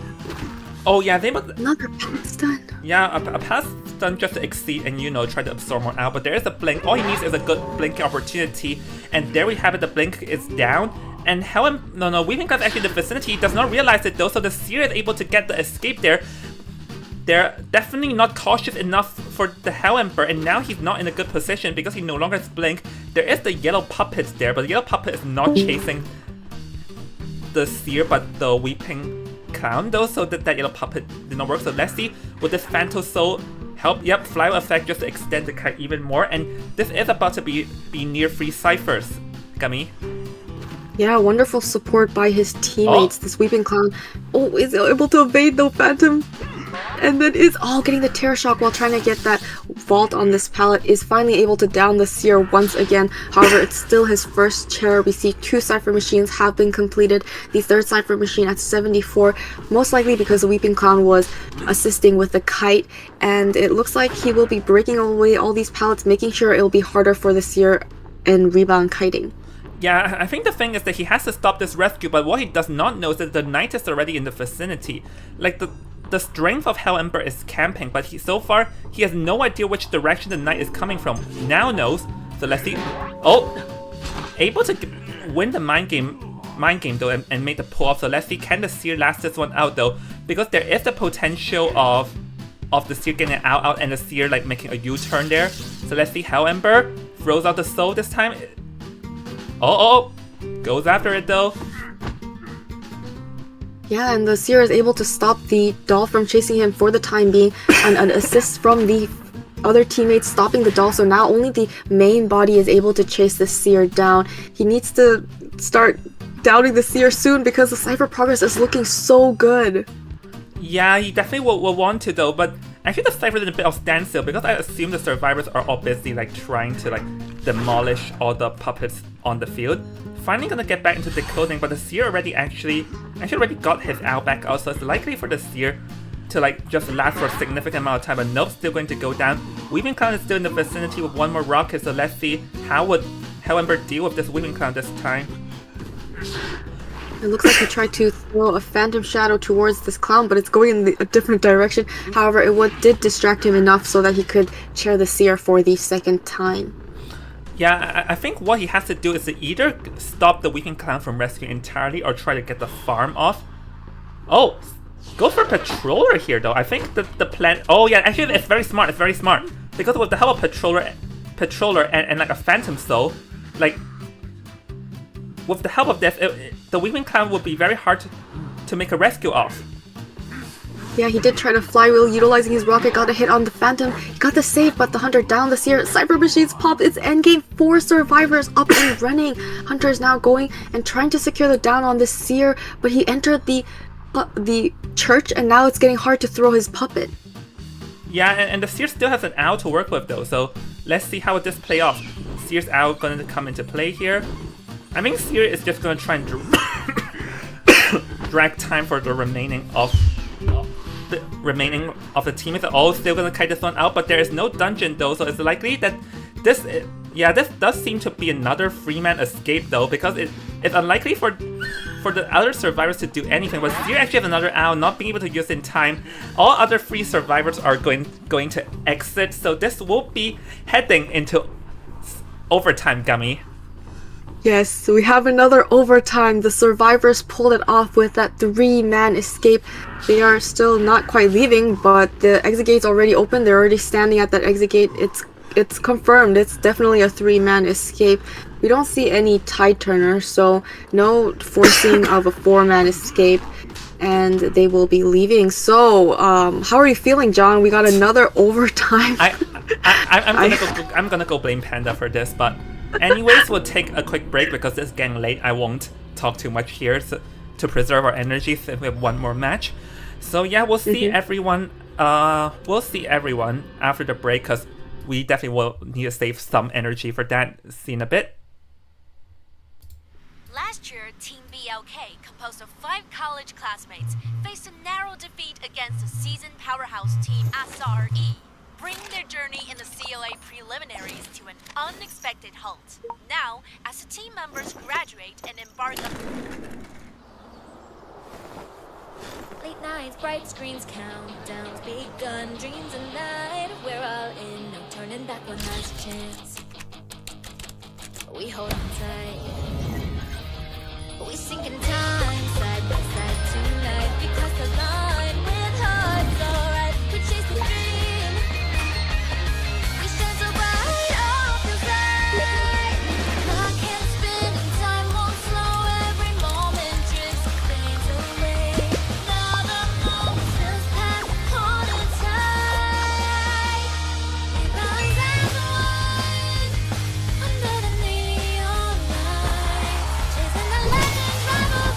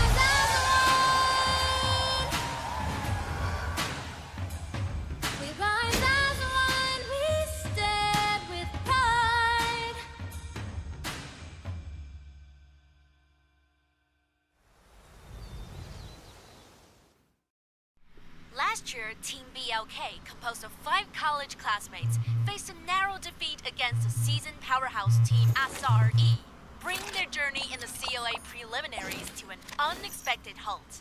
Now, as the team members graduate and embark on Late nights, bright screens, countdowns begun, dreams and night. We're all in, no turning back one last chance. We hold on tight. We sink in time, side by side tonight. We cross the line with hearts alright. We chase the dream. We shine so bright off the side. Clock can't spin and time won't slow.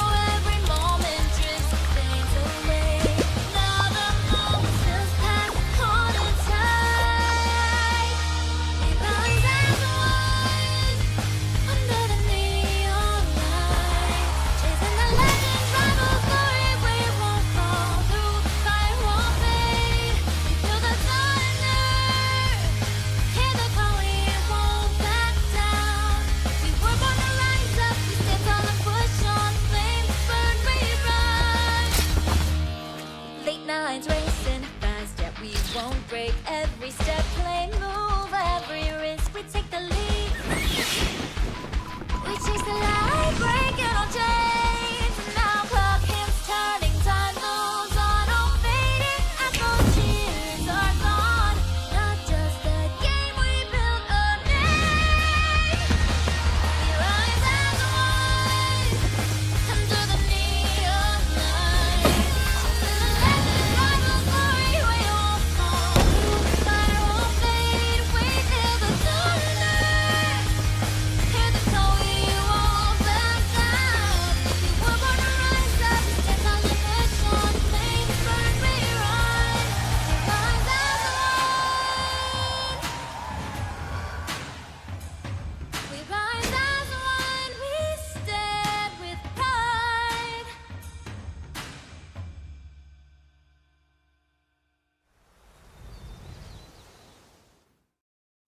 Last year, Team BLK, composed of 5 college classmates, faced a narrow defeat against the seasoned powerhouse team SRE, bringing their journey in the CLA preliminaries to an unexpected halt. Now, as the team members graduate and embark on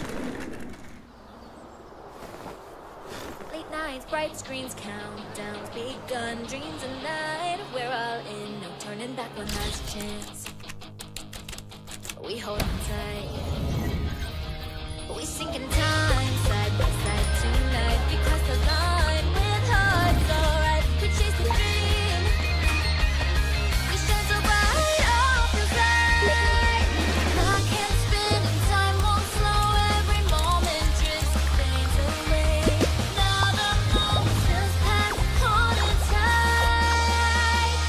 We rise as one under the neon light, chasing the legends, rival glory. We won't fall through, fire won't fade. We feel the thunder, hear the call. We won't back down. We were born to rise up. We stand tall and push on. Flames burn, we run. Late nights racing fast, yet we won't break. Every step, play, move, every risk, we take the lead. We chase the light, breaking all chains. Now clock hands turning, time moves on, all fading as those cheers are gone. Not just the game, we built a name. We rise as one under the neon light, chasing the legends, rival glory. We won't fall through, fire won't fade. We feel the thunder, hear the call. We won't back down. We were born to rise up. We stand on the mission. Flames burn, we run. We rise as one. We rise as one. We stand with pride.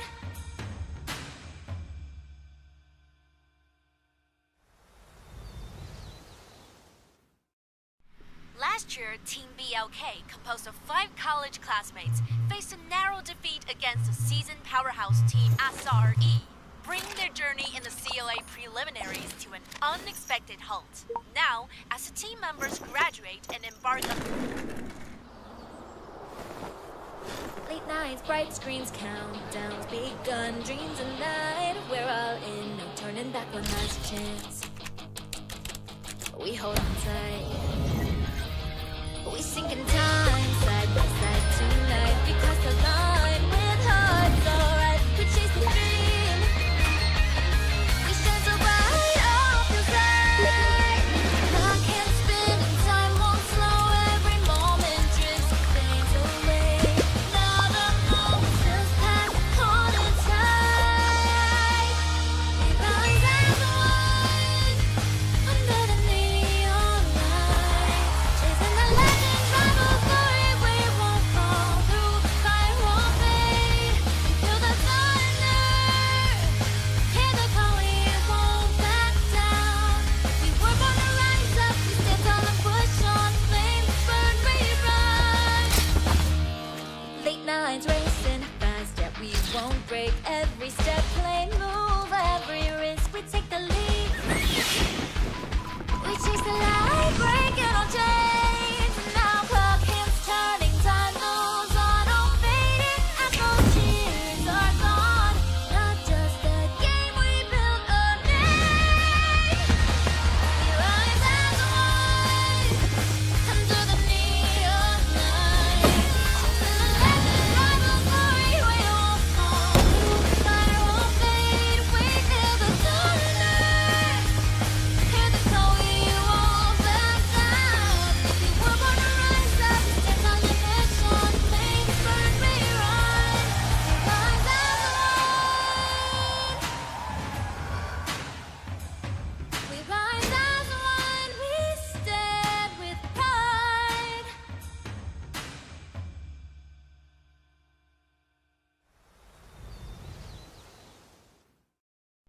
Last year, Team BLK, composed of 5 college classmates, faced a narrow defeat against the seasoned powerhouse team SRE, bring their journey in the CLA preliminaries to an unexpected halt. Now, as the team members graduate and embark on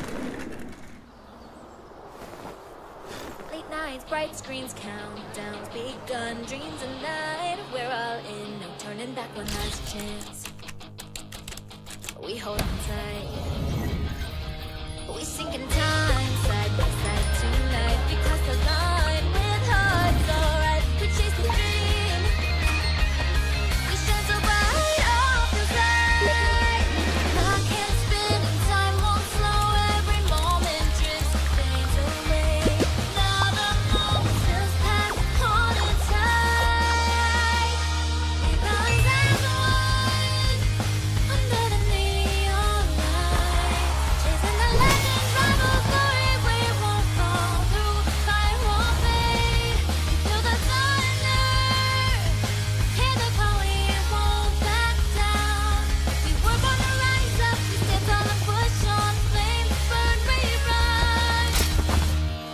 Late nights racing fast, yet we won't break. Every step, play, move, every risk. We take the lead. We chase the light, breaking all chains. Now clock hands turning, time moves on, all fading. Echo cheers are gone. Not just a game, we built a name. We rise as one under the neon light. Chasing the legends, rival glory. We won't fall through, fire won't fade. We feel the thunder. Hear the call, we won't back down.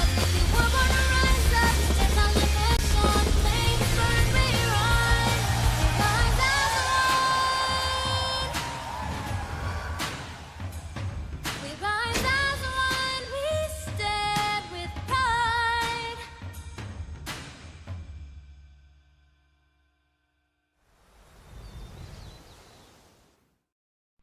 Last year, Team BLK, composed of 5 college classmates, faced a narrow defeat against the seasoned powerhouse team SRE, bring their journey in the CLA preliminaries to an unexpected halt. Now, as the team members graduate and embark on Late nights, bright screens, countdowns begun, dreams a night. We're all in, no turning back one last chance. We hold on tight. We sink in time, side by side tonight. We cross the line with hearts alright. We chase the dream. We shine so bright off the side. Clock can't spin and time won't slow. Every moment drifts, fades away. Now the moment feels past, hold it tight. We rise as one under the neon light, chasing the legends, rival glory. We won't fall through, fire won't fade. We feel the thunder, hear the call. We won't back down. We were born to rise up. We stand tall and push on. Flames burn, we run. Late nights racing fast, yet we won't break. Every step, play move, every risk. We take the lead. We chase the light, breaking all chains. Now clock hands turning, time moves on. All fading, echo cheers are gone. Not just a game, we built a name.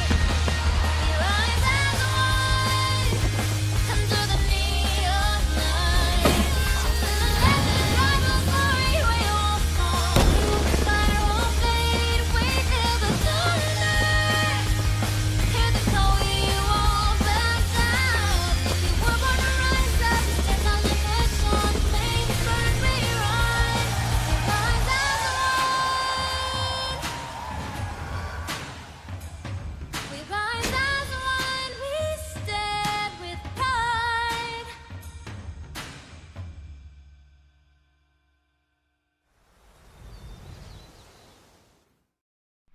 Last year, Team BLK, composed of 5 college classmates, faced a narrow defeat against the seasoned powerhouse team SRE, bringing their journey in the CLA preliminaries to an unexpected halt. Now, as the team members graduate and embark on Late nights, bright screens, countdowns begun, dreams a night. We're all in, no turning back one last chance. We hold on tight.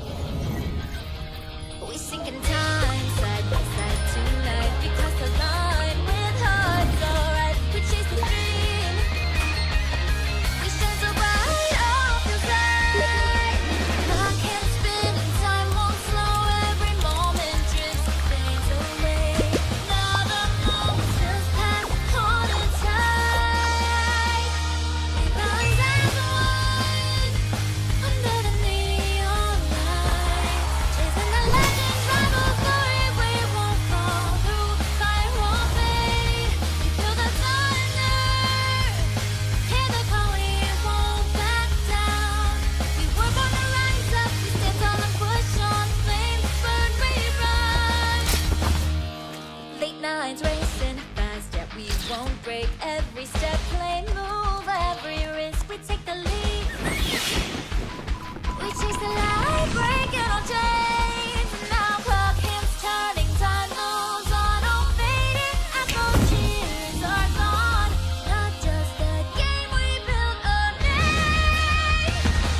We rise as one under the neon light, chasing the legends, rival glory. We won't fall through, fire won't fade. We feel the thunder, hear the call. We won't back down. We were born to rise up. We stand tall and push on. Flames burn, we run. We rise as one. We rise as one. We stand with pride.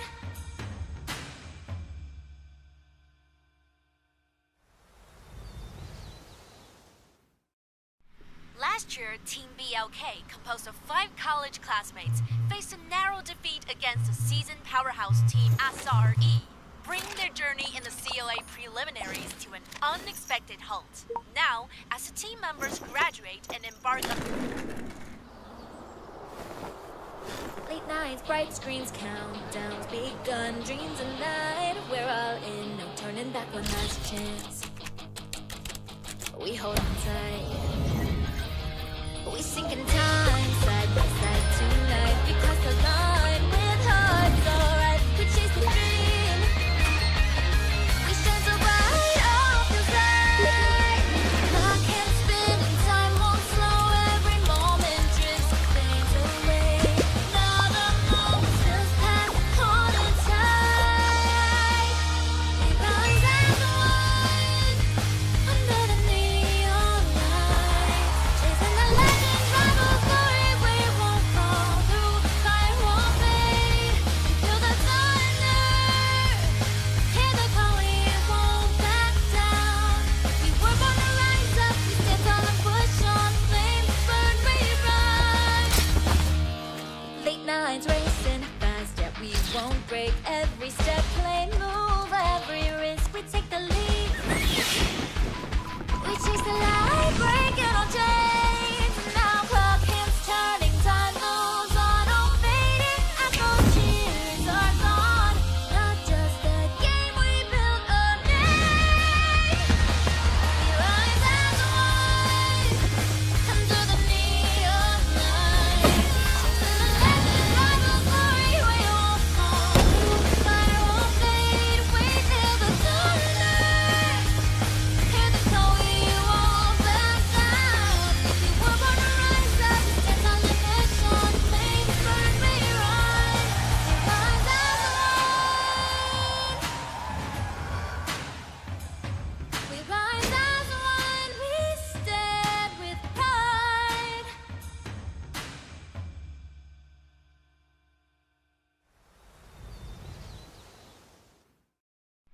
Last year, Team BLK, composed of 5 college classmates, faced a narrow defeat against the seasoned powerhouse team SRE, bringing their journey in the CLA preliminaries to an unexpected halt. Now, as the team members graduate and embark on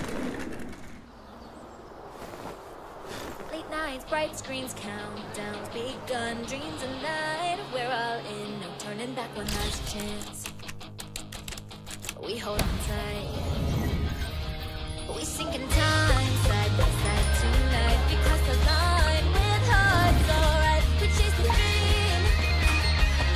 We shine so bright, all feels right. Clock can't spin and time won't slow. Every moment drifts and fades away. Now the moment feels past, holding tight. We rise as one under the neon lights, chasing the legends, rival glory. We won't fall.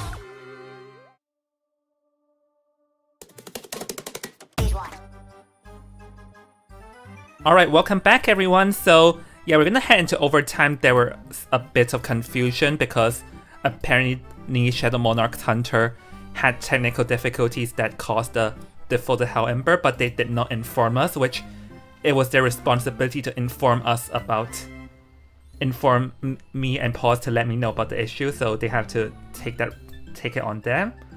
But yeah, so with that being solved, we're gonna now head into overtime. So we're now going to be heading into overtime, and now it's going to be like time will make the difference if we hit another time in overtime. So every match from now will be the last match as once again. So yeah, definitely we should keep our eyes peeled to see who will be the final winner here.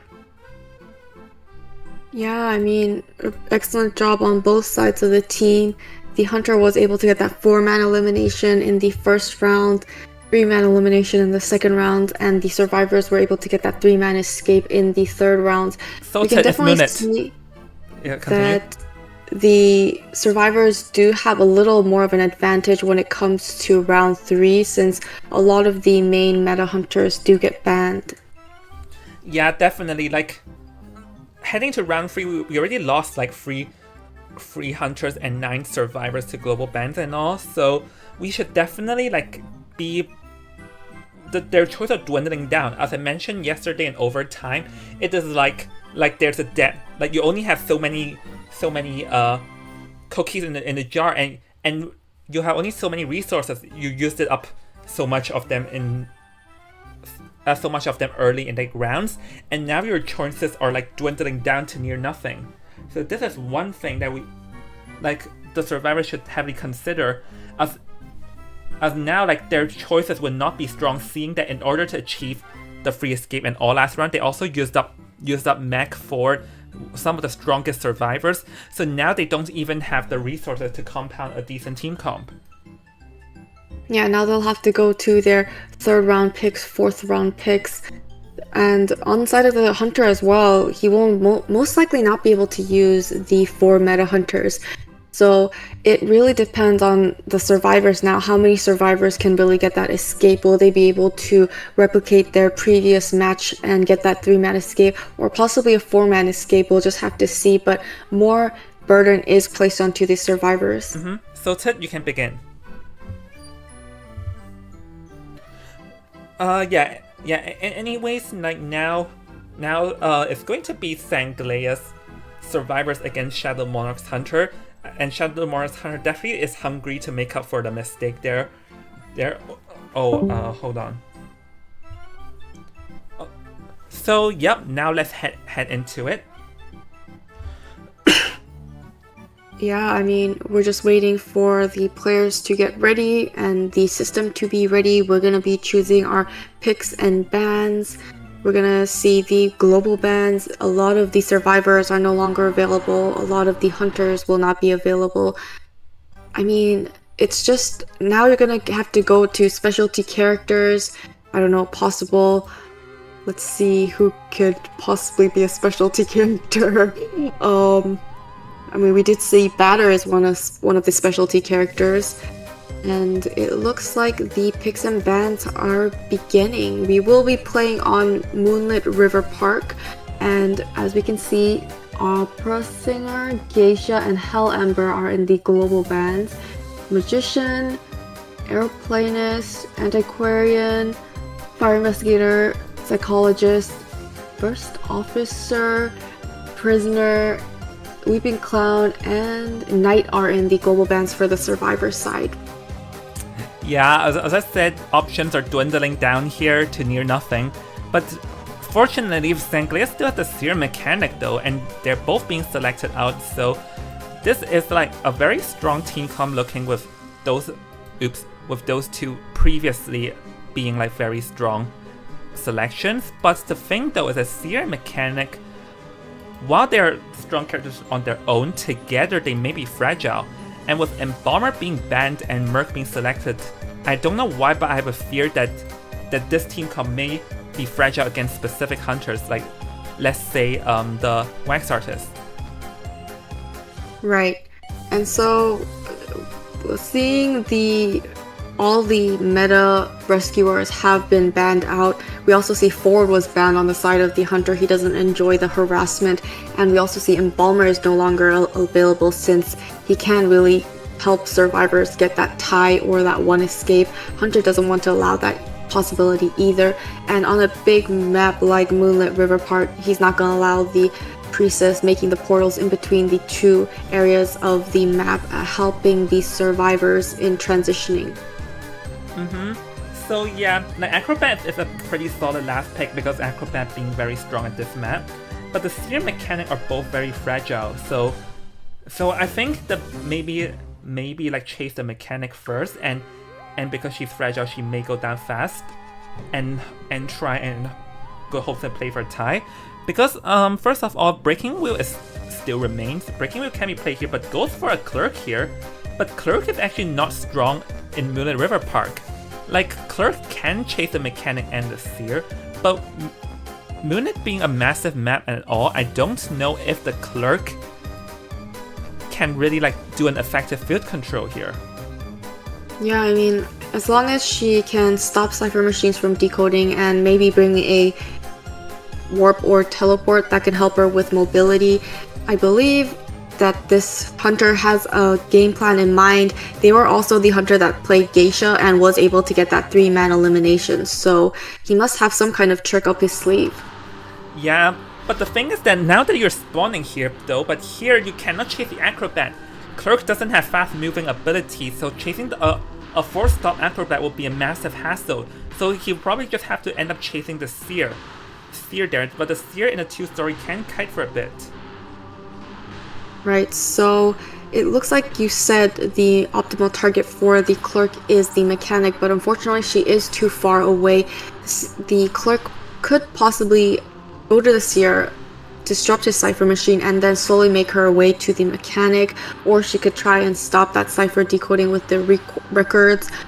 I mean, if she can pull off a fast down though, this will really help for the side of the hunter. Yeah, definitely. So, hold on, can you talk for a bit? I need to deal with something Okay. for a bit, yeah. And so it looks like the mercenary will be safe. No hunter really wants to chase that mercenary. Yes, you can get an early hit, but you'll have to wait till his damage to slowly build up. And so in that instance, mercenary might not be the most wanted chase for the side of the hunter. So it looks like the game may possibly be starting soon. It's loading up and there's no more overtime. This is it. All the pressure is onto the hunter and the survivor to perform their best. Yep, this is it, everyone. So, hold on, the scoreboard is wrong. I just have to fix it real quick. Is it correct? Yeah, it's correct now. And the hunter spawning in working carousel, she's going to have to choose which survivor she will be going after first. And as you mentioned, she is making her way towards 2-story where Seer is currently at. He's already transitioning up to the 2nd floor. Hunter will be seeing the blood trails on this ground and will be following him to the 2nd store.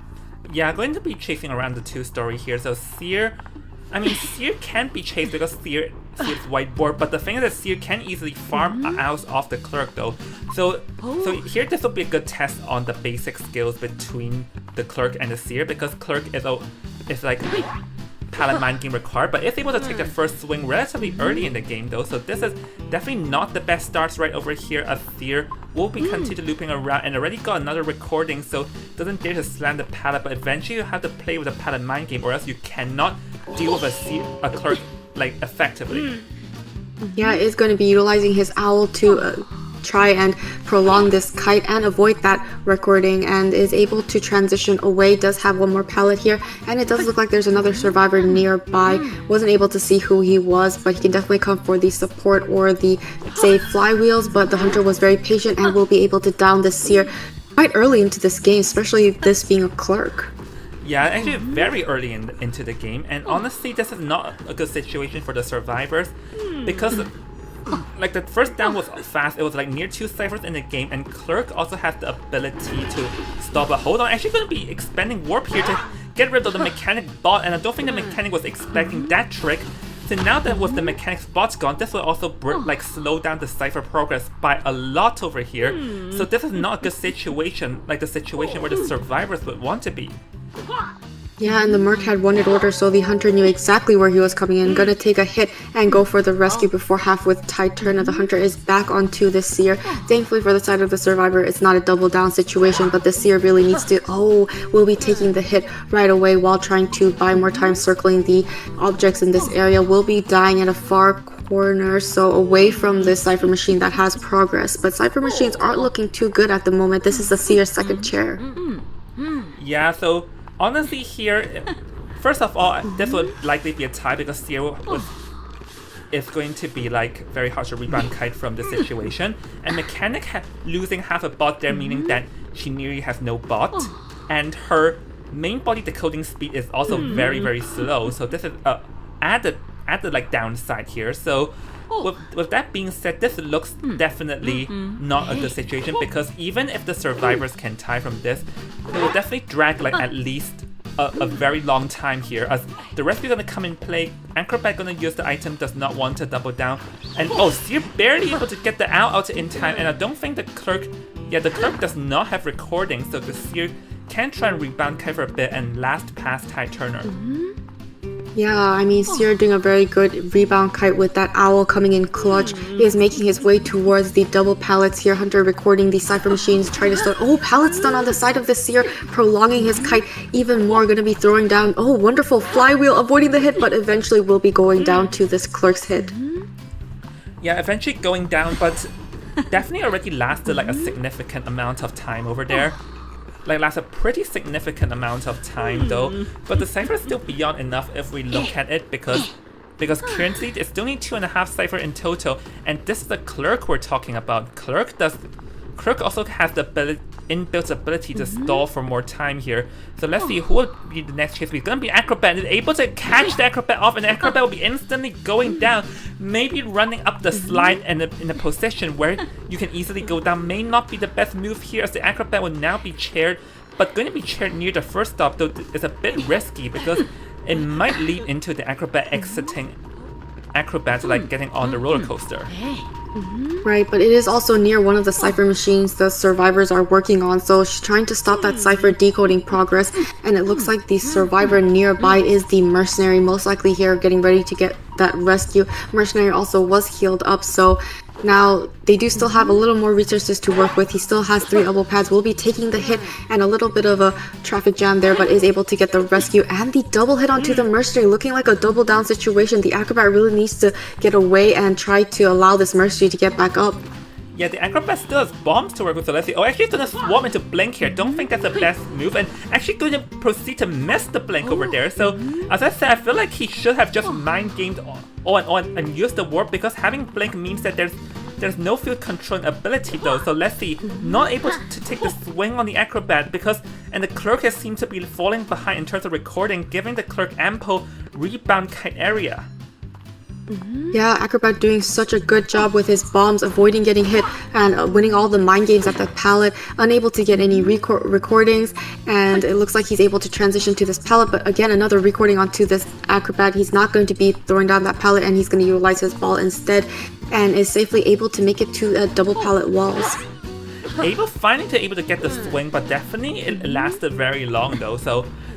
But if we look at the Cypher, it's still...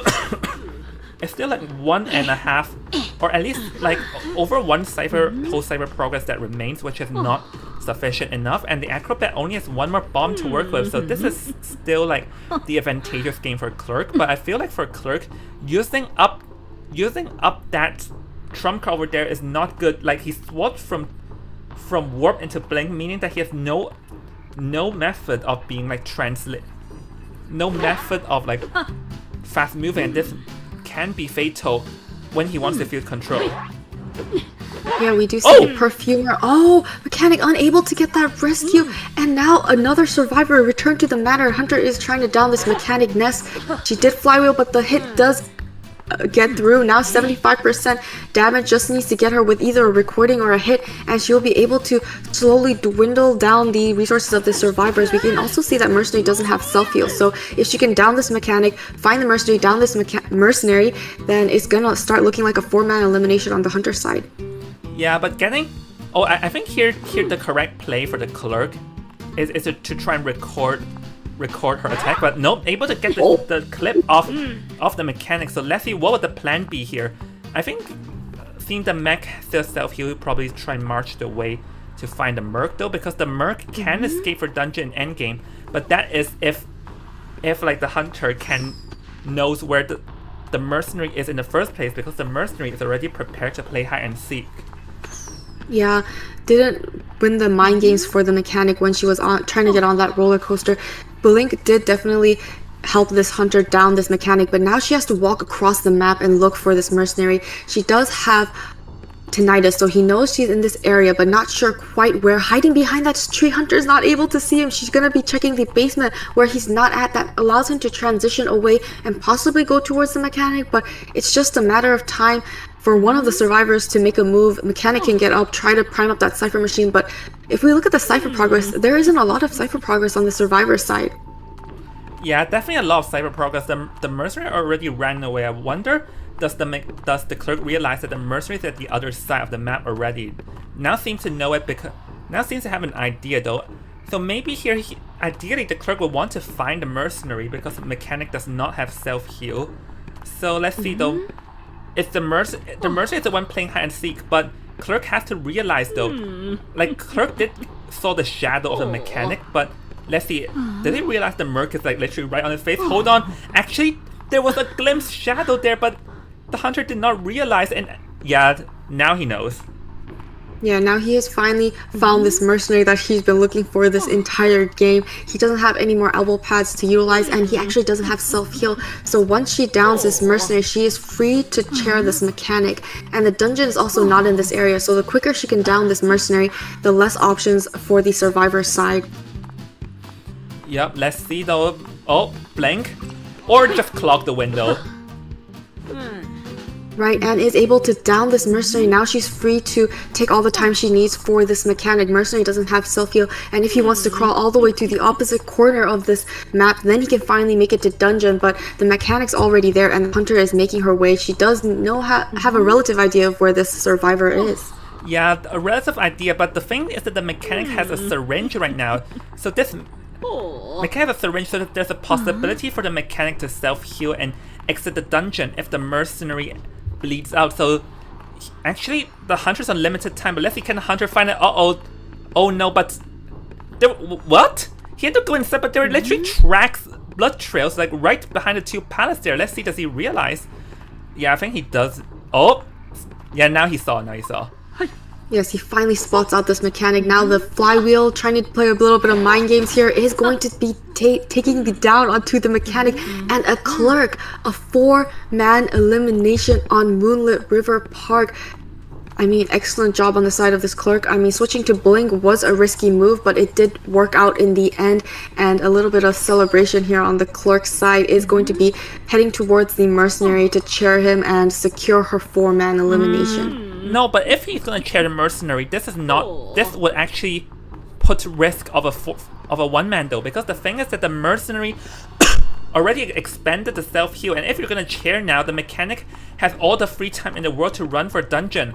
I think the clerk either did not realize or forgotten that the merc already used up the exit path. So it's the mechanic that he must pay attention to. So, like, if he realized that earlier, and based on the gap between the merc and the mechanic, there was no way possible that the merc got healed up by the mechanic, so he should have just chaired the mechanic nonetheless. But now that he realized it, it's just likely this will be a 4-man.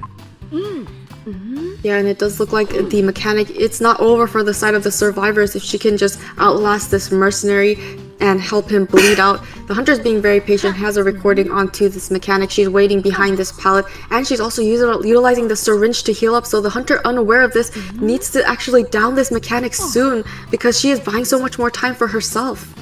Yeah, the mechanic's syringe, but I don't understand why is the hunter not hitting at all. Maybe it's afraid of the merc self-healing, but the merc just does not have self-heal, and he could have just blinked here. I think maybe... yeah.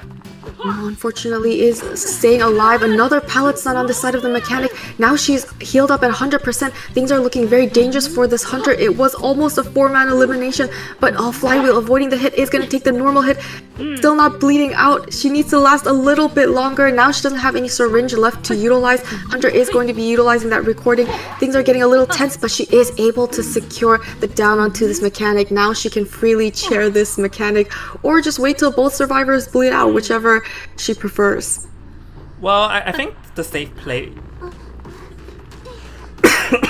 yeah, now that balloon is going to be over, so with that, the merc will be bleed to death, and the mechanic would be sent back to the manor, and the survivors had to drag this because if it's a 4-man, then the side that 4Ks faster would be the side that wins. So, and because the clerk did not have the utility after he swapped to Blink, it made this into a relatively long game.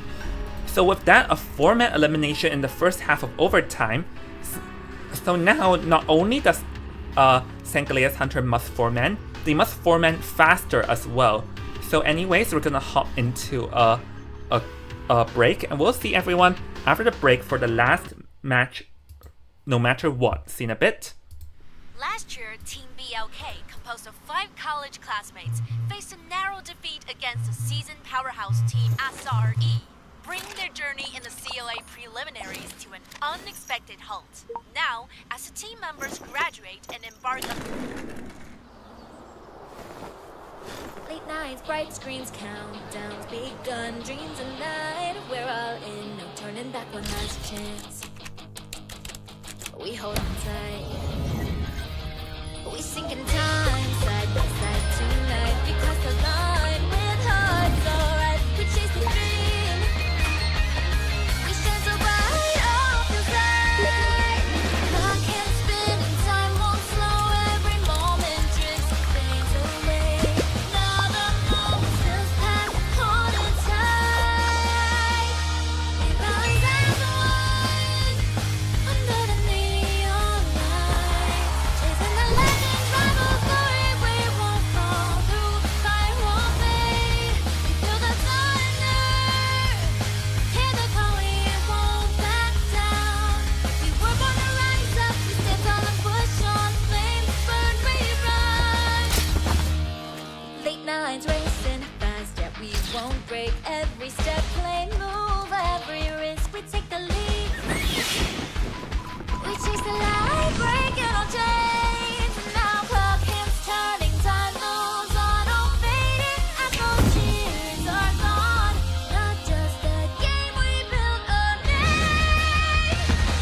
We rise as one under the neon light, chasing the legends, rival glory. We won't fall through, fire won't fade. We feel the thunder, hear the call. We won't back down. We were born to rise up. We stand tall and push on. Flames burn, we run. We rise as one.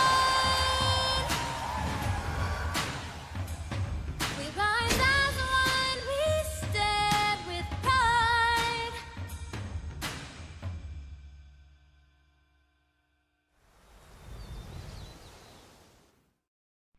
Last year, Team BLK, composed of 5 college classmates, faced a narrow defeat against the seasoned powerhouse team SRE, bringing their journey in the CLA preliminaries to an unexpected halt. Now, as the team members graduate and embark on Late nights, bright screens, countdowns begun. Dreams and night, we're all in. No turning back one last chance. We hold on tight.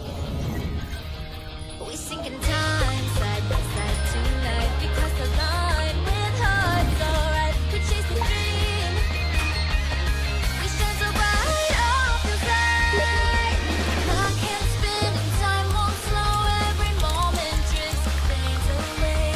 Now the moment feels past, holding tight. We rise as one under the neon light, chasing the legends, rival glory. We won't fall through, fire won't fade. We feel the thunder, hear the call. We won't back down. We were born to rise up. We stand tall and push on. Flames burn, we run. Alright everyone, we're back and this will be the last match no matter what. And with Shadow Monarch achieving the 4-man elimination, this means that for Sanglia's Hunter, they also need to achieve a 4-man elimination, and it must also be faster than 12 minutes and 25 seconds, as that was the time frame there, Gummy. Yeah, I mean, I definitely think the pressure is on the Sanglia Hunter to get that 4-man elimination. I mean, So, Tim, wonderful you can job on begin. the side of Shadow Monarch with that Clark gameplay. Alright, so yep, Sota has begun, so let's hop into it and to the last match no matter what. And the thing here though is that Breaking Wheel would have been very good in Breaking Wheel would have been good here because we often see in games where they must 4K faster, Breaking Wheel got selected due to his high mobility, but now it's already gone because they used it up in round 1, meaning that it's not here now that they need it. So I think for Team Shadow Monarch, they may want to get rid of hunters with high mobility because those are hunters that can have a high 4K potential. Yeah, so on the side of the Hunter on the global bands, we don't have Breaking Wheel available. We don't have Anne, and Goatman is unavailable for the Hunter side. And the additional bands for the Survivor side for the Hunter. Survivor's bands on the Hunter is going to be opera singer and Ivy, because obviously, as you've mentioned, we want to stop the mobility of the Hunter. Ivy being a very fast hunter, she can go back and forth between the tablets and teleport, and then opera singer just very fast in her shadow form, can down survivors very quickly, especially in a map like Moonlit River Park. It's very scary. Yeah, so we do see the Prisoner and Explorer are the first two being selected. And honestly, I think here for Shadow Monarch, they can actually choose like stronger kiters rather to drag out the time.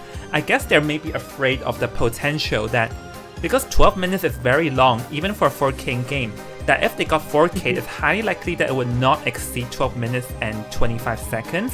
So that's why they opt for the fast decoding and play as if they needed a one-man or something. Yeah, I mean, the side of the Shadow Monarch survivors, they just need that one-man escape. And I mean, the Hunter did an incredible job giving them that safety and allowing the survivors to just go for that one man. And on the side of the survivors that were banned, we can see that Priestess was banned, same as in the first half. We see Fire Investigator was banned. Fire Investigator seems to be very useful on big maps, and Seer was banned. We don't want to allow the survivors to tank more than one hit, and the Gravekeeper was banned. Yeah, so okay, so we do have the full team comp now: Aeroplanist, Explorer, Prisoner, and Acrobat. So I mean, this is a decent team comp for overtime, and considering that here Shadow Monarch's goal is to not get 4K faster than 12 minutes. But 12 minutes and 25 seconds is pretty long though. I think for Xmo, if he has a smiley face, he can pull it out now because Smiley is strong at this map, and also have the high mobility because not only he must 4K, he must do it fast. And if you think of it, then he probably will have to choose hunters that have a higher mobility, because if you choose hunters with like slow walking, with no transitional ability, then he might end up getting like run out of time because he cannot move fast enough. Right, a little bit of a concern on the Hunter side is they don't have a rescuer. They do have 2 decoders, but will they be able to decode fast enough is the question, and will the Explorer be able to find pages? How close will they be to his actual location? Because that could actually take up a lot of time, and if their survivors are kiting in the area where he needs to pick up pages, he also won't be able to have that ability to pick up those pages. So there's a lot of potential problems with Explorer, but we'll see how well the survivors work it out. Yeah, there are a lot of potential problems because Explorer, as you mentioned, should like some problems, especially Moonlit is not a map where Explorer is very strong at. We are going to be seeing the Wax Artist being selected. Like, I would agree with Wax Artist if this is round 3, but this is round 4. I mean, Wax Artist is good at dragging time, but for Xmo here, his goal is no longer just to drag for time. His goal is to achieve a 4-man fast, and Wax Artist does not have a fast moving abilities, meaning that he definitely needs a warp here if he wants to get the 4K fast. Yeah, I mean, if he can just build up presence quickly, utilize his hot wax, he can down survivors very fast. But yeah, as you mentioned, moving between this map, moving around in this map, going for the survivors all around is a potential problem for the Hunter. So warp or teleport is a definite need on the side of the Hunter. It looks like we will have the spawn points also locking in very soon. We can see that the Aeroplanist will be at the bridge, usually where we see the Rescuer. So he does have that jetpack, so if the Hunter does end up chasing him, he can still get away. So it's not too much of an issue for the side of the Survivor. Yep, definitely. So, Prisoner definitely have to make a run for it. Like, I'm surprised they spawned the Prisoner at the last stop and not the Acrobat, because Acrobat is strong there, and Prisoner is the one need protecting. Prisoner being such a bad spot, I have a feeling that Prisoner will go down in record time because he has nothing to work with. Yeah, I mean, on the side of the survivors, I think the plan is to keep one decoder on one side of the map so that they're split up, and if a Hunter goes for one decoder, they will still have that another decoder available to Cypher Rush this Hunter. And yeah, not the best placement for the Prisoner, but we do have a lot of pallets and areas to loop for the survivors. Yep, definitely. So we're heading into the last game of the day, no matter what, with Invisible Jung and Gummy, who have the honor of being overtimed the first match she is in. So, yes. Yep, we'll see everyone in the game. Let's see a bit.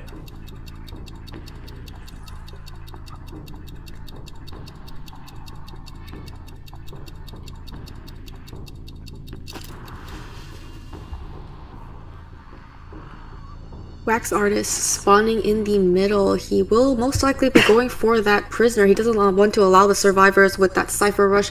Prisoner, already understanding this, is going to head towards the corner of the map as far away from this wax artist. He has seen the footprints on the ground as he's trying to play a few mind games here, but Prisoner, being very patient, is waiting to see the hunter before rotating away.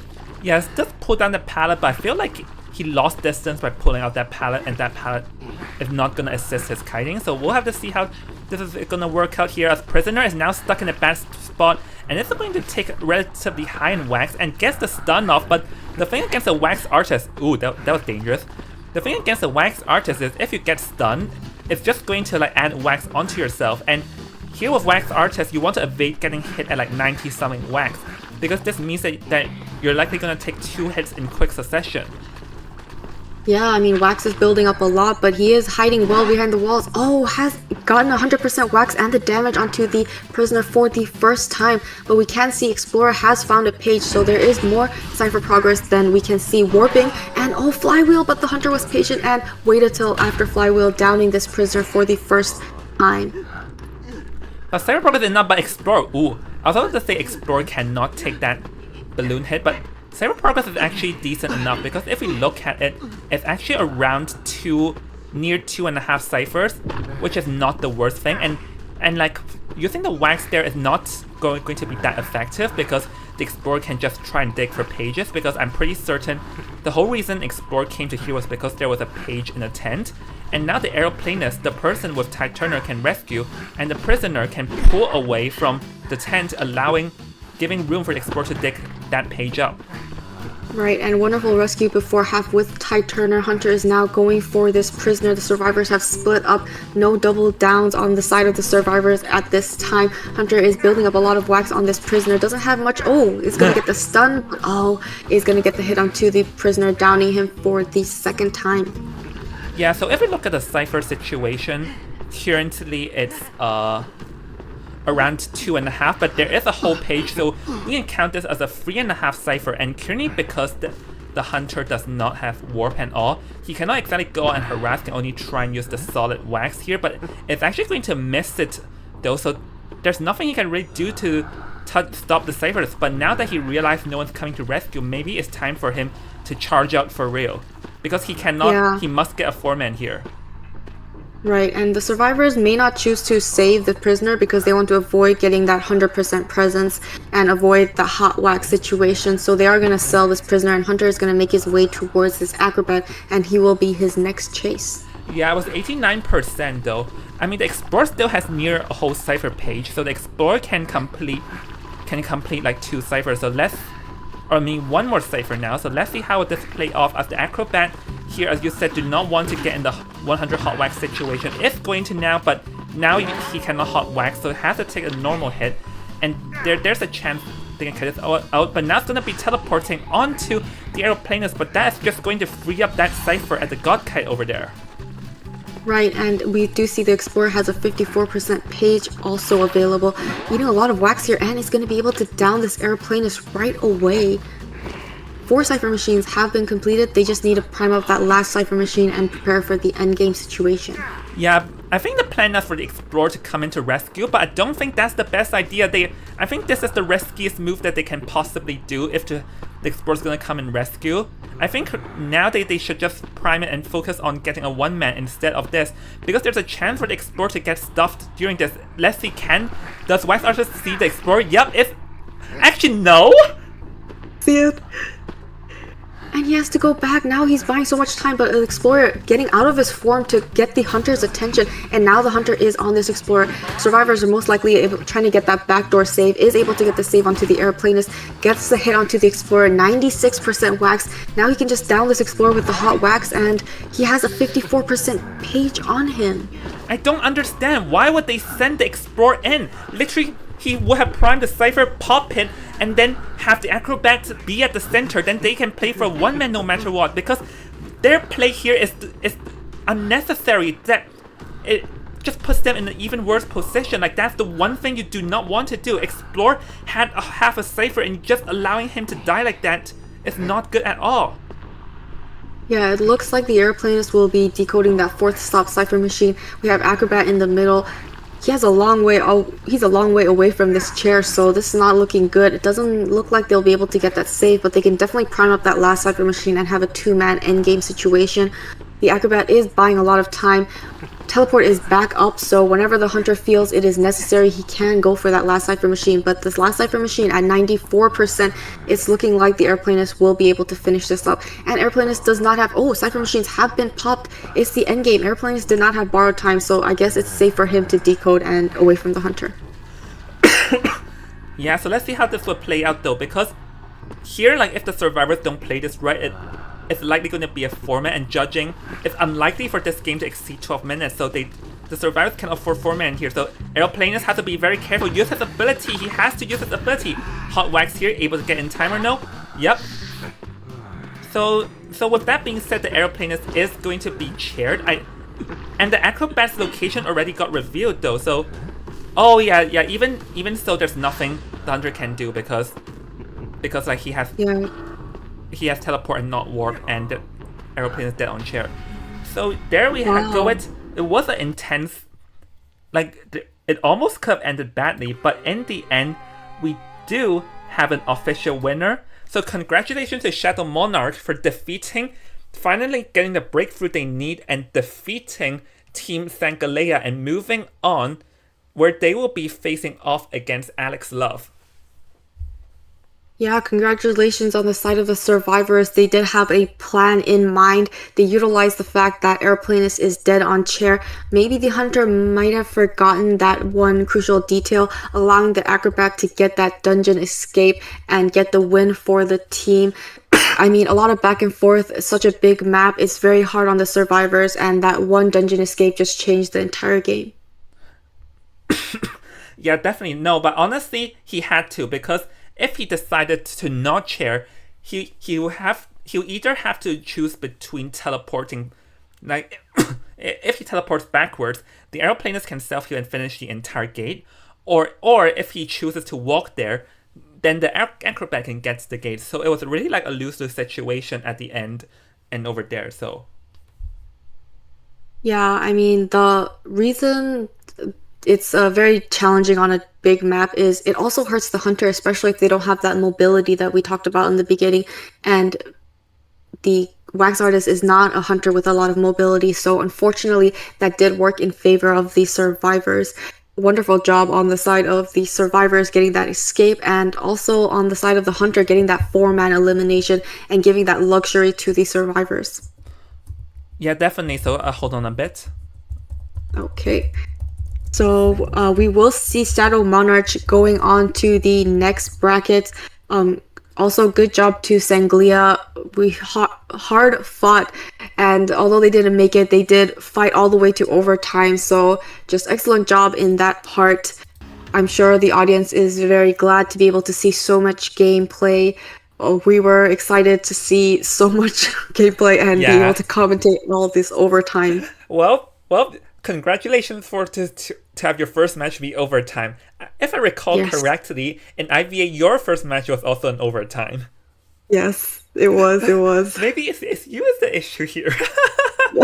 You know, I'm starting to think maybe it is.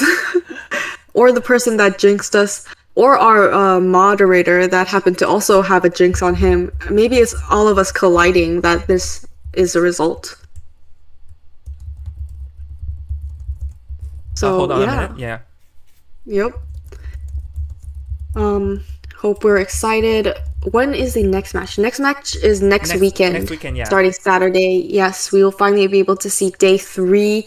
And yeah, I mean, we've got to see a lot of meta survivors, meta hunters, and very very unexpected hunters such as Geisha, Breaking Wheel, and they performed wonderfully, so that will be more exciting to see in the later days, and what kind of survivor picks, hunter picks that the teams will end up choosing.